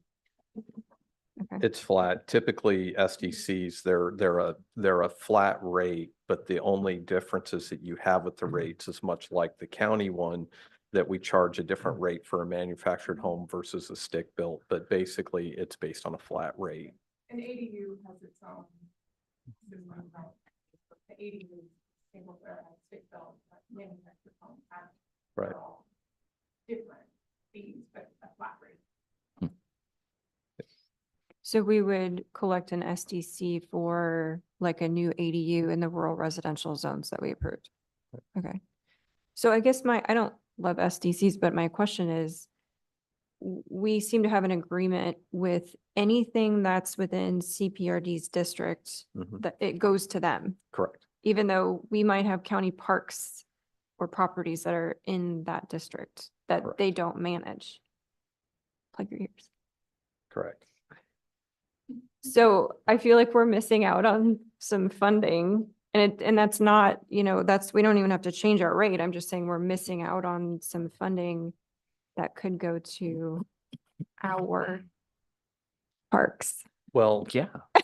it's because the SDCs are set by that park boundary, so whether it's the park district or the county, just like, it's not the entire county, because it doesn't include cities or the areas of the park district, it's just those rural areas. And so, yeah, you do get the, which is So what would an example be? Like, because Rogers Landing is really the main one I can think of, Yeah. of a county park property that's within CPRD. The only CPRD's one that I know of. district. Yeah. Dundee? Don't we have a Dundee property? Only the Crabtree, which we Which lease. we Okay. take care of. Yeah, So it's just Rogers Landing that, it's Rogers Landing. And so historically, because Rogers Landing, because of the launch fees and the relationship with the Oregon State Marine Board and some of those areas, you know, I won't say we haven't used SDCs. We have used in the past. Just looking at my own history of managing the parks budget and being involved with this. But historically, we haven't really used a lot of SDC funds on Rogers Landing, and most of the SDC funds have been used on Ed Grenfell Park or Metzger Park or Deer Creek, some of those areas, which are clearly outside of the, right, where there's no conflict with another park district. Okay. Much in the same way, we have the same thing with Dayton Landing as well. But again, it's where we spend the money. And Yeah. it's being collected at their rate. So they're 9,500, that's why it's 112, because it's probably not that many Right. properties, but you're talking 9,500 bucks a pop that we'd be collecting if it was within the Shalem Park and Rec District. And this is for permits that are issued outside of the city of Newburgh or outside the city of Dundee. I'm looking at the Right. I planning mean, team. that'd be 11 or 12 permits. Yeah. Or new buildings, Correct. basically. Correct. And we do collect, we do retain a small fraction of that, so there are four or five different accounts. And fees that make up that 9,500 or whatever. Yeah. Okay. So Chehalis Park and Rec didn't get that full amount for the, I'd be happy to. Yeah. kind of, The accounts that are. But the county SDC rates are set by the board, and that's something I don't remember the last time that the SDC, I believe it's an ordinance, has come back before the board to look at that.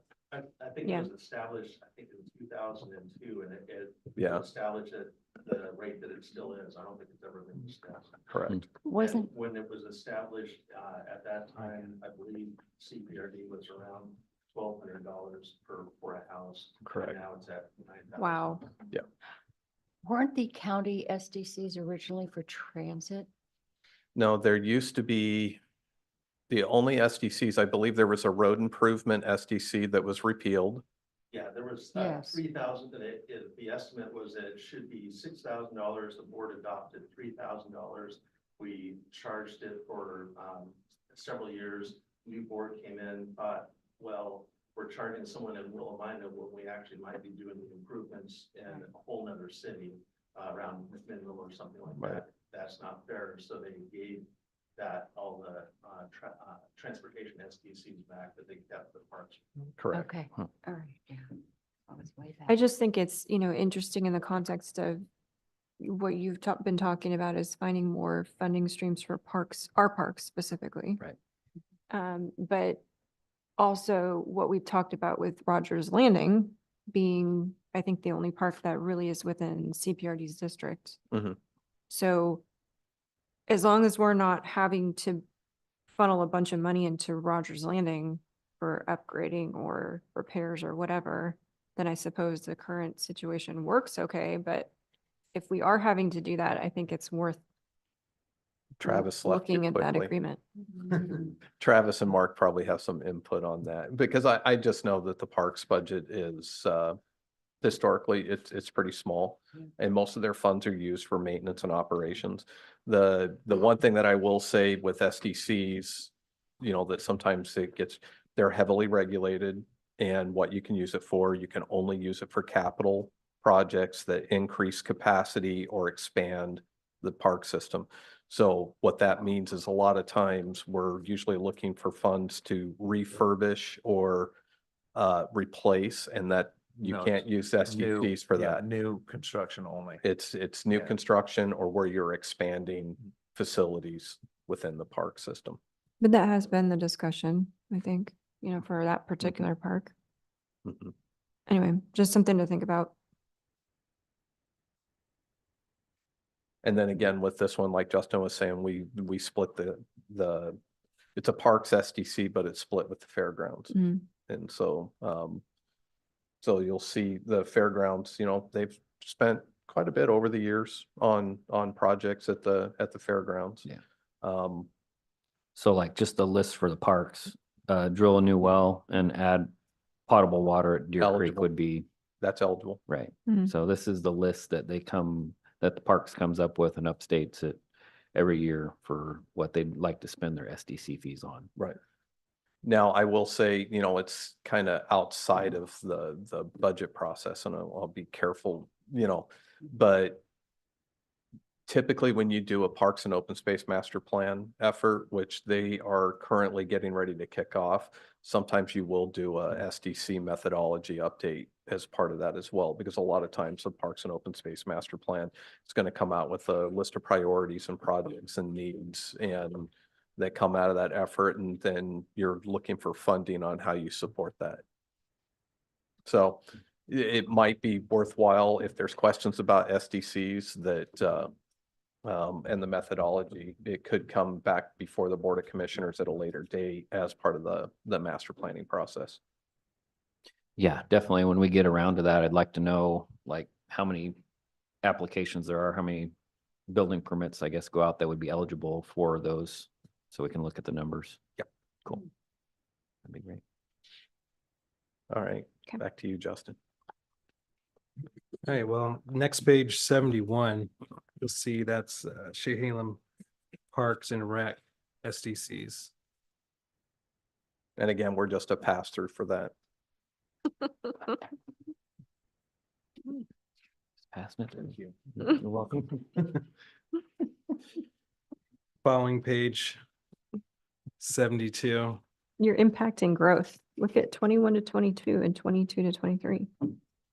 You've got 11 versus like 6 applications. Hint, hint.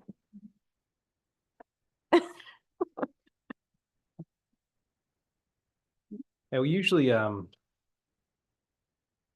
adopt a higher number. We want to make sure that we're able to pass through everything that we receive. And so the allocation that we want to make sure our allocation is sufficient to get everything to them. Yeah, we had that years ago with the Chehalem Parks when Chehalem Parks updated their SDC methodology, and we didn't know it. We adopted a budget and missed that large increase, and we were scrambling to find the appropriation authority because we didn't want to hold on to the funds and not pass it through. But it was double what we had budgeted for that year, and I think we either did a supplemental budget or we used the appropriation authority from Parks to be able to make that happen. So. Well, you guys, did you just do your budget adoption? We did, and we did not increase SDCs. Okay. It's a good thing. You didn't. So the following page is County Parks SDCs, page 72. 58, 38 coming in. And a large portion of that was spent a couple of years ago on the Ed Grenfell restroom project. Yeah.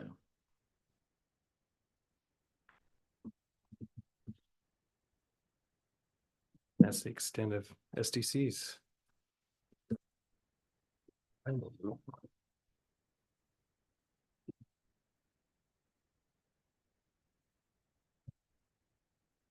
Yeah.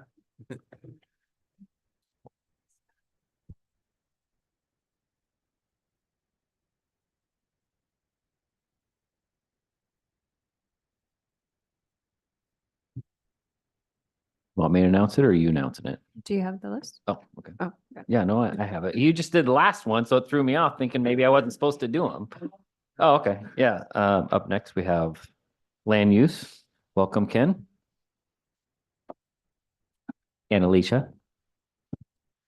Thank you. And if you have any questions about SDCs, Alicia actually literally day by day, does collection of SDCs. So she knows all of the nuts and bolts on that.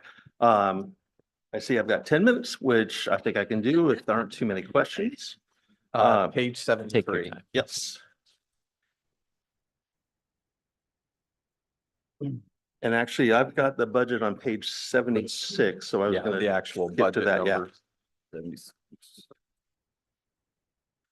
And I also have two edits. But just to give some background, 2023 was a very challenging year. Our office had to work at a variety of different locations.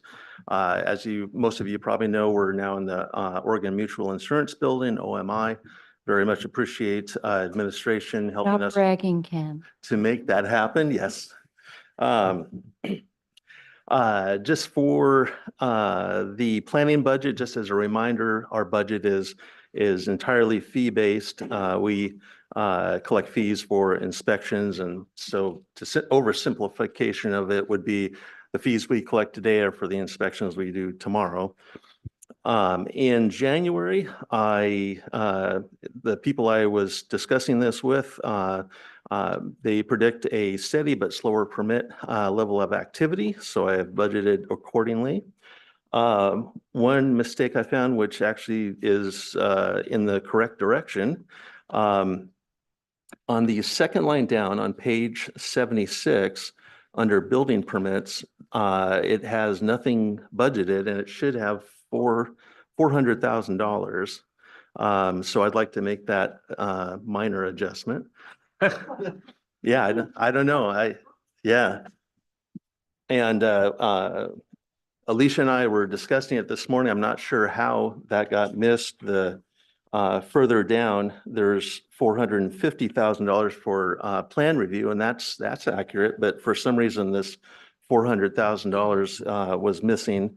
So I'd like to add that to account 32210, and then add the additional revenue to the ending fund balance of account number 99001.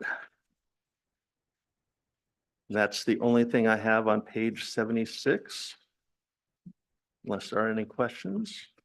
All right, so just to clarify, so we need to add 400,000 and then that 400,000 will be reflected in the ending balance. Yes, sir. So And I will send an email to Mike. Yeah. just a quick question on electrical permits. The other permits are all trending down, but that one's trending up. Is there a reason for that? It just has been that way. And I think a lot of it is people doing remodeling in their own home, and they need to pull an electrical permit for that. So yeah, it still is trending up a little bit.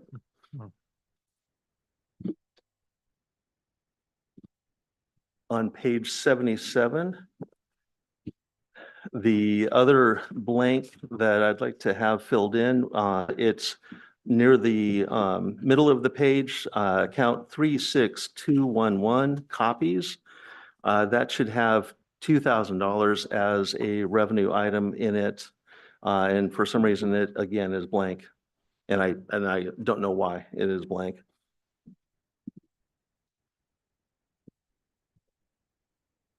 And again, adding it to ending balance, yes.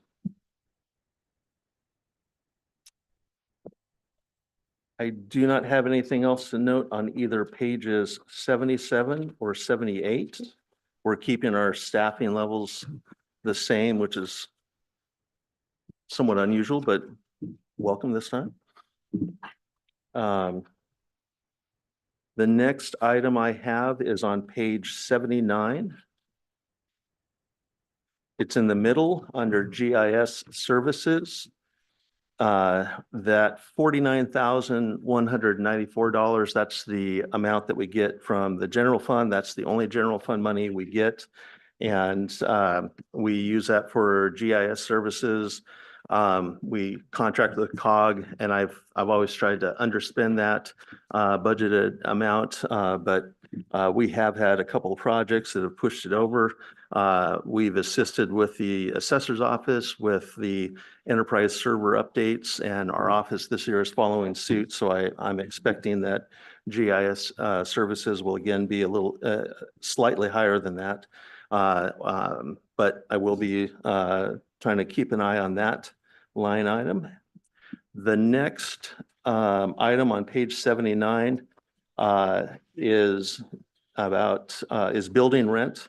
It's account 65201, And this is a new charge for us. The OMI building is around $10,000 a month plus utilities plus some insurance, things like that. So I've budgeted $140,000. And that's a new expense. On page 80 is the next thing I have to note. The very top line, 78001, the transfer out for building reserve is 0, and very much appreciate admin not charging us for the building reserve. That'll help us to offset some of the costs of the rent that we're going to be needing to pay. And unless there are any questions, that's all I have for planning.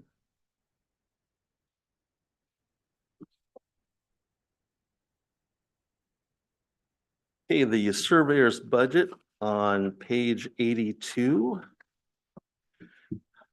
The only thing I have to note on page 82 would be the second line down, the account 34110 survey filing fees.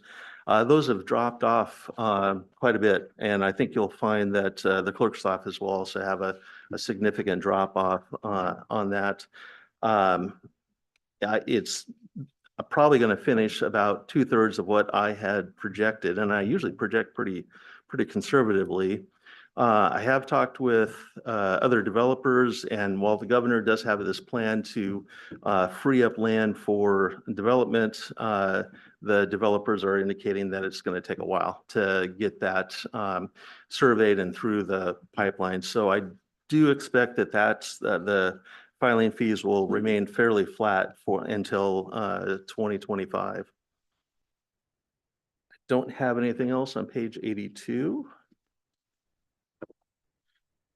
On page 83, the third line down, there's a significant change. It's 49900 FET, vacation and sick leave. I've budgeted that as $15,000.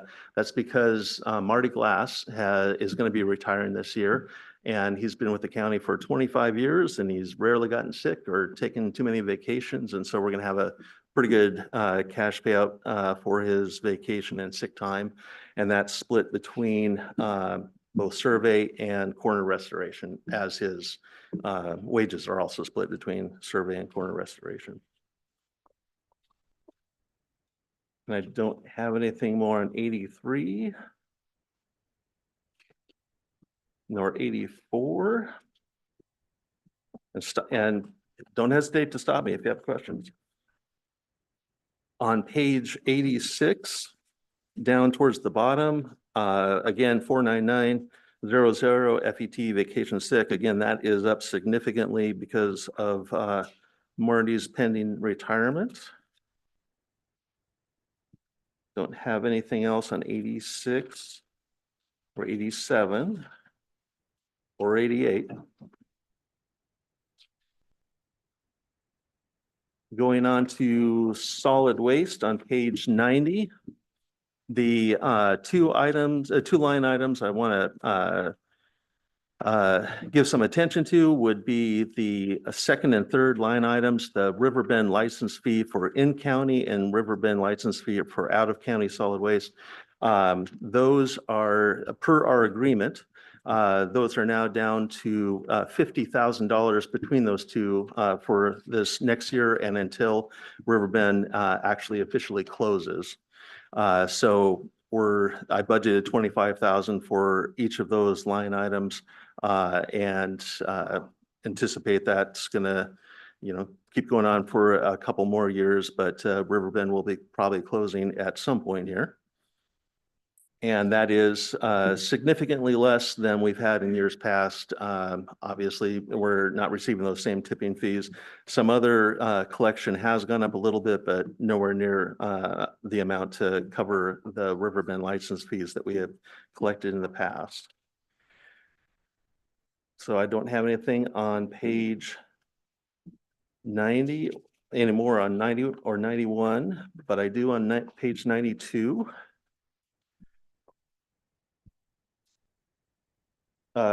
towards the upper middle of the page is roadside garbage pickup, account number 67003. I've got $20,000 in for that. A lot of that obviously for roadside garbage pickup, but the reason that's a significant amount of money is we're seeing more RVs that are being disposed of alongside the roads, and we're having to pick those up and dispose of them. And the sheriff's office is assisting to do that along with the towing companies. And so that's money to reimburse for those efforts. The next thing I have on page 92, a little bit below the middle, is the RRR education program. That is $180,000. That's the money that we set aside for the 2 household hazardous waste collection events that we have every year, and haven't had to raise that. We've been within the budget for that, hoping that we'll be able to just keep that as $180,000 for the next couple of years, but costs are going up. So, and that. Is there opportunity to get reimbursed for that at all through DEQ or? I'll ask if there's any, or if there are any grants or anything, but I do trust that Ashley keeps an eye open for that, and I haven't seen anything, and I get a lot of the same emails from the state related to that. But We have to do 2 a year. no, we don't have to. We don't have to do 2 a year, but I will say, people have gotten used to it. It's actually run very efficiently. Ashley did a really good job of having people do this pre-sign up. So, I mean, I jokingly say, instead of it being this long line at Disneyland, it's more like getting the fast pass where, at a specific time you're supposed to be there, and the lines stay very short, and it's been run very efficiently. But unfortunately, we also have been getting more and more people that know about it, that want to bring in their items. And Do you know how much out of county comes into that? I don't know. I will ask Ashley. I think that we do quite a bit to make sure that that doesn't happen. And a lot of the other, like Marion County has probably a more aggressive program than our own. And so there's really not a lot of reason for folks over there to come over here. Okay. Ken, are you having to send out postcards to let people know? Yes, And that's a pretty, that is Expensive. around $12,000. Yeah. each time. Yeah. But we try to do one set of postcards for both of the events, to cover both the events. And there's no way to do something that's less expensive? We, at this point, no, I don't think so. We've looked at it. If you want us to look at it again, I have no objection to doing that. But at this point, I would say it's the most efficient way to get people to know about the event. These zombie RVs that Yeah. are left on the side of the road. Do we have any idea how much we've spent just last year? I will say I just approved one for $3,000. It's anywhere between $2,000 to $8,000, depending on the RV, depending on the age of it, depending on asbestos, things like that. What sort of remediation you have to do? And so it doesn't take that many RVs to use up that amount. I don't have the number in front of me. Do you have any recollection of what it is? Okay. That's Yeah. it. We are so blessed. We have none then. Well, I think the last few ones were like 7,000 though, weren't they? They were pretty expensive. Yeah, they can vary a lot. Do you think 20,000 is going to be enough? I don't know. I would say that we're well under the 25,000 from the year before. And I actually thought the year before we'd have more.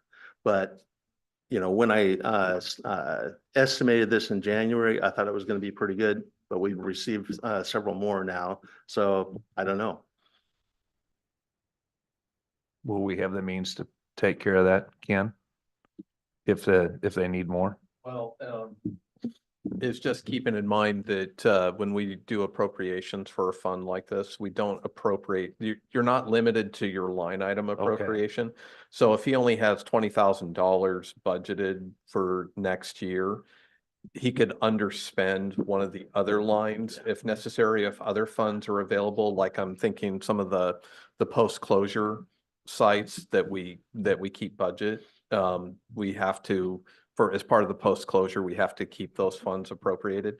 So if we have funds and flexibility to be able to underspend one of the other lines to make up any spikes that we may run into during the fiscal year.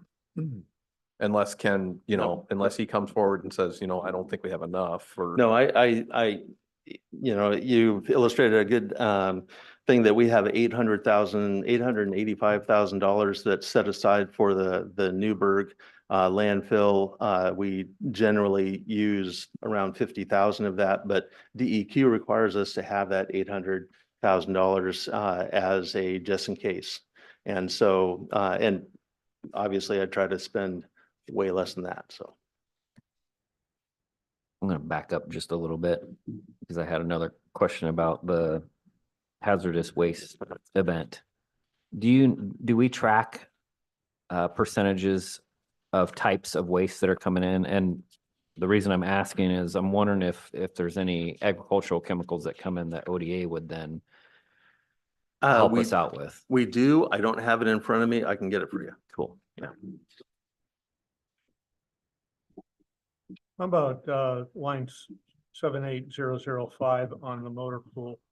That was a substantial increase from prior years, from 5 to 10,000 up to 60,000 this year.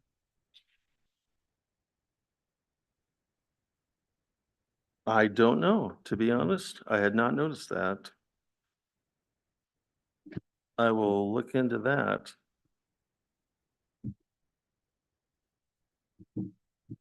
And I do wonder if that's a decimal point that slipped, because I don't remember it being anywhere near that high. Because we're not buying any trucks or anything like that, so.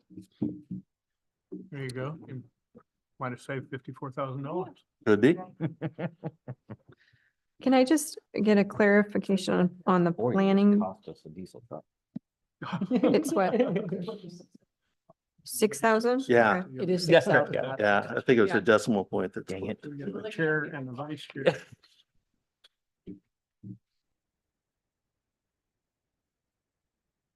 Thank you. So on planning, we're missing on 32210, we're missing in the revenue line, 400,000 for proposed budget for building permits. And then because of that, the ending balance on 99001 should read 877,344. Correct. Okay.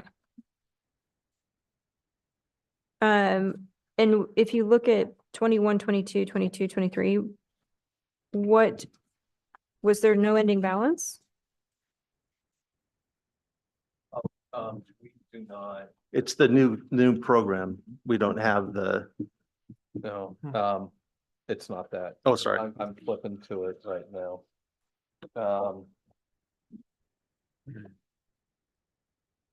And I'm gonna look to Mike to also assist with this.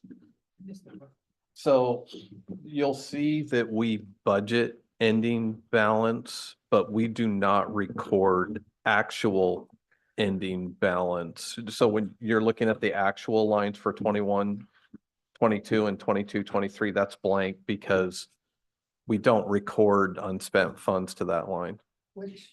We're back in planning, page 80.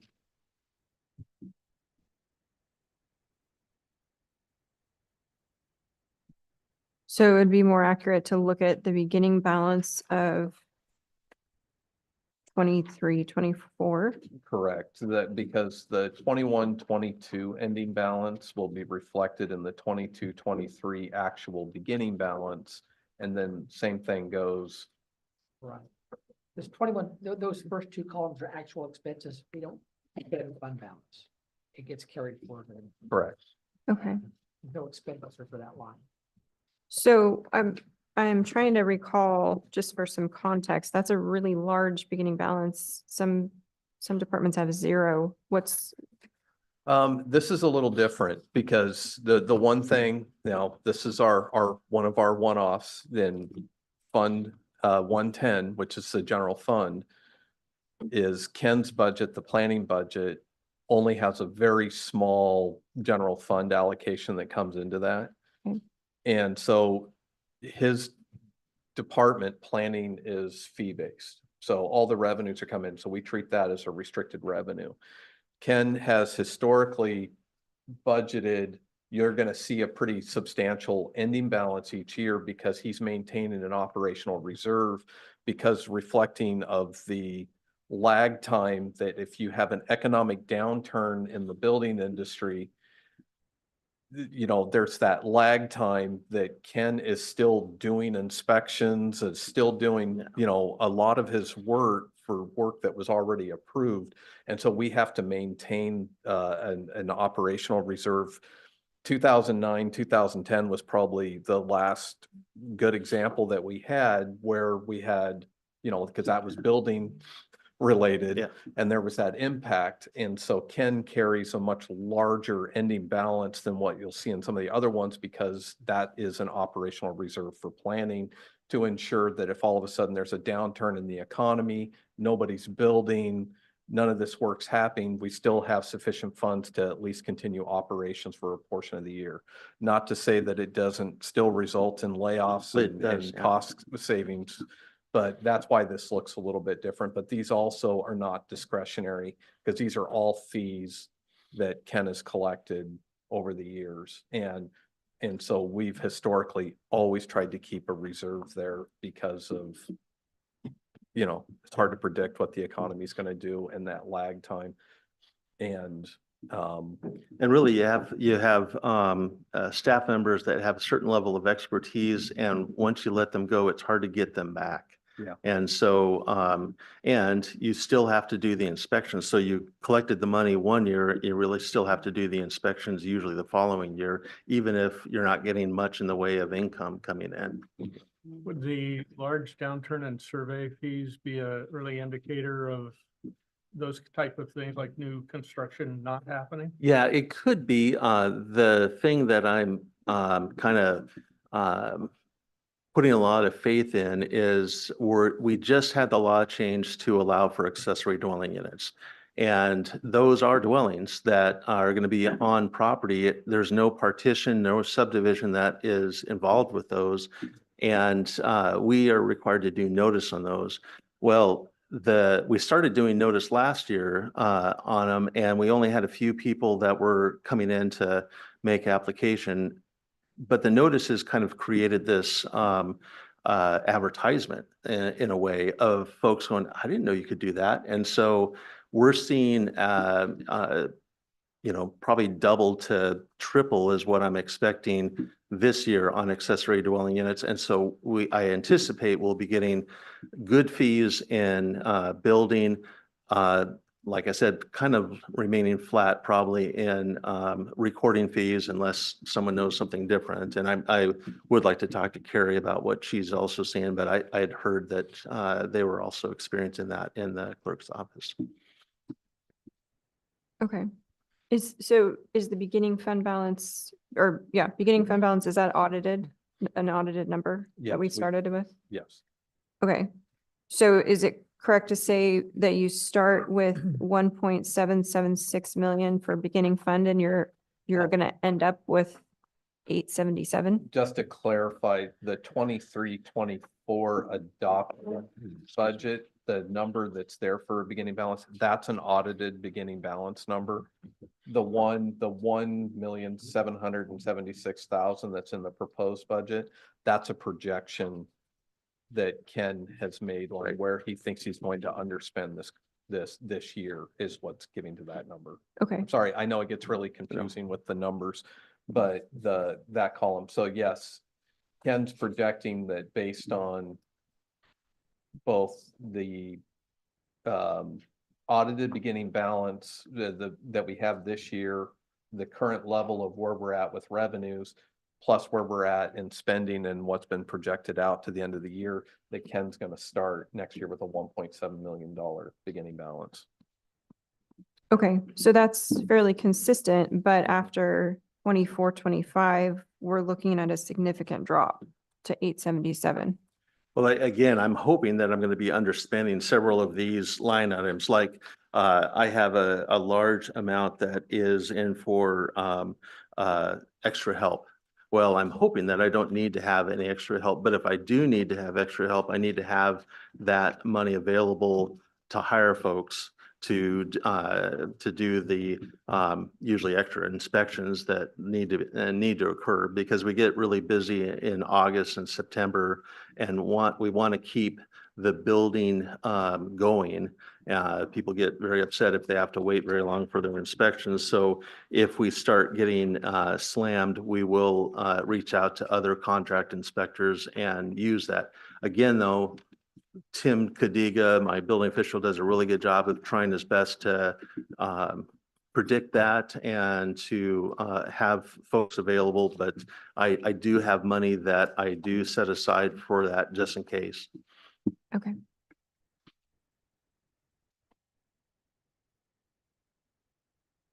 Okay. Thank you. Just a quick question. This is my first time through, so I'm probably asking a naive question, but page 93 on the solid waste total expenses looks to me like we are about twice what we have been historically. Is that correct? I'm sorry, where are you at? Page 93? 93, yeah. And what item on contingency or reserve? Well, no, for future? the total number, the solid waste number, you know, it's budgeted for 2348, but I took out the contingency, which you have to hold, and the reserve, and it's still at 1.2, and historically it's only been 600,000. Yeah, I understand the question. So when you're looking at the actual lines, it's because a lot of the funds in the solid waste fund, when you get up into we have 2 former landfills that are in post-closure. And we have the contingency amount that he budgets for a contingency, but even further up, like that 800 and some thousand for the Newburgh landfill. Very top. Those are pretty large amounts that we're really hoping we don't have to spend, but we have to, per the Right. permit requirements, we Okay, have to carry. yeah, I just was just looking at the numbers. I took the bottom 2 out because I knew they needed to come out, but it still it looked excessive compared to historical, so I just thought I'd ask. Yeah, we've been carrying those amounts on the books, carrying it forward each year because we historically, fortunately, we haven't had to spend those funds. Yeah. And I look at it from a positive standpoint because we hold those funds in case there's something major that happens at one of these sites that we Yep. have to go in and do some major remediation. It's And self-insurance liability, yeah. that's exactly Got it. it. Do you have insurance beyond this? 800,000? We do. We also have excess pollution coverage that we also, is paid out of this fund as well. So we have self-insurance. We also, carry insurance as well, excess coverage. Now, whether or not we actually need to have both, it's subject to audit requirements. We work with DEQ on the post-closure permit and How far out will you have to carry that? hopefully not long. I mean, is it, you're thinking 1 or 2 years, or you're thinking 8 or 10 years? I asked the question of DEQ, and well, actually, I asked Ashley to ask the question of DEQ, and as long as we've got methane coming from the landfill, we'll probably have to do monitoring of the landfill, because it's been 30 plus years, and I thought we were going to be at the end of 30 plus years. And they've indicated, no, it'll be some more years. They don't have any sort of estimate.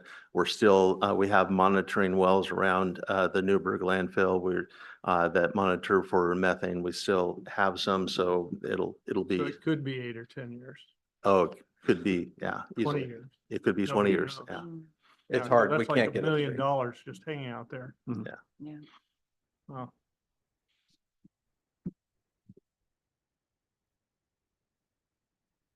Okay, all right. Thanks. Thank you. Thanks, Ken. See you later, Ashley. Bring your puppy next time. Yeah, We love we miss you guys. It's up to you, Chair. We had a recess on the agenda if you wanted to take a. What do we got? We're at 5 minutes. Yeah, let's take 5 minutes. Mark doesn't mind. So we'll be back at 2:55.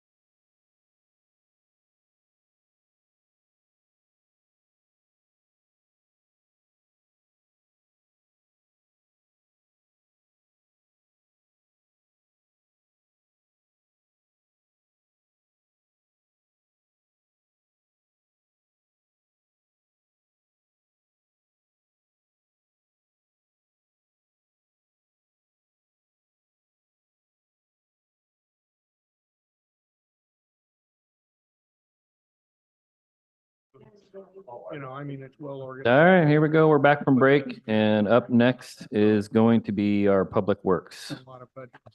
Welcome back, Mark. Good. Welcome, Dave. So Michelle's in the page- audience for backup page support. 94. And So what page are we on? Page 94.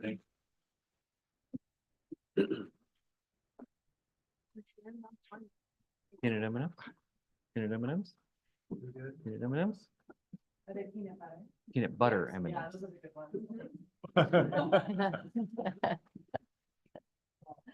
Ken, did you just say page 94? I thought it was. Okay, I have 96, but that's cool. Get away from me with that. Okay, Go all right. away. Go away. I know it's on page 94. Okay, all right, that's where I'm gonna start. Okay. Okay, good afternoon. So I think on page 95 is the org chart there. A little bit about that. You know, we have the road maintenance, then you have fleet, that's a shop. You have administration, engineering, parks, and then Cove Orchard is a contract service. There is 40 FTEs, 3 are parks. There is 1 new position, that is the mechanics assistant. That person will be doing preventive maintenance, changing tires, changing oil.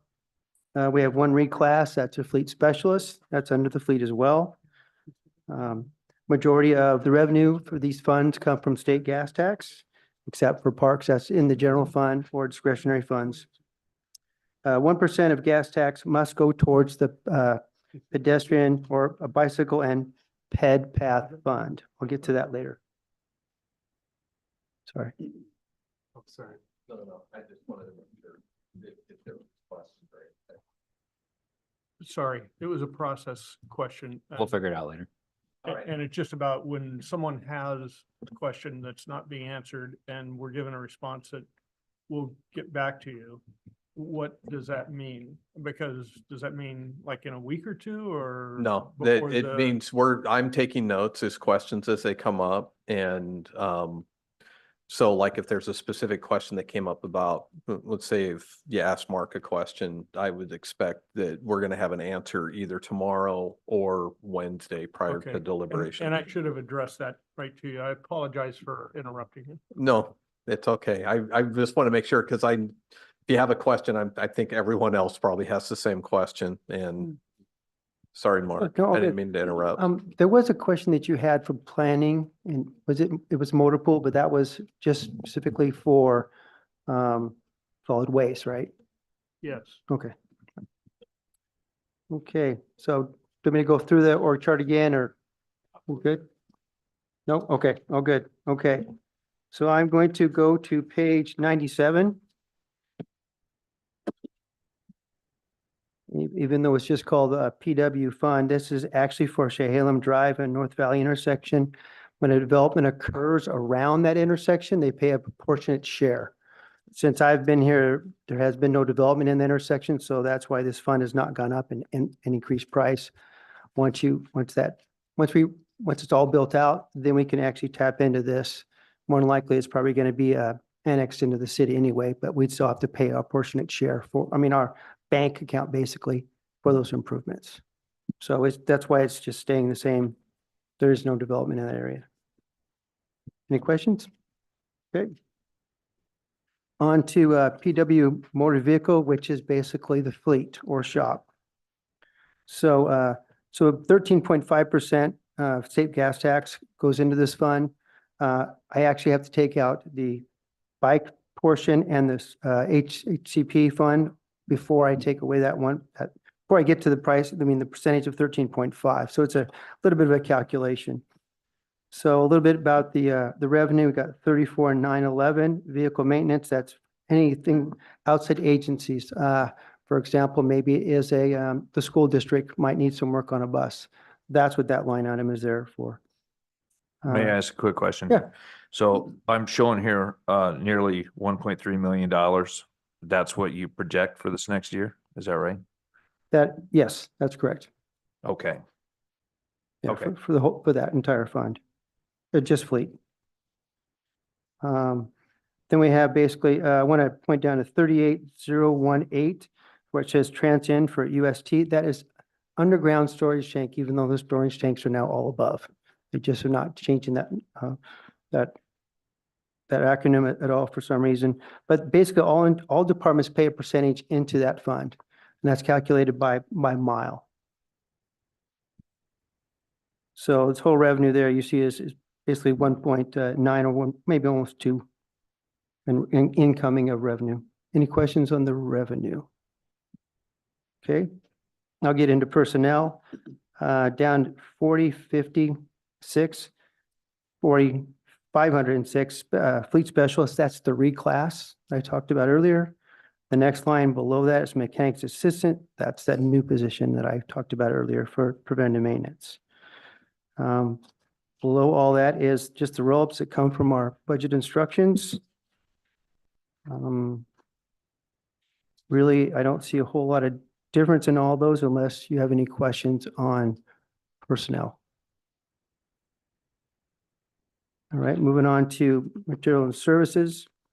I'm going to go right down to gasoline, which is 52001. It's gone up some, but you can see the next line, we're predicting that the diesel is going to go down a little bit. It's ridiculous.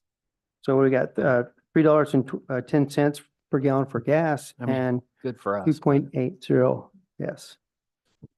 Well, it's 80 a gallon. That's what's ridiculous. I'm paying like 385. Yeah, and I know this question comes up every year and our rates are different Yes. because Frustrating. we're not, I mean, Well, good for us. But we're not charged state gas tax and local gas tax. Can I just For ask our a own. question here real quick? Yeah. So I think I've heard on the news that fuel collection taxes are down. So how can we think we're gonna go up? So I'm right back to the first page again, where it says 1,298,000. Yeah. Mhm. So supposedly we're collecting less and less, but you got it saying we're gonna go up? State gas tax you're talking about, right? Yes. I get actually a calculation sheet, Mm-hmm, well, like this one from Oasis, mm-hmm. that gives you projections of all of the gas revenue for all the counties, and I go down to Yam Hill, and that's what I use for my budget numbers. Okay, And they take into consideration some of those as well. okay. So somebody's way wrong.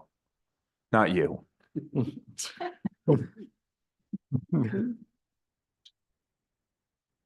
Anyway.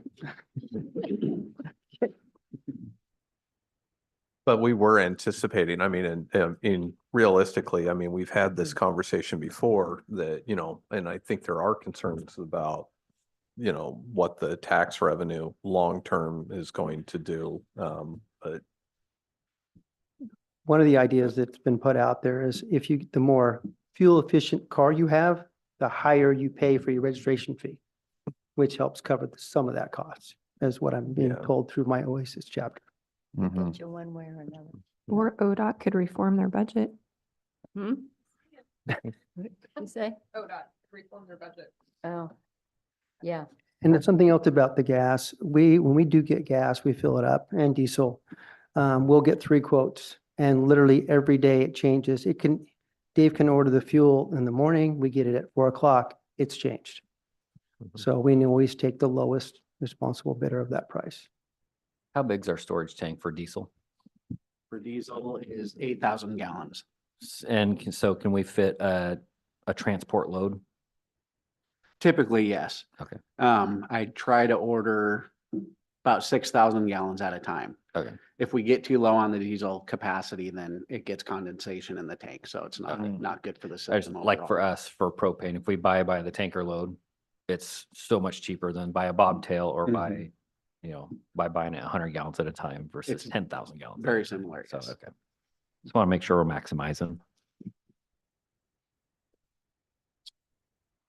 So everything else, parts are pretty much that stayed pretty much the same. We thought maybe that might go up, but not as much we anticipated in our current year. So we're feeling pretty good about that number.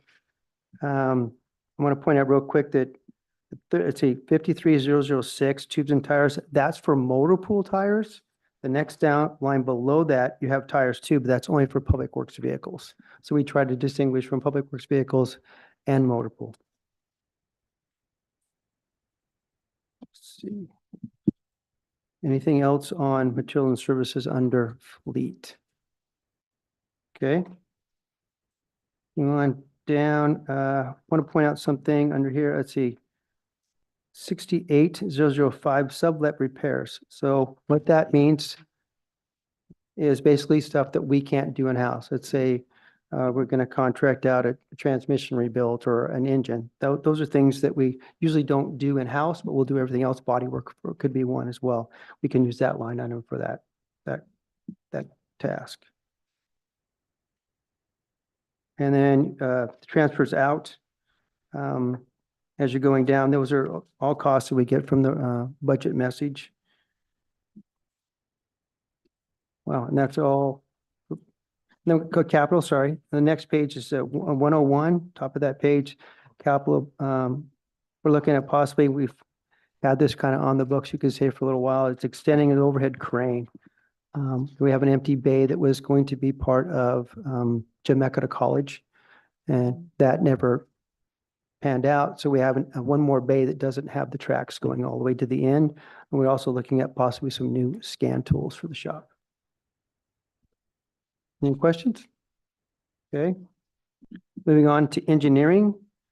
The first one there, 32216, road use permits. That is engineering review permit fees, subdivisions, partitions, et cetera. That's what that number is. We're seeing that number go down. I think maybe Ken talked about that earlier about some of his permits going down. State gas taxes is the next one that comes in. Again, I figure out what our expenses is in this fund as well as fleet, and then I take a percentage of the gas tax to make sure it balances. I do want to point out that if you don't know, 34152 COSSD stands for Cove Orchard Sanitary Sewer District Services. So we get funds from that service to comes in here as revenue, and then we pay out for the manager and operation manager out of our personnel costs. Can I ask a quick question? Yeah. This 3.22% of state highway funds after allocation, you have nothing to do with bike or habitat, or do you? I do. You do. Yeah. So what are you doing with that? So basically, when I first thing out of gas tax, I got to take 1% off that. And we'll see a little bit later, that's about $94,000. And that goes strictly into the bike fund.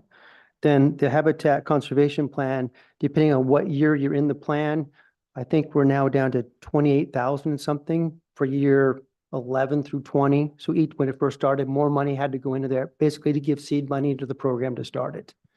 So I take all those funds out first, and then I can find out what I need for engineering, fleet, and my road department. Can you give me an example what you would use for the bicycles, Bike lanes, Yep, bike lanes? bike lanes in a right of way along a county road. that would be it. When I get to bicycle, I could share it now, is that I'm able to Oh, actually. we're gonna get there. Yes. Yeah. I got it. Okay, Thank you. all right. All right, so anything on revenue for engineering? All right, going into personnel, pretty straightforward there. I do want to point out 4317 is, it says engineering tech one. That is actually a college intern from George Fox. It usually is with us through the year. Then you go down to extra help, which is 48,200. That's that line item to pay for the Cove Orchard operations manager and office manager's time to do administrative work with Cove Orchard. There is, I should have said this before, there's basically one engineering manager and then he has the intern. That's all that's all the staff there is for engineering department. And then you have roll-ups in there as well. Anything on personnel? I have a question, Yep, which go. I'm positive has been answered already.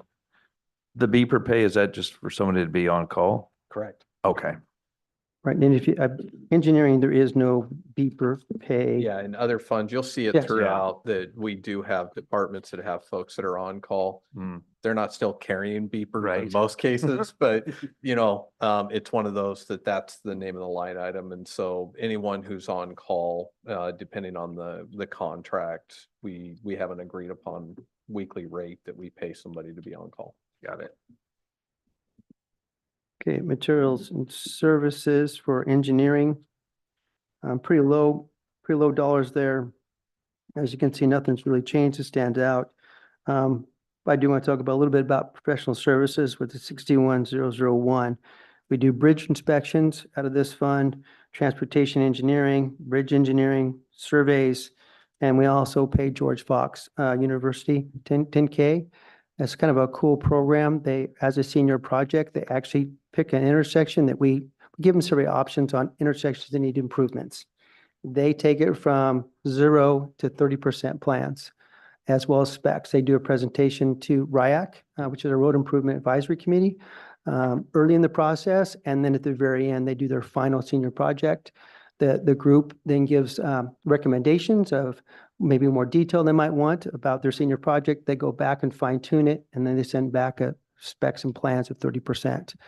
I'm actually doing a needs study right now for Oasis. I'm actually able to go back through the last 5-6 years, use that number that I have, 30%, to put it on there for Oasis needs assessment. I mean, besides that, I have not done nothing with those intersections, but they're always there, shelf ready for when we do grants or any other special revenue that comes in. So we haven't adopted any of those? No, we have plans? not. Okay. Yeah. So anything else on materials and services? There really isn't, there's no capital really in the engineering fund. So that is it for engineering. Let's see anybody else have questions. On to page 105, which is the road fund. Mark, before you go too far, just to clarify, we just haven't recently done any of the George Fox projects, but I think we have in the past. Not since I have been here. Right. I Right. think we have before, but I think because your priority's really been on bridge projects and they're not necessarily doing plans related to bridge projects is probably, we haven't done any realignments or paving or anything like No. that involves these intersections. No, Right. Not in recent years. no, not since I've been there 4.5 years. Because I don't know why I want to say Abbey Road or one of those intersections out there. I thought they were involved. Do with. not know. Yeah. Just back to Jason's earlier question about professional services, is there a objective out of that exercise to improve intersection safety? Is that? Oh, that's definitely one of the big ones that we give them is intersect safety. A lot of the ones we have are, you're looking back over your shoulder, intersection, someone coming into a 90-degree. One is Gun Club in Middle of Springs. I have the whole hillside there. You can't see around. What we need to do is move that hill back or excavate it, basically. That's the kind of things that they give to start out with. And I can even take, and then if I needed to or had funds, I could take that, let's say, to an engineering firm and they could fine tune it from there. And then we bid the project out.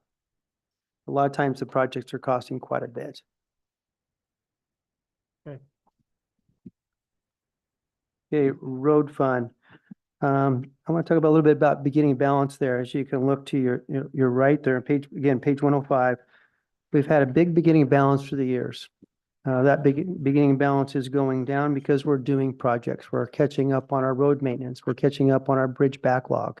So that's how we've been able to do all those, is because we've had a big beginning balance. So basically our bank is going down. So we're going to be, the next couple of years, we're going to be going down to a much smaller beginning balance each year. So the road permits, which is 32216, that's our driveway and right-of-way permits that come in. Let's see, and I go down to 33516, which is supposed to be project reimbursement.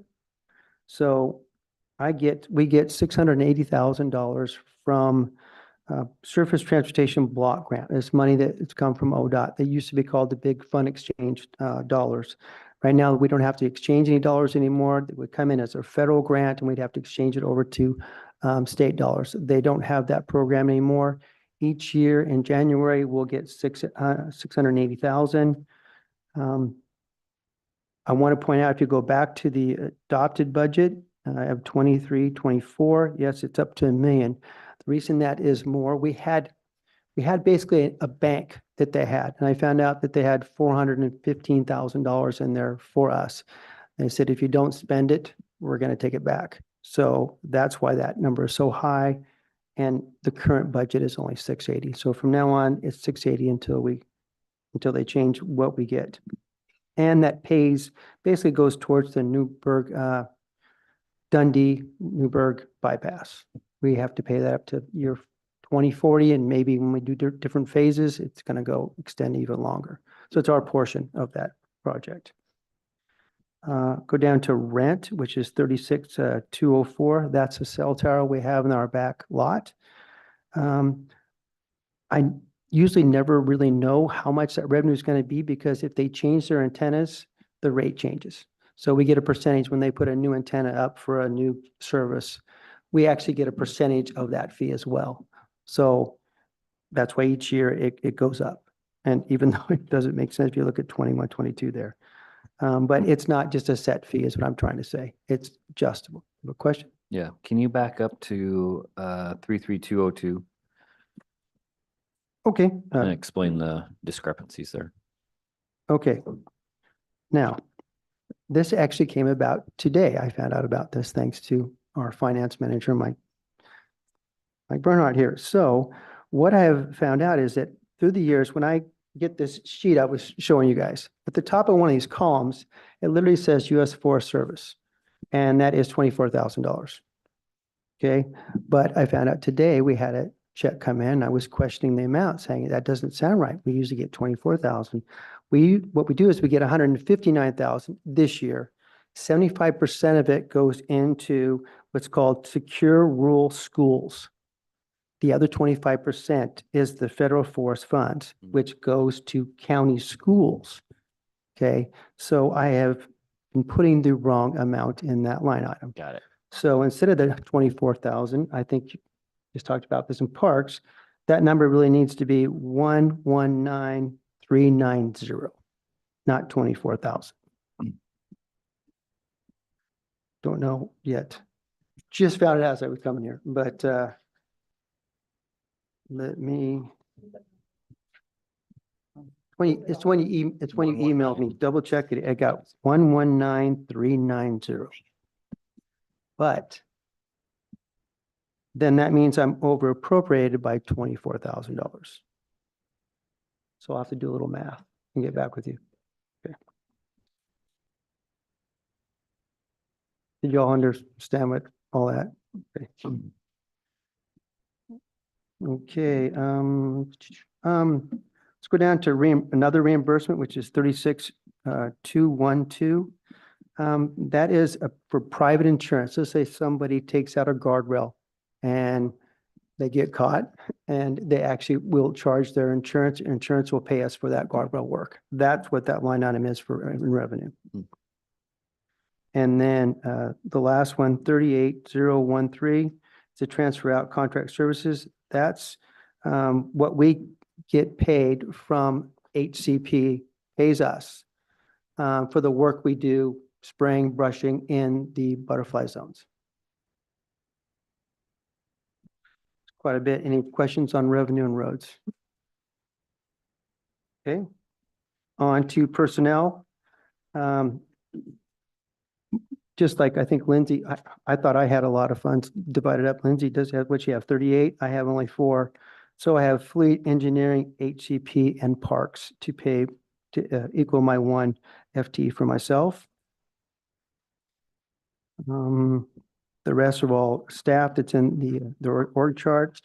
I want to point out 48,200 extra help. That is our roadside vegetation interns who use GIS and go around and mark areas of where we have erosion, and you can see erosion through the years. So we're getting more on top of that with our vegetation program, as well as maybe even how our habitat areas are growing. You know, is there basically, like I said before, more hotels for the Fender blue butterfly, which is the Kincaid Lucan. Thank you, Lucan. So it's a way to monitor all that. And again, it is all done through interns. There you'll see your beeper pay, the next line down. That is basically the on call. And I'm anticipating 30. That price did go up with the CBA contract. Let's go through here. That's all I have on personnel unless anybody has any questions. Okay, on to materials and services. I'm gonna go right down to the asphalt hot mix, which is 51,502. We're doing less and less. This is that start you'll see of us trying to save some dollars so we can do more capital improvement projects. This is paving that my crew would do. All right, we would maybe set a new road. We might go in and do a leveling course before we do an overlay or chip seal. And then rock is the next one, which is 51,503. We're being more careful on how much gravel we're buying, and this is for gravel roads. The idea is when you put gravel down on a gravel road, you grade it out, and as you're driving on, as you know, you get the piles on the sides. The idea is to get the graders to pull that back in, feather as they bring it in, they kind of feather out the soil or dirt that might be in there, and then spread it back out. So we're reusing the gravel. We're working really hard with trying to get our grader operators to do more and more of that instead of just saying, I need more gravel. We'll try to use the gravel you have on the road. There's going to be more and more training on that. Let's take culverts. That is 53,002. That is only pipe. So that's not like we pay for a culvert work. That's only material, and we do happen to have a lot of inventory on hand. So that's Good. why that price is down. Zip it. And it's the smaller stuff. It's nothing that's over 48 inches. Tired talking about culverts. And it's only for culverts that are in the county right away. That is true. Yep. That's really all I have on material and service, unless you all have any questions. Okay. Well, actually, my bad. I'm going to go back to 108. I want to talk a little bit about contract services, but I was on a different one. Again, these are things that we do not do. We contract out. Below there, you'll see shoulder spray, flagging, bridge sweeping, power washing, tree work, guardrails. Track slabs. Messed up on that one. We're actually working with the local railway company to actually we're not paving right up to the tracks anymore in between. We're actually working with them as actually precast concrete, almost like curbs that you're putting in before, in the middle, and after. So you have that smooth transition. I think we actually have go through I'm trying to think, I was going to say procurement, but now we don't. It's sole source. Basically, we go through there. We do that because we're working with an agency and the price is quite low. And you might have seen a couple of them. We're getting ready to do the ones at 3 Riverbend right there at that intersection as you, Stuart no, gosh. I'm Yeah, forgetting the names here. 99 and White's. 99 Whites, and that's what I'm thinking. So there's that 3 sections of those railroad tracks. All that's going to have track slabs here by the end of the summer. While you're on that, shoulder spray, shouldn't that be going down when we have our own? Remember, I did Right this now? before we got the truck, and we're anticipating that would be a savings. Should be Correct. a 0. Well, we're finding not quite yet. Oh, All right.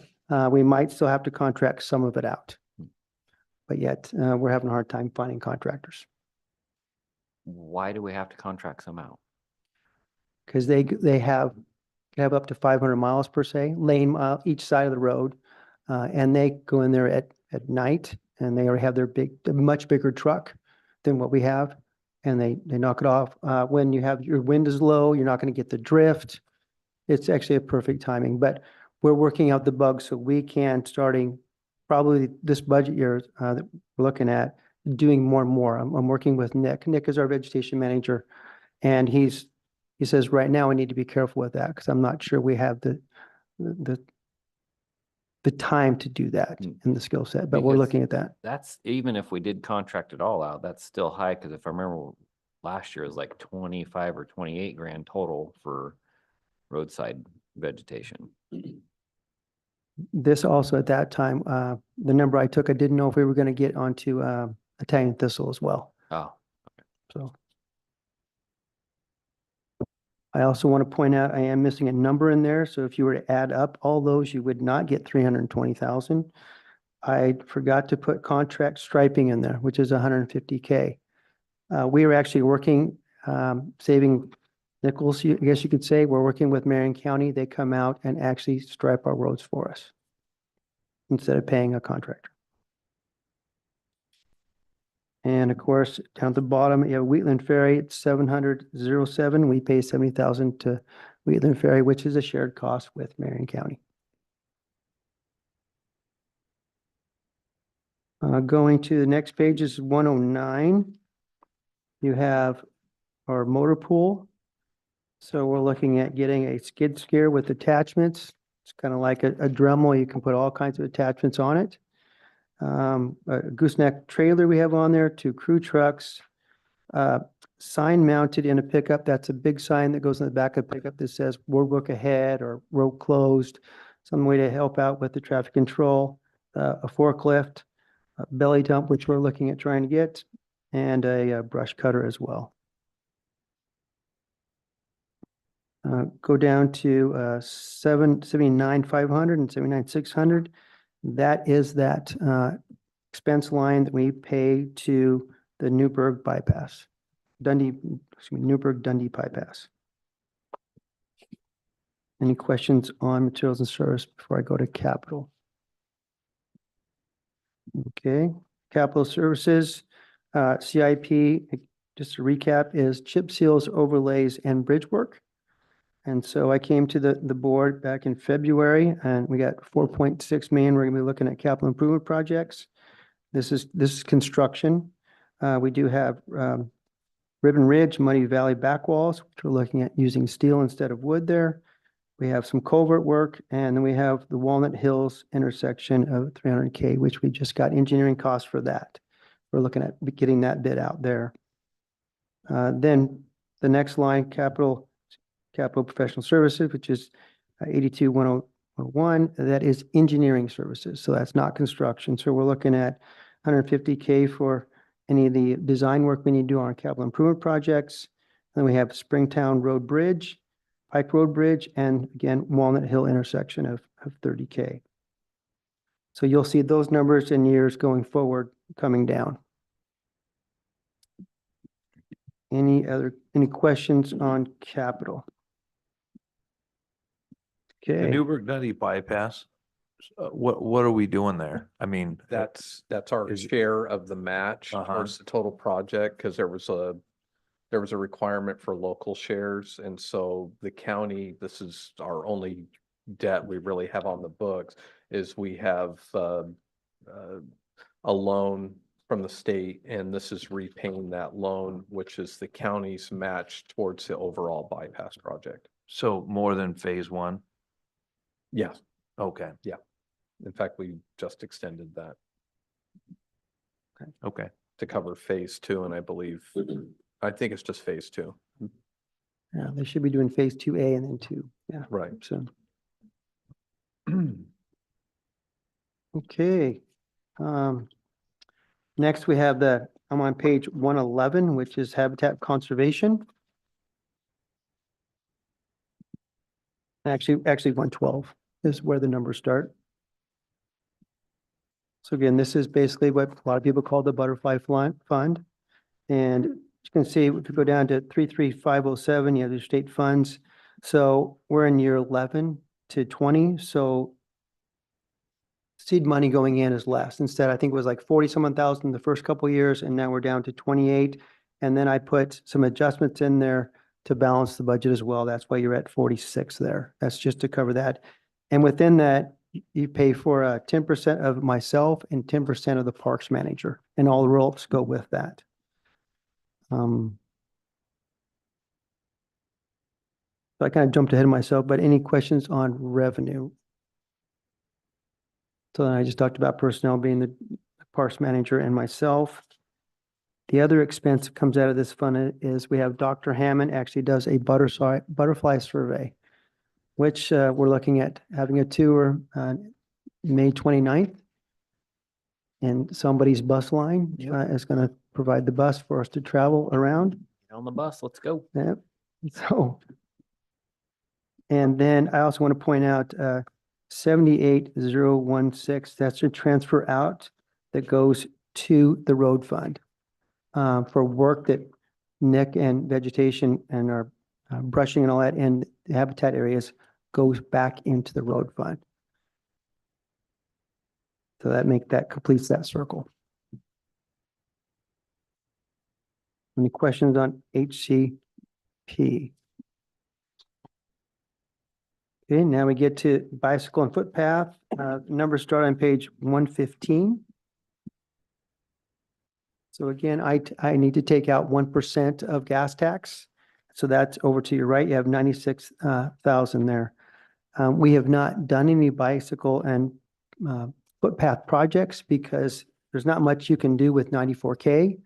But I have found out through the years, you can build that up to a 10-year period, which at that point we should have probably 1.3 million to do a proper bike project. And it has to be within the right of way. We can't use it.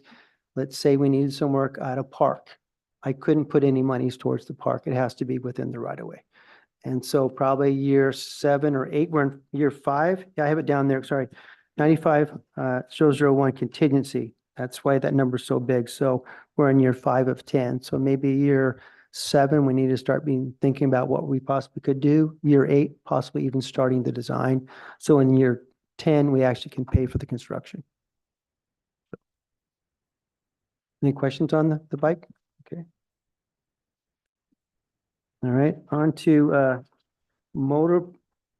I see pool motor vehicle, which is what we basically call the replacement fund for vehicles. And I'm going to let Dave take this one. Thank you. We'll start with line 30101. That is the beginning fund balance expected to be $3,096,665. This number is high because vehicle and equipment ordered in previous budget years may not actually arrive due to long lead times from manufacturers. An example can be our last dump truck we ordered in January of 2023, and we just received it a few weeks ago. Line number 30103, fund balance for the fuel island.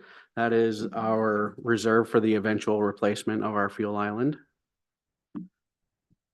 30168 is the reserve for the eventual replacement of the motor graders that are used for the county gravel road maintenance. This fiscal year, 23-24, we budgeted $150,000, and combined with the $39,423 in fiscal year 22-23, that gives us our current number of $189,423.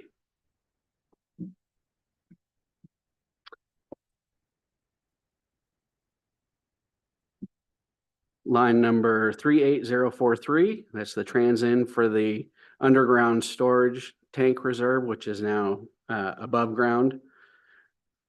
And that's for the eventual replacement of the gas and diesel storage tanks. Any questions on the revenue? Move down to 61010. This is the collision property line damage. This fund is used to repair county fleet vehicles that have been involved in an accident that is not covered by a third-party insurance claim. Does that include the sheriff's vehicles? Yes, it does. Correct. Yeah, we don't carry Seems to be about the only one that rolls. We into that. self-insure that element. Move over to page 118, line 78005. This is for, this line transfers to the 211-501-0029-38011. That's the vehicle maintenance fund. This covers parts and fleet mechanic labor that's used to upfit any county vehicles.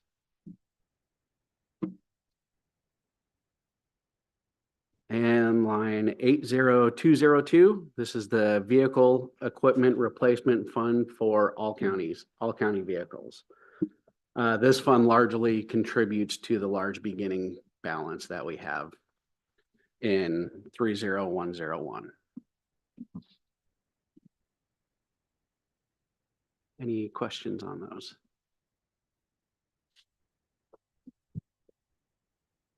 That's all I have. Thank you. Wasn't there one question from this morning you wanted to ask, Commissioner Johnston? Did you want to know the mileage about the HHS? Yeah, the Ford Focus, mileage on the Ford Focus, year that it was.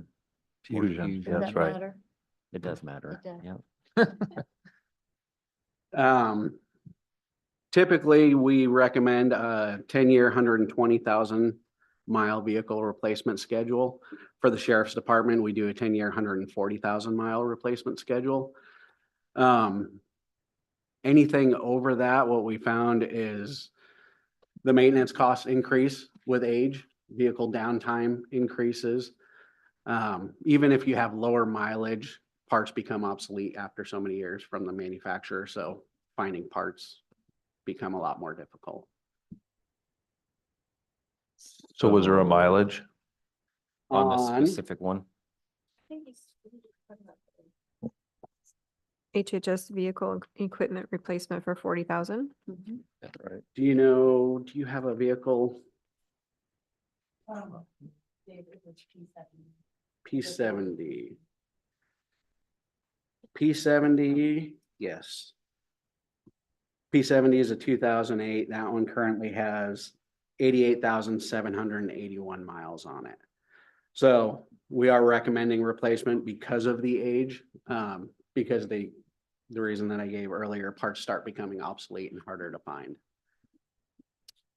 Is that something that we just unilaterally did, or is there actual maintenance costs going to get? Have you ran into issues not finding parts for it? Or are we just going by what a book says? I can't remember if it's P70, but I have come across vehicles where we are starting to see obsolete parts. I'd have to check and see what vehicle number. Okay, let's follow up on that. Yeah, this has kind of been a point of contention, at least for myself, and I'm happy to learn if I'm way off base, but when you talk about a vehicle with 88,000 miles, I'm just going from personal reference. Okay, I'm driving a vehicle that's 20 years old with 100 and almost 80,000 miles. And, that's personal choice. I just want to make sure that we're not doing what is very easy to do when we say, well, we're going to just replace, I look at laptops, for instance. County says, well, we're going to replace laptops every 5 years. You think about how long people keep their laptops. And I'm just looking at this and thinking, this seems a bit generous. Yes, I drive a vehicle that's got 260,000 miles on it.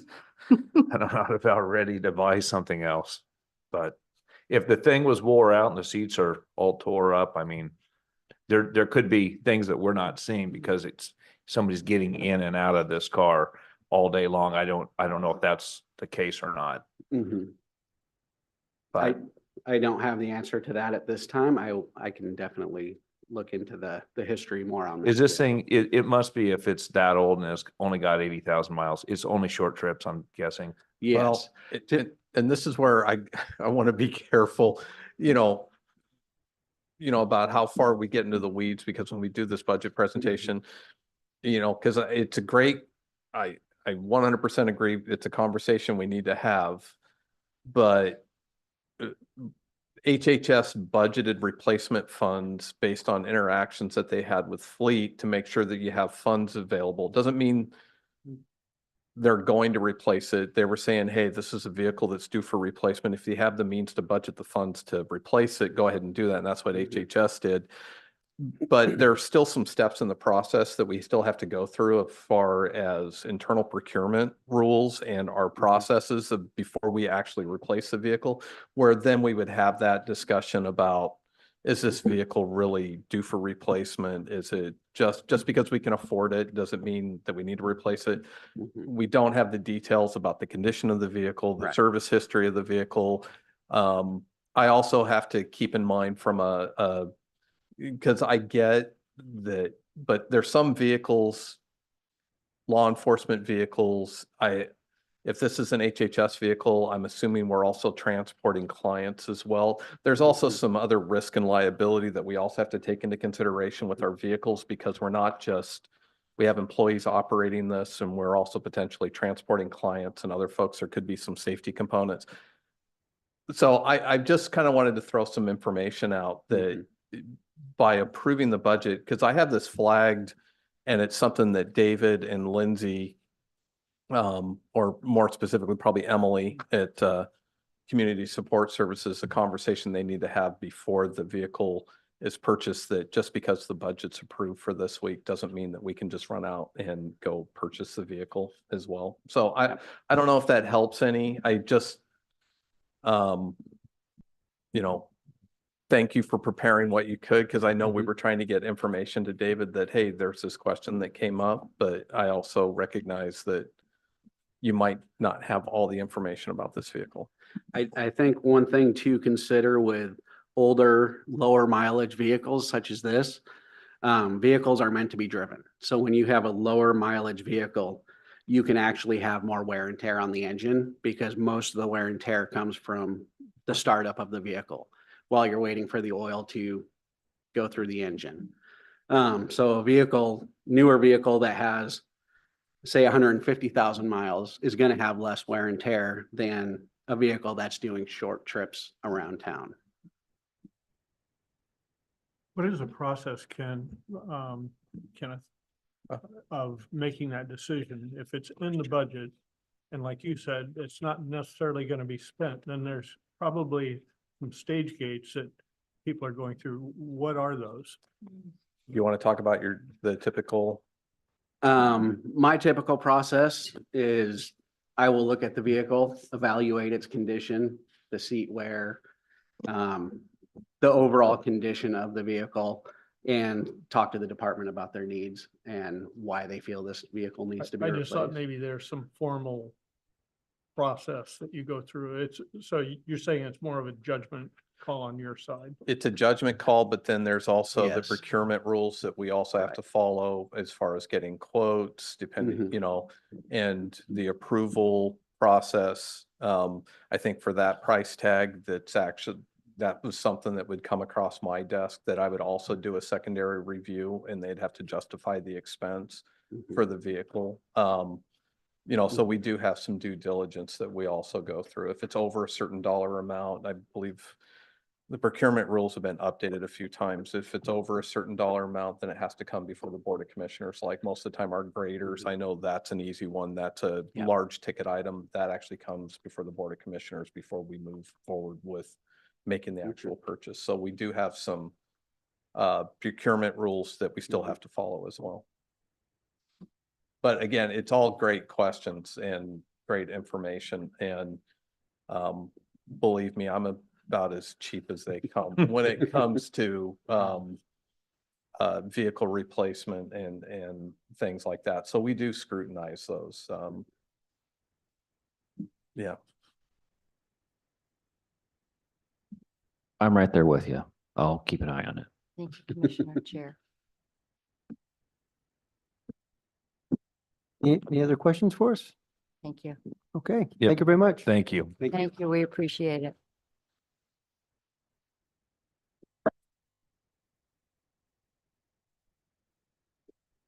We want to take a 5-minute break before we go into the next. 3-minute break? Okay. He's like, yeah, right.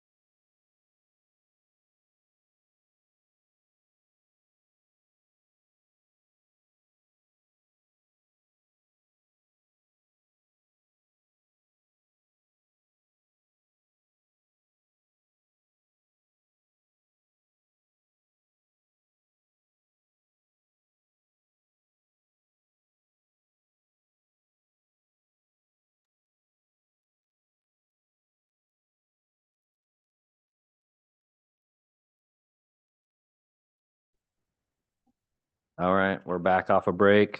And next up is general admin with Ken and Justin. Take her away.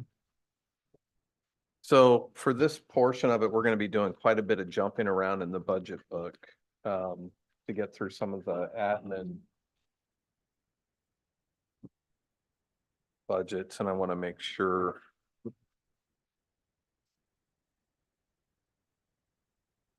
Why don't we start with, because it's still fresh.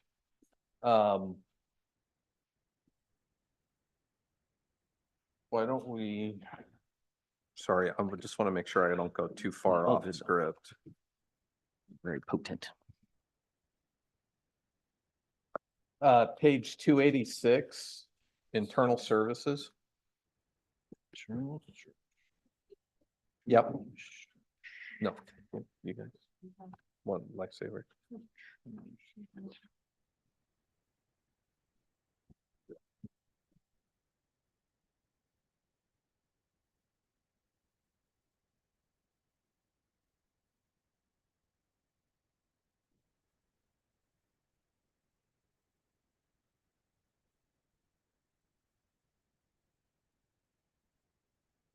Yeah, if you look for a Manila tab. I think it's Manila, right? Okay. Internal services.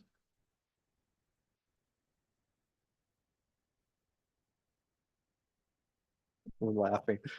I'm always worried about that if I pick the wrong color. I'm colorblind, so. Okay, so we're gonna do some of the general service and internal ones. So on page 287 is what we call the discretionary revenues.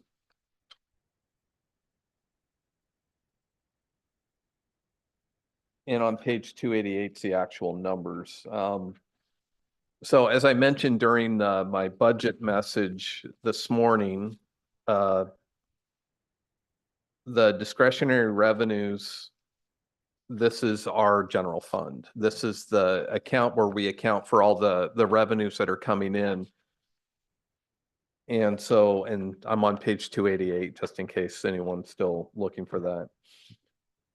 So the main thing that I would highlight is 31101, which is the current taxes. You see that in working with the assessor, we start this process in October of last year. We talked to the assessor and we're looking at what the property tax revenue is going to look like. And what you're seeing here, that 28,151,842 is essentially a 4%, a conservative 4% increase that we're projecting coming into this in property taxes directly to the county. The next line, the $500,000 for prior year taxes, that is pretty much a placeholder. We usually get some funds, but you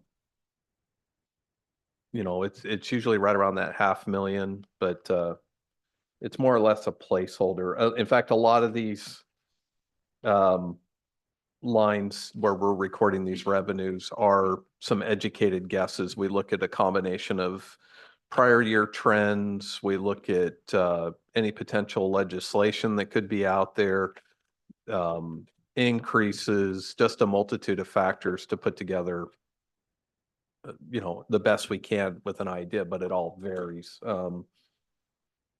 And so like a good example of that is the ONC funds. You know, I don't think we've received any ONC funds this year, or did we? A week or two ago. So this is one that we put in a placeholder. We're not sure what that's going to look like because it's really up to the feds on whether or not we're going to see funds coming in. The amusement tax, you know, that depends on, you know, lottery proceeds, a portion of that. Cigarette tax, that's another one that cigarette tax we've been watching. You can see that we've been budgeting, that's been on the decline each year for several years now. So even though the amount for the tax is more, fewer people are purchasing, so we're that rate up. Yeah. And then same thing goes with the liquor tax. We've actually, that one's really hard to predict because over the years, when you look at trends, it's been kind of doing this. There was a couple years where we saw, you know, you look at 22, 23, pretty high amount. I don't feel comfortable budgeting that because I don't think our current year to dates reflect that we're going to come close to that number for this year. So, so again, we try to be pretty conservative. And then the marijuana tax, that one has been a nightmare to kind of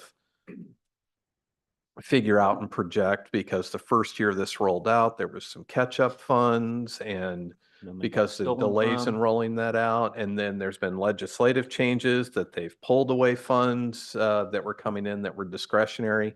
So that's a lot smaller than what we saw in the first 2 years that this rolled out. And again, there's just a lot of that's outside of our control, and we basically get what we get, that comes into this. That being said, you see the total amount, that's the 33,104,782 that we have budgeted and projected for next year. So this is the 33 million. Of this 33 million is what we allocate out to the various departments, the various general fund departments. And this is one especially new coming into this budget, which is going to look odd in here. So all of the Fund 110 departments balance to this fund. So you won't see the actual an allocation amount. What I will say is we retain $200,000 in another expense line in this fund. And that's not a contingency, but kind of a contingency that we utilize for helping departments that they may have a one-time expense. They may need some appropriation authority transfer because maybe they've received some funds that they didn't have budgeted. So that's what we use that 200,000. And then what we're left for reserve for the future is just over $1 million. So if you minus the $1.2 million from the 33, all of those other funds have been allocated out to the various general fund departments. Sorry, I didn't write a note and I don't have the discretionary allocation table in front of me, but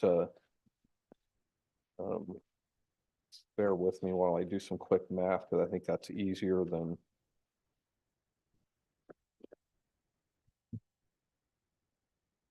There's a significant drop from like 22, 23, like 15% there.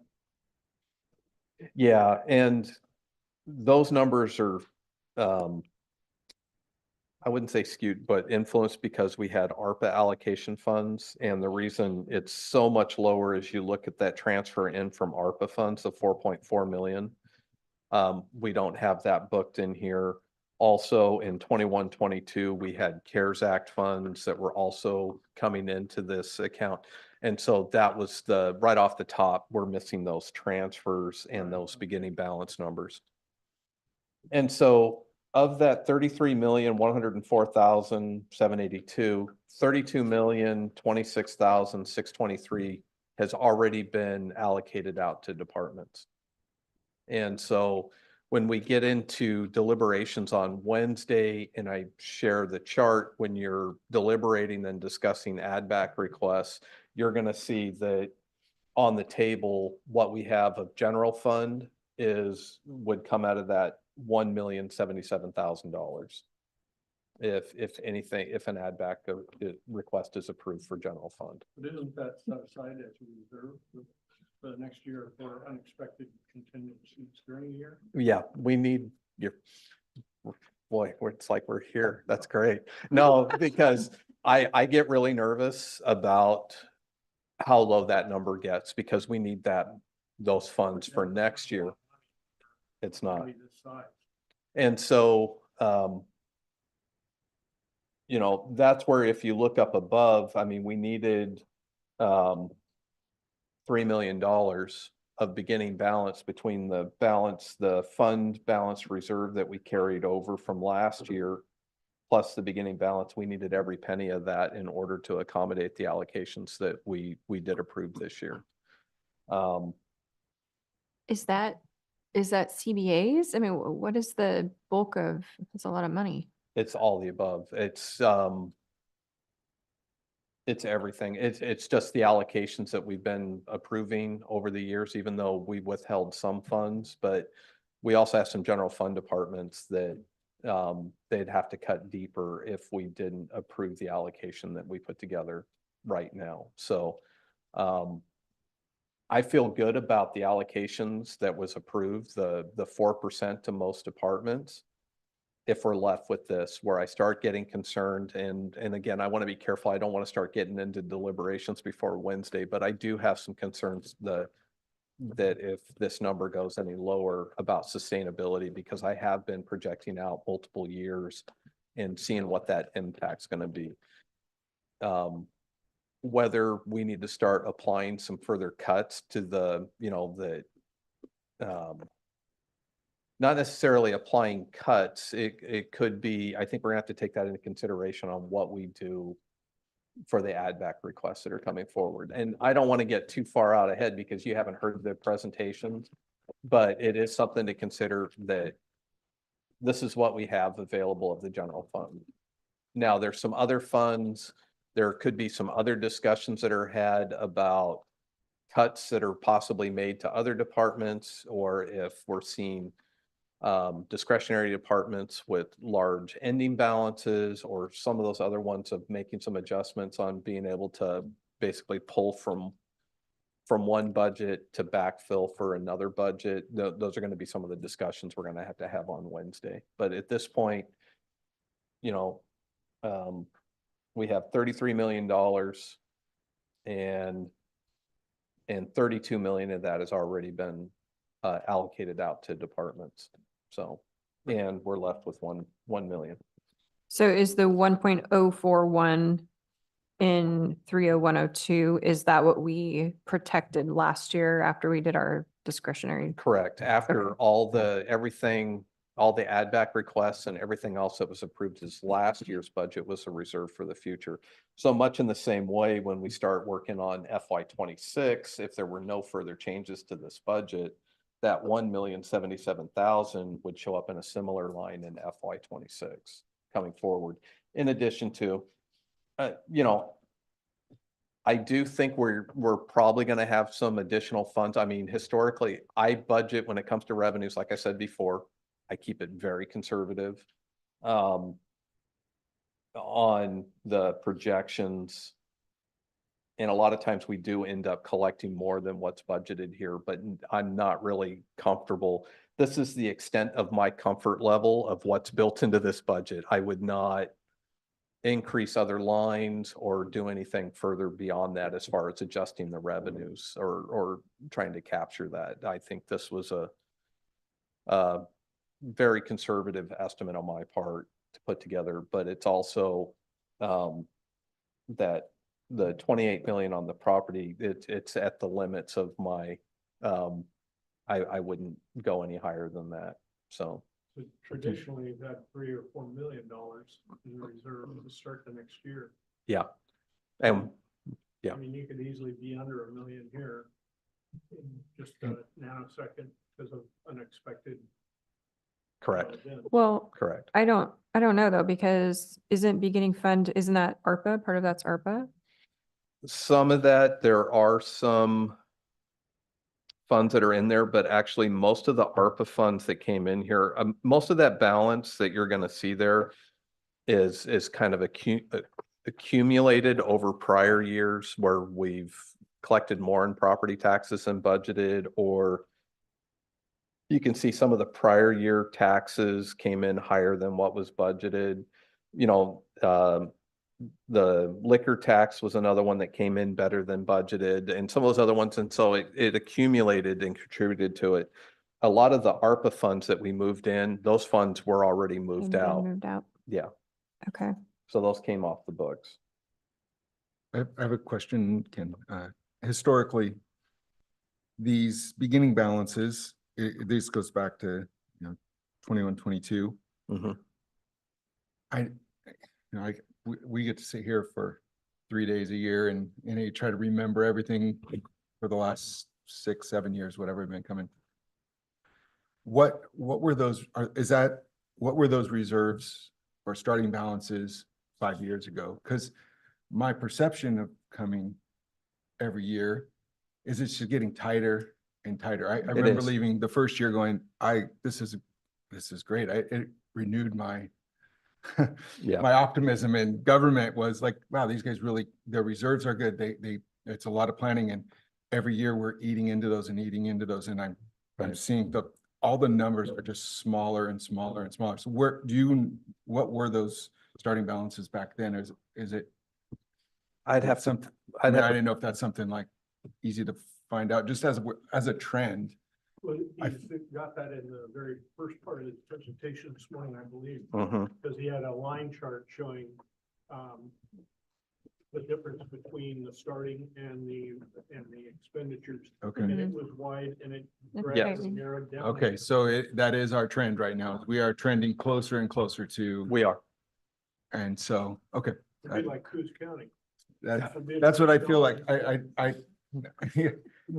Well, No, and I- a lot of those counties used ARPA funds to backfill their budgets, you know, and it's gone now. So now they have massive holes that I think they're, that's one of the dangers. They get this Yeah. infusion of Mhm. revenue coming in that they didn't expect, so they budget to consume that, thinking they've Yeah. got all this money, but then that budget doesn't, they budget off of that budget for the next year and they Yep. don't have that money anymore. You know, it's kind of a trap. Yeah. Yeah, I guess that's what I'm trying to, my gut is, yes, every year I come in, it just feels tighter and tighter. And it is, and you might remember from previous years, there was some pretty substantial add back requests Yeah. for sheriff's office in Mhm. particular. I know those were not insignificant and, you know, and so it's been kind of across the board. And I also know that there were some upset departments last year when we had to go in and kind of pull some funds from other departments to, so I knew this was going to be, something that's probably going to require a lot of discussion on Wednesday. Because I do, like I said in the budget message, there are some requests that are going to be coming forward with presentations. And it's not my intent to kind of set the stage that we're going to say no right now. I think we need to see the presentations, hear the add back requests, and just know that when we're looking at the general fund, it's tight.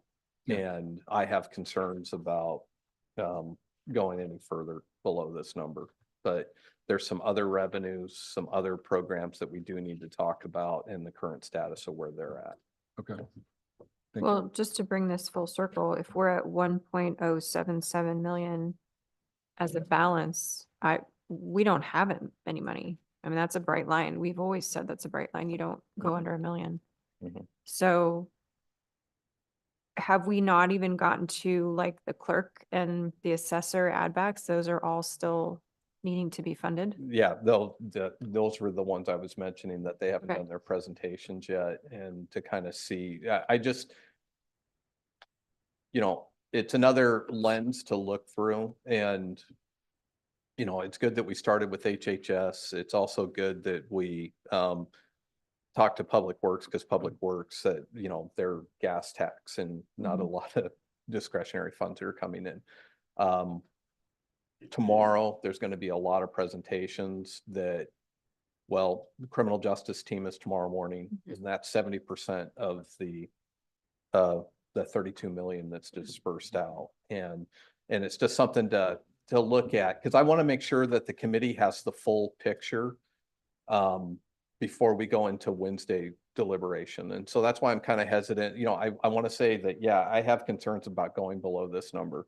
And so that might be a lens when we're looking at some of the other funds that we may have to look for other cost savings means, depending on where those priorities lie on how we backfill, because maybe there's in the requests a higher priority item that's coming forward that, that I need to go back to department heads and we need to have a conversation about what's currently being funded because there were other higher priorities that need to be funded. So. Well, two major factors, labor, which is up like 20%, even 30% in some cases.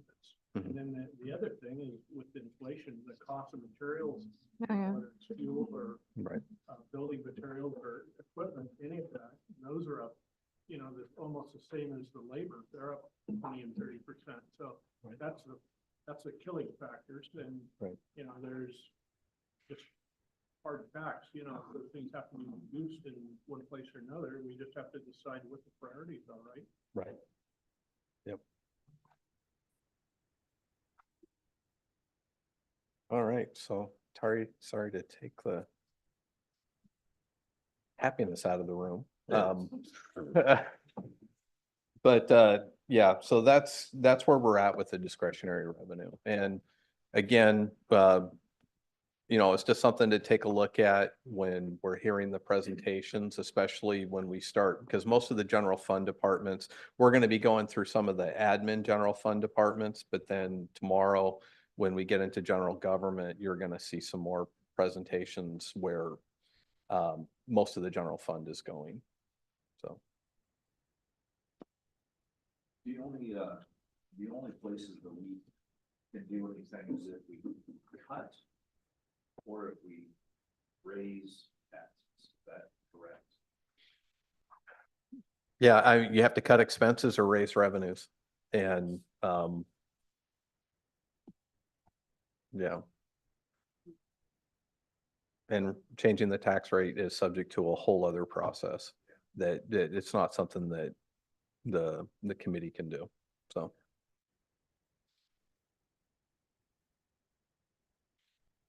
All right. Now that I've changed the whole tone in the room,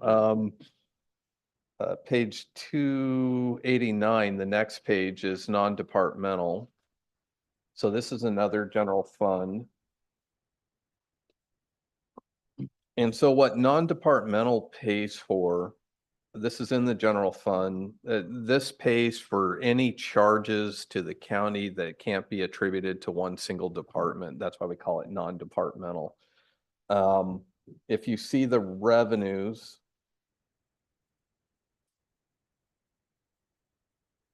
that one, we have a zero beginning fund balance. And when we get down into the expenses down below, I'll be able to explain a little bit more what's really been impacting this fund. We typically balance this to 1002. We make the adjustments as necessary, but the other revenues that come in here, we get the electric co-op tax, that small amount that comes in each year. 33001, the Newburgh bypass. This is an in and out. So the Parkway Committee works with a lobbyist that on all things bypass. And so all the various jurisdictions contribute to this, including Grand Ronde, the tribes, cities. We contribute in our economic development fund that we pay the county portion. This 95,000 only represents the other partners that pay into this. So this money comes in and then we pay out to the lobbyist contract for Parkway. And so you'll see the revenue in 33001, that 95,400, and then under professional services, you see the same exact amount. That's the amount out that we pay for the lobbyists. So that can vary, depends on what's happening, how much we only pay out what we receive from the other jurisdictions. So if there's no activity taking place and we don't have any funds coming in from the city or from the tribes or anyone else towards this, then we adjust accordingly. The spending matches the revenue. And then we have for postage and a transfer in for postage. Again, that's just to pay for mailings that happen for the county. as far as the expenses, when you get down, like I said, you got the professional services, the 95,000, that's in and out. Everything else is part of that general fund discretionary that comes and pays out. We pay for the mental commitments and medical examiner contracts. We have funds for outside legal services, because we have outside counsel that represents the county sometimes in labor matters, arbitrations, unfair labor whatever it might be, representation at the bargaining table. So we have some funds set aside, although a lot of it also comes out of county council's budget as well. This is professional services. That's the lobbyist for the bypass. And then we have some of our other fees, like our dues for COG. We have contributions to CASA, contributions to the Water Master, which were approved in prior years as part of the prior budget processes. Same thing with YC mediators, that's 12,000. But then the big ticket items is when you get down into the property and liability insurance, this is where we pay for all the non-general fund departments, or all the general fund department portions of liability insurance and property insurance. We transfer directly from here. We don't charge individual departments for that, except for non-general fund departments like HHS, fairgrounds, public works. I'm thinking of all the special revenue funds. They all pay directly into the insurance reserve to pay for our insurance. The amounts that you see here, this 840,000, is to pay for general fund shares of that insurance. And that's for our premiums and a little bit extra that goes into, it doesn't just pay for premiums. It also has a small markup to ensure that we have sufficient funds for handling deductibles, self-insurance funds, the administration of the insurance reserve. And you'll see that in more detail when I get into Fund 680. Do you use the services from COG at all? Very often. Yes and no. It's kind of, they do provide, like they administer the revolving loan program for us. We pay them, that's an additional amount for GIS services. They have a laundry list of things that they do. I can't think off the top of my head. Well, we're partnering with them on various projects like the broadband funding that's coming out. We've been working with them a little bit on that and kind of looking at strategies for the region, Polk, Marion. So there's kind of like a regional right impact that they have in pulling resources together for the mid-Willamette Valley area.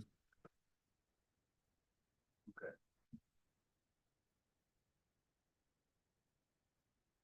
Yeah, so that's non-departmental.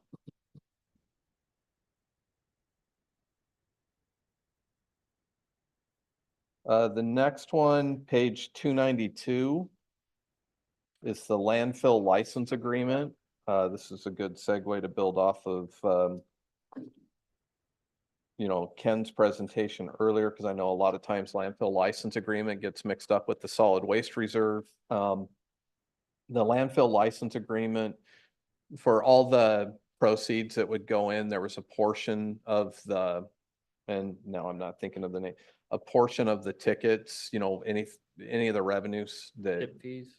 Thank you. The tipping fees. So a portion of the tipping fees were split between solid waste to pay for post-closure activities and everything that solid waste does. And then a small portion was also contributed to landfill license agreement. These funds, and you'll see we don't have any revenues coming in because we ceased that, because we're not getting tipping fees like we did when the landfill was fully operating. So all we have here is really the beginning balance some bond and pool investment earnings, and then repayment for an interfund loan that I believe this paid for the jail camera system project that we have Fund 440 repaying that amount into this account. So there's not a lot of revenue coming in, about 65,000 total. But otherwise, it's one-time funds that's discretionary in nature. The board has used it in the past, and also this group has used it as part of deliberations to fund one-time project, one-time funding requests that may come forward. But I just highlight that there's no revenues coming into this. So once that 600,000 is spent, it's gone. There's no other revenues coming in to replenish this. And so How many more years for that loan payment to come back? I believe this is year 2 or 3. Mike, do you have the amortization table handy? Okay. This is fairly recent. This, I want to say it's 3 years. Yeah. Is this in regards to the Newburgh landfill? No, no, this is related to tipping fees with Riverbend landfill. Oh. And with the agreements that were in place for the jail camera.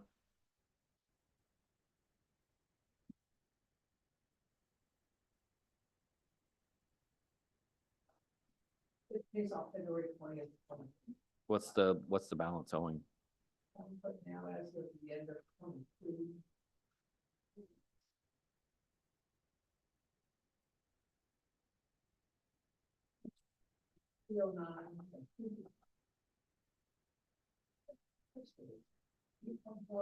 Yes. It's 309,790. But it's split 50/50, between motor pool and Yeah. this fund, so the motor vehicle fund. Fund 645. Oh, I don't have my, thank you. Fund 645 has half the funding, and Yeah. this fund has the other half of the funding. So But, they but- have about, but the question was really about how much funds are going to come back in on top of this, right? Right. You know, Right. the So but 300,000. her point is only half of it. Yeah, coming half of back into that. this one. Yeah. Yeah. Which is fine. So about 150 grand. 6 years. yes. So this is landfill license agreement. Hmm. This is one that is a good example of that we've only used it for one-time projects. We don't use it for operational costs. We don't use it for that because it's not sustainable. These are funds that once they're spent, they're gone.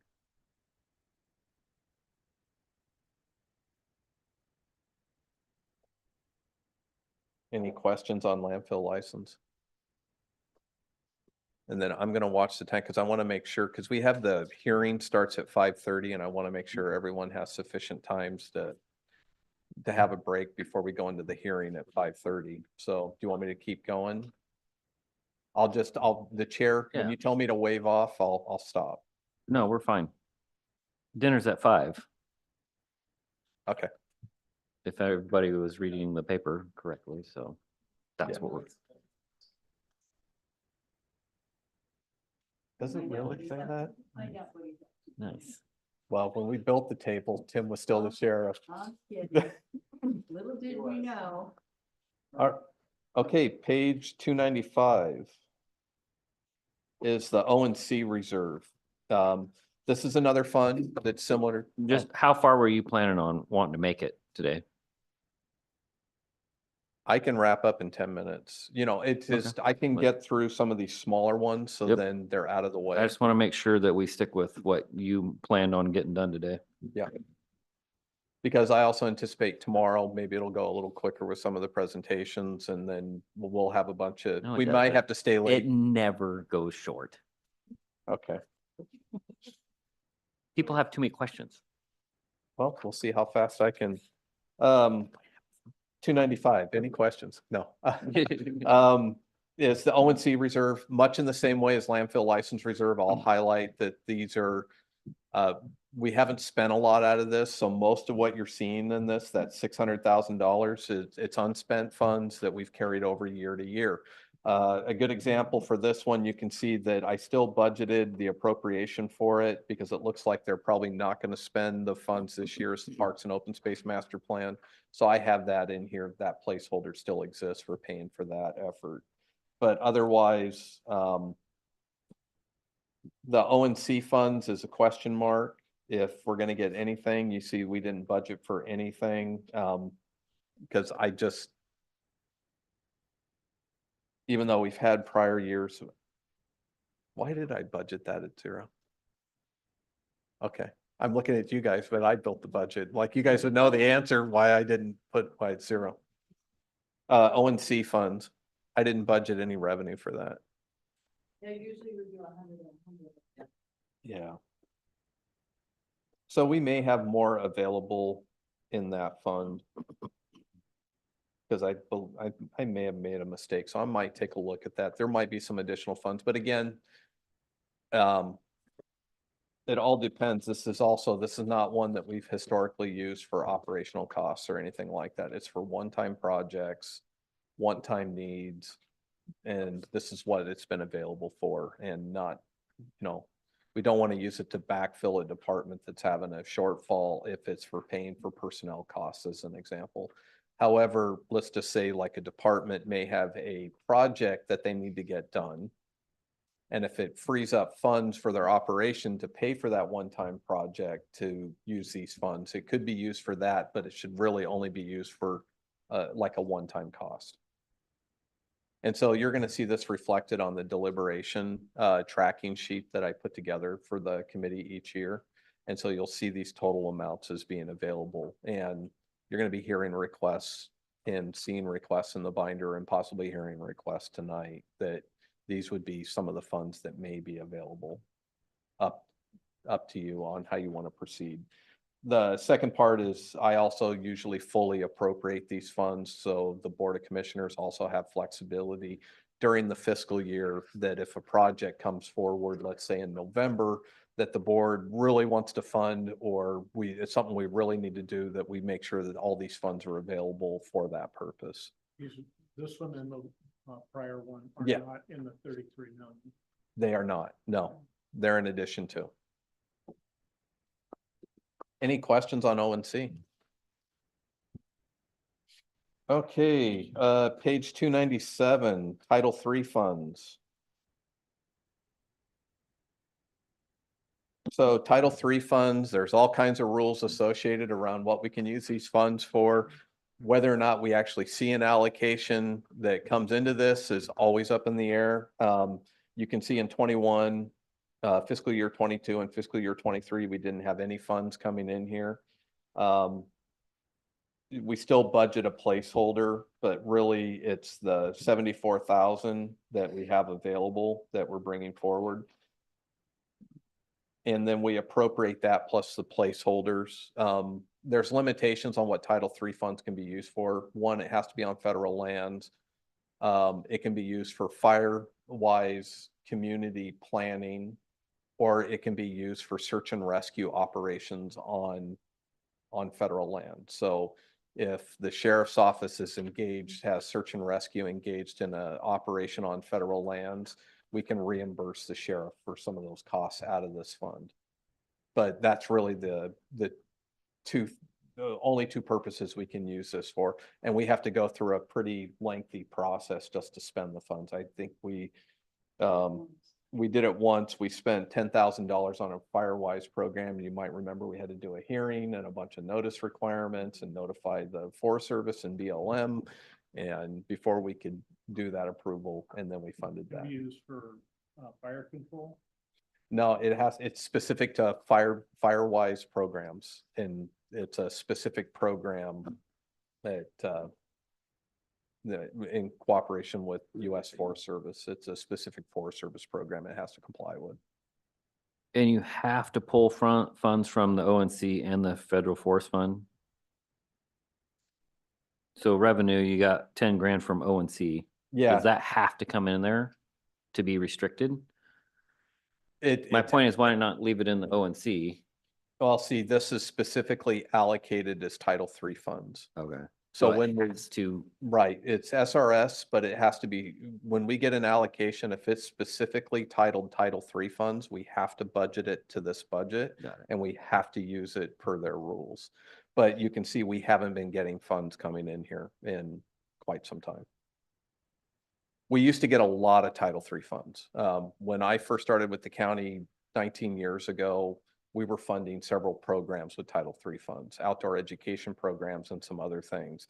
But then they really tightened up the rules on what you can use Title III funds. And then also we're not seeing the revenues coming in. We're not seeing the allocations. And there's a lot of work that's happening at, with AOC and some, the other group that I'm forgetting about.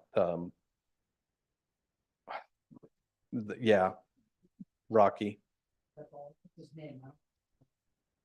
Yeah, and so there's another group that also does a lot of work with federal agencies and is really trying to lobby to, because our federal funds, when you compare to some of the other timber counties, their budgets were sank when all those timber revenues, and that's what this is tied to. A lot of those timber revenues. Fortunately, we didn't have such a heavy reliance on it. But still it's question mark. And that's why we get really conservative and are very careful with how we use these funds. And honestly, we have $74,000 and that's what we have. And occasionally we'll get a proposal.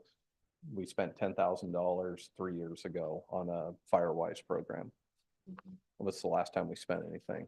And so a lot of times we keep it just in case for search and rescue, but we can't do anything with it. We have to carry it on the books. So. Many of the counties are suing the federal government currently, so we'll see how that goes. But to release the restrictions on it. to Or to get funding increase it. back, get funding back up to where it needs to be, yeah. Okay, the next one, and I'm checking the time. I'll make sure I'm trying to avoid the really long ones. Page 299, which is surprising for me to say this 3 years ago. This was a long discussion, but ARPA, the American Rescue Plan Act Fund. So this is one that we've been gradually spending down and we don't have any more revenues that are coming in. The only thing that we're bringing forward is some pool investment earnings and some ending fund balance that I have projected.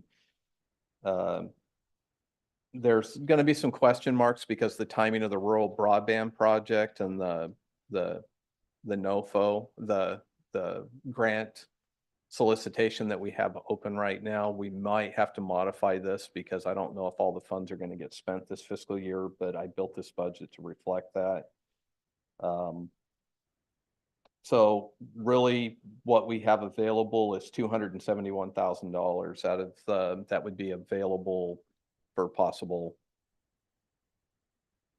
projects or remaining amount to be spent. Out of the original allocation, which was $21 million. And so funded a lot of programs and a lot of grants and utilized all the funds. This is what we have left. So it can be, it's not restricted, right? It's not restricted.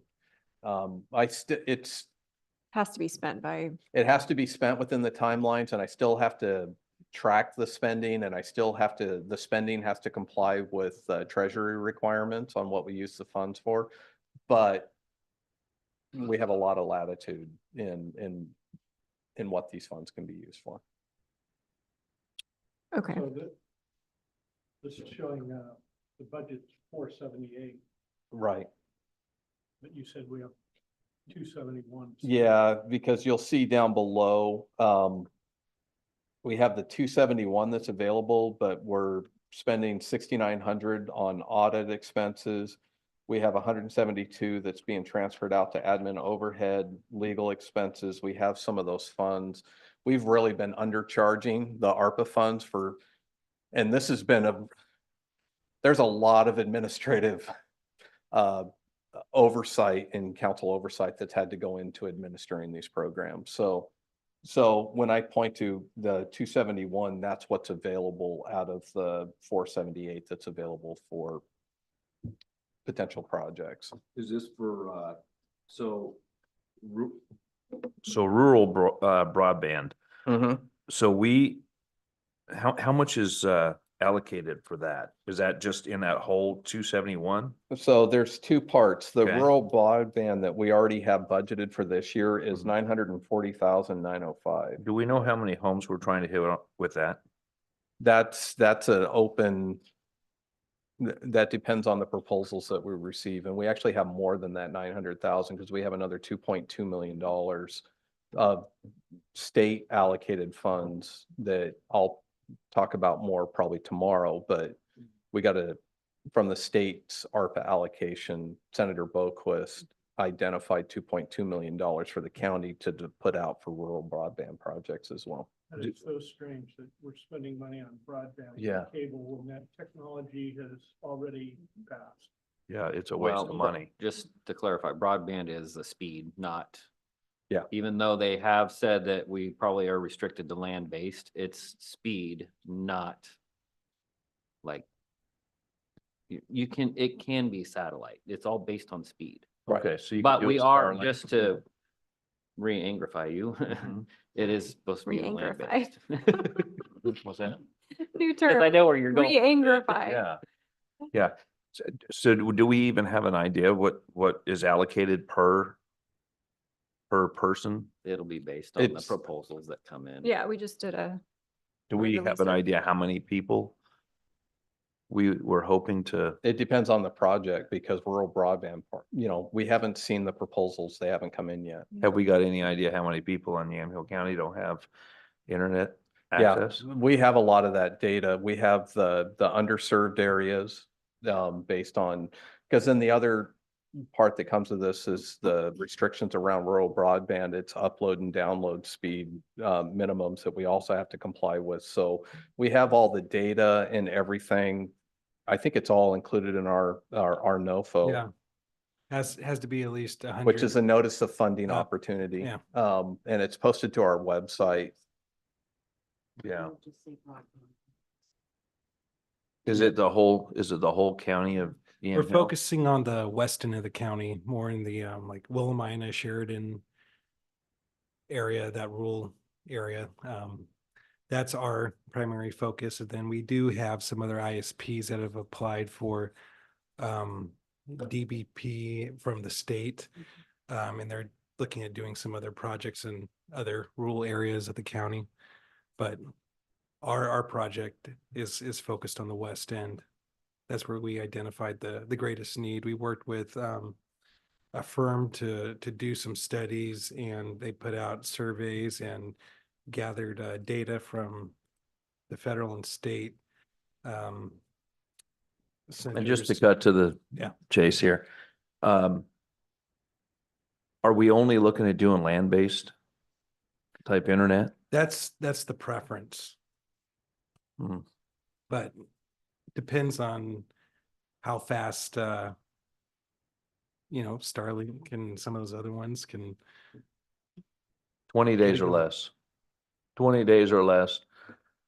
Yeah, but it has to Incredibly be, there's cheap. rules around like a sustained speed. Oh, my And- gosh. I can tell you from experience, it's fabulous. Yeah.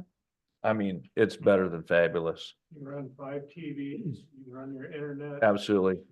Up to 300 megabytes download speed And we have, And it goes up in like an hour and a half or less. by somebody like Jason or myself. Yeah. but we have state funds that came in too for Correct. broadband. So Yeah, 2.2 million. it wasn't just county ARPA. What are you getting? What's your speed, Mary? I don't know what my speed is. I know that I finally have internet and I can watch TV when.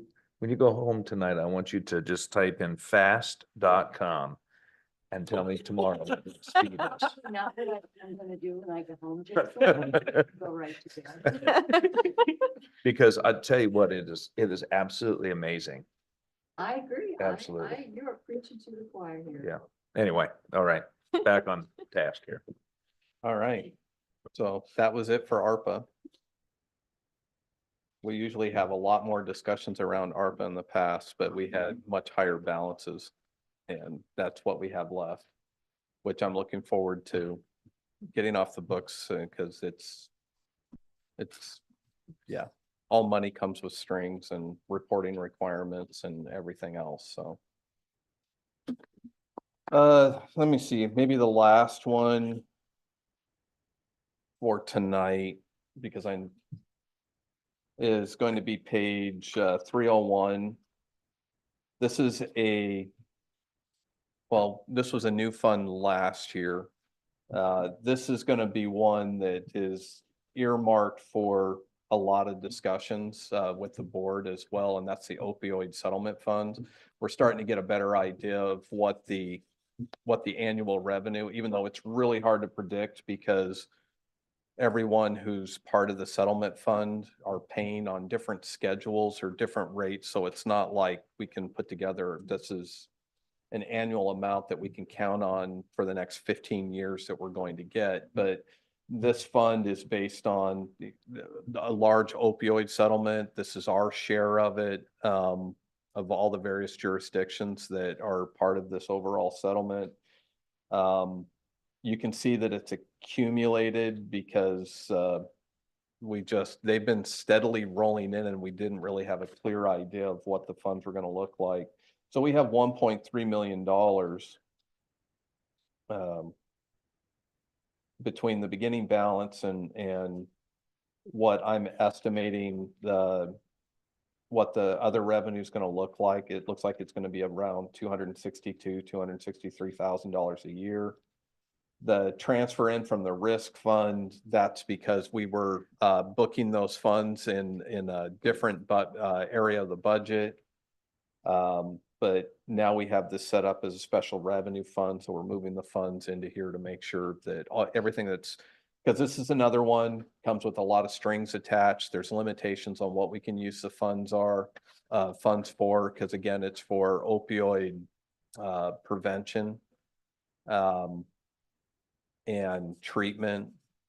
And so this is going to be subject to more discussions with the board on how we end up spending those funds. Right now, we haven't done anything formal as far as how we're going to use these funds. So I have the full amount appropriated, the full 1.3 million available. But again, some of those doesn't mean we're going to be, the actual annual revenue is going to be closer to 300,000 a year, not, so when we start talking about how we're going to use these funds, we have to keep in mind it's going to be $300,000 a year for the next 15 years or less, depending on the repayment schedule that some of the providers are paying.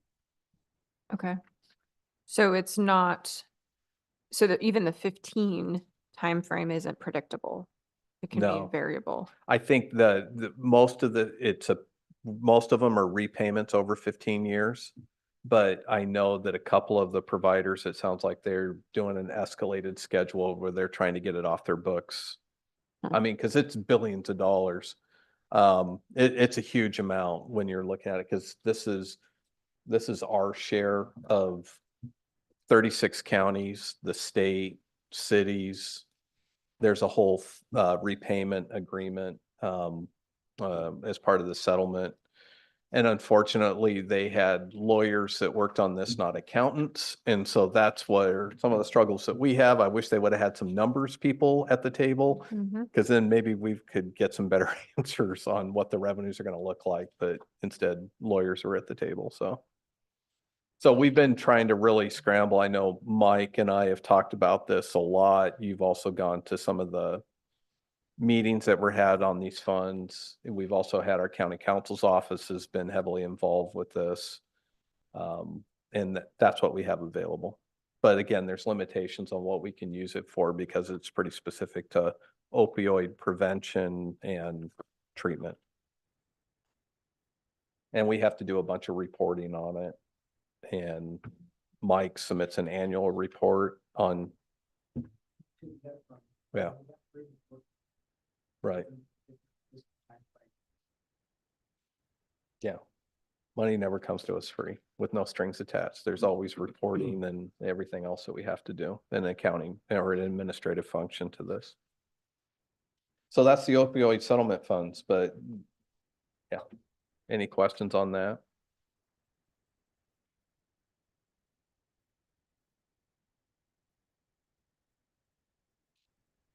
The next one is insurance reserve, but that takes a little bit for me to kind of run through, so we probably won't do that one tonight. I'll save that one for tomorrow.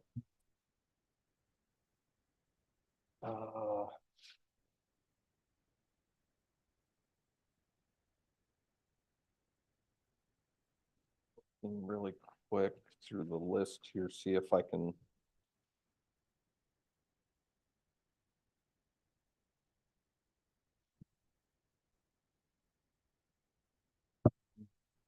Oh, here's another quick one that we can check off if everyone's okay with that. If you go to page 207.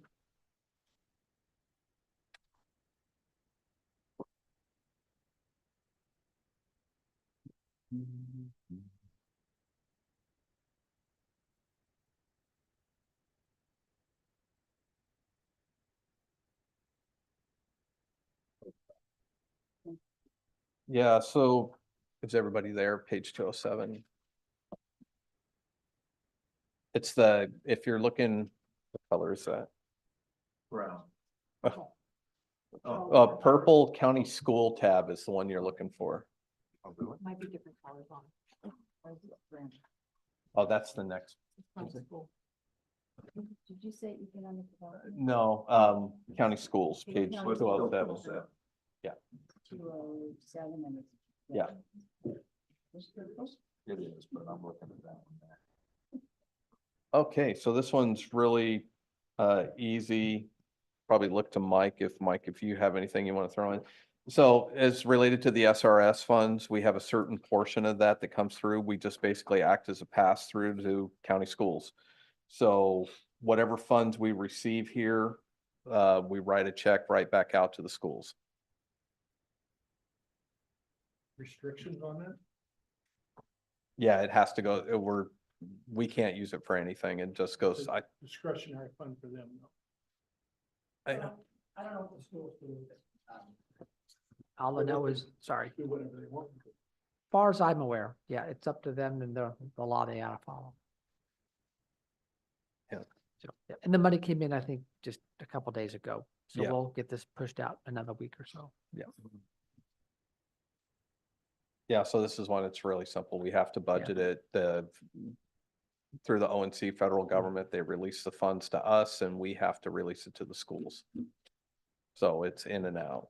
Yeah, Newburgh School District, McMinnville School District, Sherwood School District. We have some outline areas. Gaston has a little bit, but mostly it's Newburgh and McMinnville. Right. Sheridan, Willow Island.